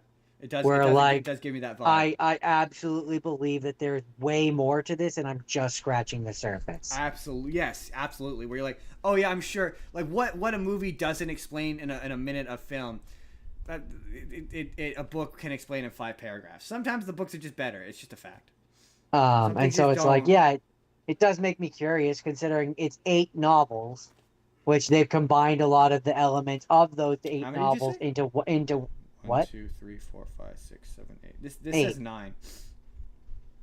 This says that it combines various elements from the 8 novel series. Oh, I see. I pulled up the Dark Tower Wikipedia article, and it's mostly the first and third volumes. 4, 5, 6, 7, 8, 9. Yeah, according to Wikipedia, there is. Well, to be fair, maybe one of these isn't a gunslinger book, but according to Wikipedia, there is 9 books. I just know that on the Dark Tower 2017 thing, it says 8. So well, maybe it takes elements from the 8 books, but it does not take elements from the 9th book. Who knows? Who can say? But the first one came out in 1982, which makes sense because it That sounds makes sense. It sounds like it's one of those like. It didn't do very well. Science, no. But to my knowledge, it's like the thing about a lot of it's one of those books where it reminds me of John Carter of Mars, where it's like quite a well-known popular book series from like when people were kids that like they tried to make into a movie, and by the time they made it into a movie, nobody cared anymore. Like it strikes me as one of those series because like the book came out in 1982, and this sure sounds like this series sounds like it reminds me of Dune in the sense that like it sounds like it influenced a lot of different things in science fiction, and they've finally come back around to making the movie, and by the time you make the movie it feels derivative even though it's the first thing to do it. That's what think of. I can't say if compared it's it to actually Ready. that, but that's what it sounds like. I compared it to Ready Player One. In actuality, knowing that it came out in the 1982 or whatever that you said, then that makes me think of Ender's Game. Yeah, Ender's Game would be another one of those. Yeah, where it's like this. By the time that came out, but also to be fair, liking Ender's Game always has a bit of weirdness to it because Orson Scott Card sucks. But to be fair, so does Stephen King. I look up on Wikipedia. When I look up on Wikipedia the Dark Tower series, it says that it's 8 novels, 1 novella, and a children's book. Oh, interesting. Because like when I have it open, I have the Dark Tower series open. Hold on, I'll just read the titles. It says the first one's The Gunslinger. The second one is The Drawing of the Three. Third one is The Wastelands. Fourth one is Wizard in Glass. The fifth one is The Little Sisters of Illyria. The sixth one is Wolves of Kala. The seventh one is The Song of Susanna. The eighth one is The Dark Tower. And then the ninth one is The Wind Through the Keyhole. So I'm guessing the movie is probably based in part on The Dark Tower. When I've got it here, I've got main series.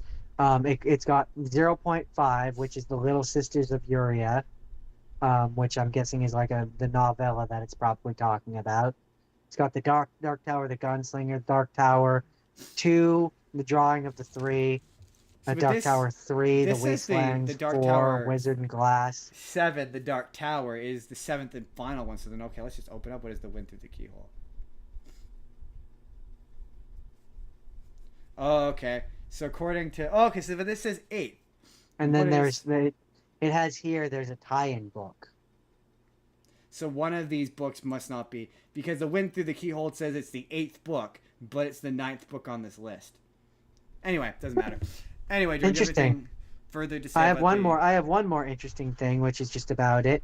Apparently, it's been made into comics too. Yes, it is quite a popular series. Like it is like in terms of science fiction. It's like it's up there with like Just not a very good movie. No, the books are like up there with like the Lord of the Rings books in terms of like their mainstream appeal in terms of books. To be fair, I wouldn't even say that it's a bad movie necessarily. I mean, I probably would. If it's anything like any Stephen King novel ever, it would have been better as a series. Yeah, exactly. It's just another. I've said this for a while now, and I maintain this. It's hard to adapt a book. Most books. It's hard to adapt it. Yeah, it's hard to adapt a book into a movie. Most of them are better as. Now that we have the advent of these fucking streaming shows, where you can have like 7 seasons, episodes, be. Exactly. Yeah, they just work better that Yeah, this way. probably would have been better as an HBO Max show. Yeah, absolutely. It has that vibe. Yeah, no, Or Disney Plus this or always something. had this sounds like like always looked exactly as what you were describing, which is to say, and I remember when this came out. I remember the big thing was like, um, this is a milk toast version of these books, like Yeah. siloed down into kind of a nothing of a movie. But like I said, it feels like and another Honestly, one it of those does great remind me of Dune. examples.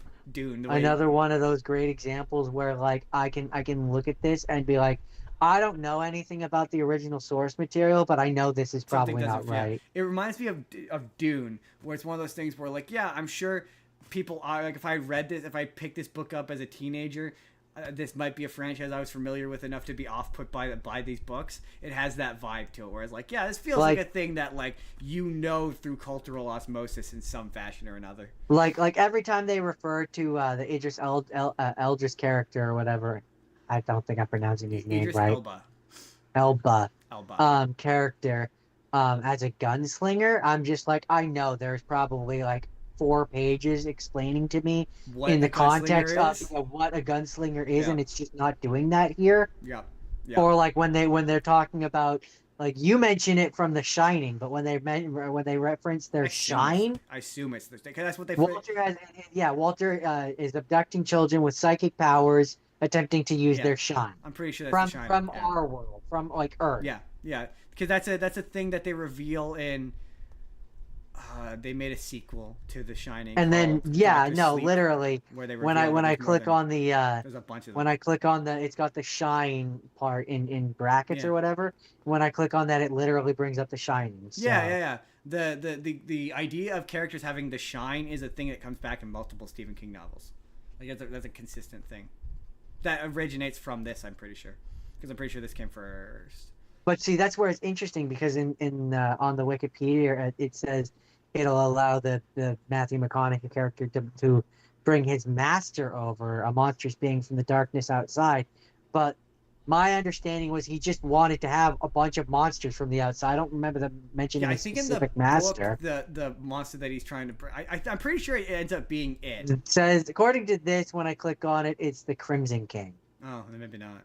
I just remember that it is involved in one of those books, but they don't refer to it by it. It's one of those situations where if you've like it, they don't like call it or refer to it as the creature from it, but it's like implied that it's the creature from it in one of those books, in one of his books. Anyway, Jordan, is that it for the Dark Tower?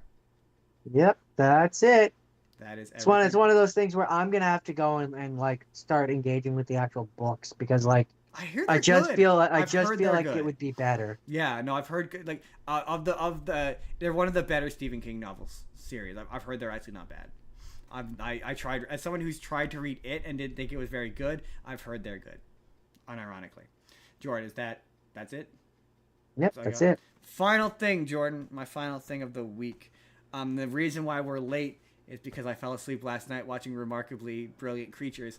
And I'm kind of glad I did, because if I'd watched that half asleep, I wouldn't have appreciated it nearly as much as I did. But anyway, Remarkably Brilliant Creatures and Where to Find Them. Yeah, and a fish tank apparently. So I started this kind of late, and this was really, really long. And it's not to say that it was okay. This is, sorry, I should bury the lead. This is Project Hail Mary, and I did like this. I liked a lot of this. It's too long, and a lot of the sequences go on for fucking ever. Like there's a bit early on where one of the scientist characters just sings a song for 5 minutes, and you're like, okay, come on, let's wrap this up. There's a lot of moments like that where scenes just go on forever for seemingly no reason. But the plot of this is they discover they have a name for it, the Petrova line, but it's a line of infrared energy between the sun and Venus that contains a microorganism, for lack of a better word, a bacteria that is eating the sun. Okay. So it all right. So a parasite. Yeah. it eats the sun. Was more it's more amalgam to a bacteria because it ingests the sun and then it poops out energy and it uses that energy to move forward. And so sounds like a virus. The scientists discovered that there is one. I mean, they basically amalgamate it to a virus because they're like, our sun is infected by this, and a bunch of the surrounding stars are also infected by this, except for one, and we can't figure out why. And they're like, we have a plan. It's called Project Hail Mary. It's pretty much exactly what it sounds like, and we're gonna take a spaceship and fly there and go check it out. And he's like, what could possibly go wrong? He's like, wait, how are you gonna get a spaceship? He's like, oh, that part's easy. The hard part is figuring out how to create the correct fuel. And so he discovers that basically this bacteria reproduces when you there's a really one of the things I liked about this movie is it kind of reminded me of Interstellar, where like all of the things they do in this movie for the most part makes sense and feels logical. So the reason why they pick him is he says that he's like, oh, carbon and water are not special. They're not special elements. So who's to say that like on another planet that some other element wouldn't be it's what you need for life here, but who's to say that it's what you need for life other places? And I'm like, yeah, that has a certain amount of sense to it. And the movie is basically he's on the spaceship and it's flashbacks revealing how he wound up there because he can't remember how he wound up there.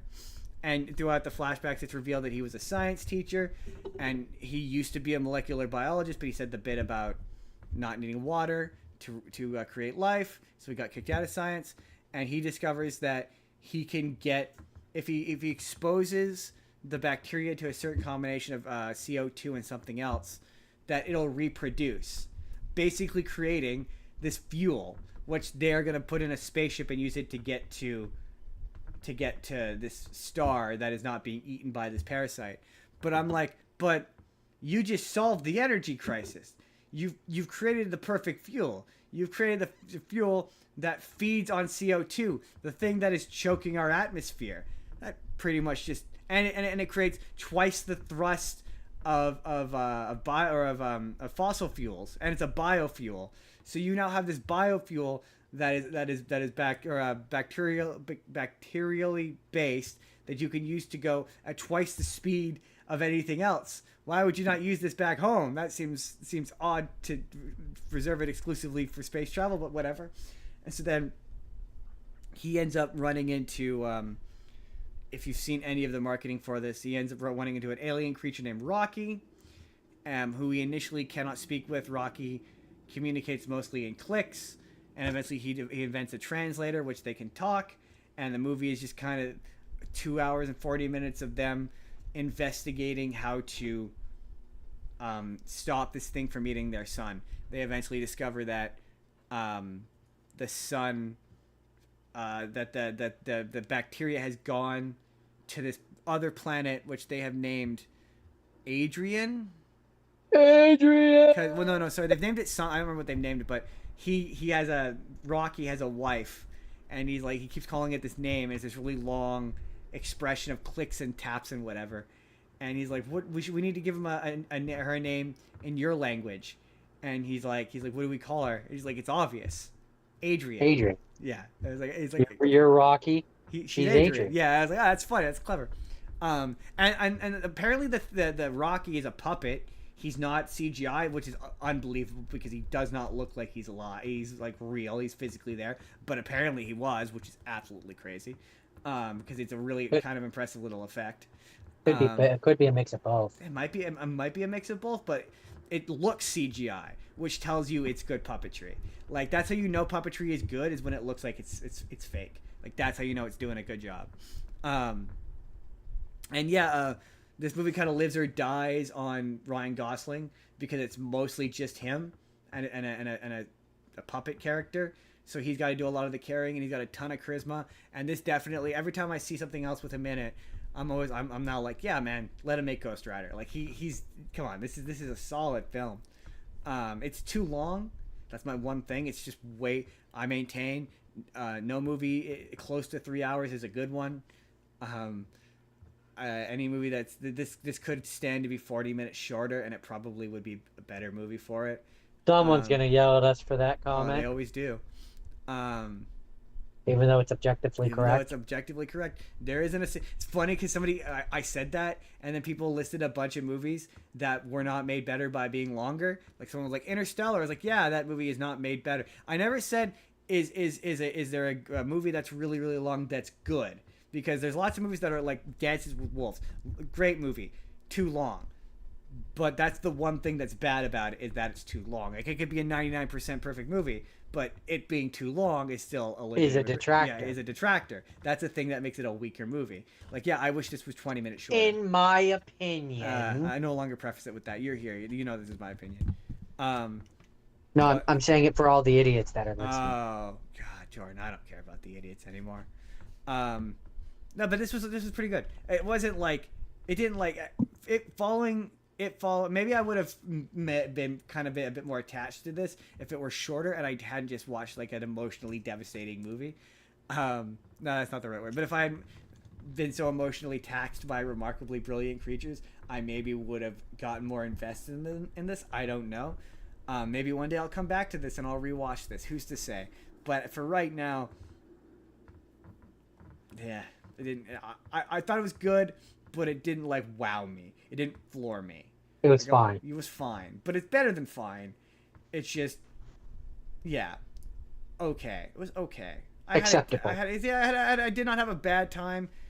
I was not offended. It meets expectations. Right. It's probably slightly above expectations, but does not exceed. But it does not exceed expectations. It meets expectations. Because I'd heard this was good, and it's that's what I said. Oh yeah, meets expectations. But maybe like slightly above meets expectations. No, it's either meets expectations or exceeds. Oh, there okay. is no. I'll stick with meets expectations. One or the other. That's it. That was stuff I wanted to watch, but I couldn't think of a reason to, and the other stuff, and Avatar, and King of the Hill, and yeah. Those were all things we watched. And Stuart Saves the Universe. Yeah, we're going to come back to Stuart Saves the Universe on another episode sometime in September when that finishes up. I'm not watching this week to week. I'm going to avoid spoilers as much as I can, even though the internet insists on spoiling this show. Next week, I'm finally doing it. We're doing DC. And so far as I know, somebody's going to be here. I don't know. I've heard no word. You've heard no word? He has not confirmed? Not confirmed. Okay. Not yet. Then we need to decide. We need to make a decision off air, but that's fine. We need to make a decision off air, but that's fine. But next week we're gonna do DC. Me and Jordan are gonna watch Supergirl. We're gonna share Supergirl, and I'm thinking about rewatching Superman. And that's I want to watch. I'm gonna do Blue Beetle. That I know I'm gonna do. Love them. And that is it. That's next week. DC. We did 2 weeks of Marvel. We're gonna do 1 week of DC because we can, Jordan.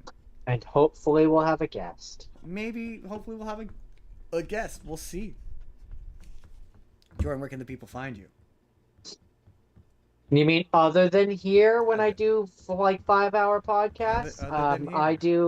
I do Minecraft Monday on Mondays, and I do it's on my Twitch, ZepGore187, and then there's this. I also do this when I'm doing this. When I'm not doing this, I'm on TikTok. Justin Spurr the Moment P is the show. The Final Frontier P is also on TikTok now. You can go follow those guys. Subscribe to the Final Frontier. Click the Wild Education. Help them out. Click Vizard. I click the Vizard link in the link. That if you want to see last week's, which was I'm pretty sure was Spider-Man Part 2. You click the box on the left. If you want to see a random video YouTube thinks you're going to enjoy, click the box on the right. Hit subscribe if you haven't already. We put new videos out 7 days a week. Or you can just leave this video a like. That helps us out too. We'll see you all next week. Bye, everybody. Ciao.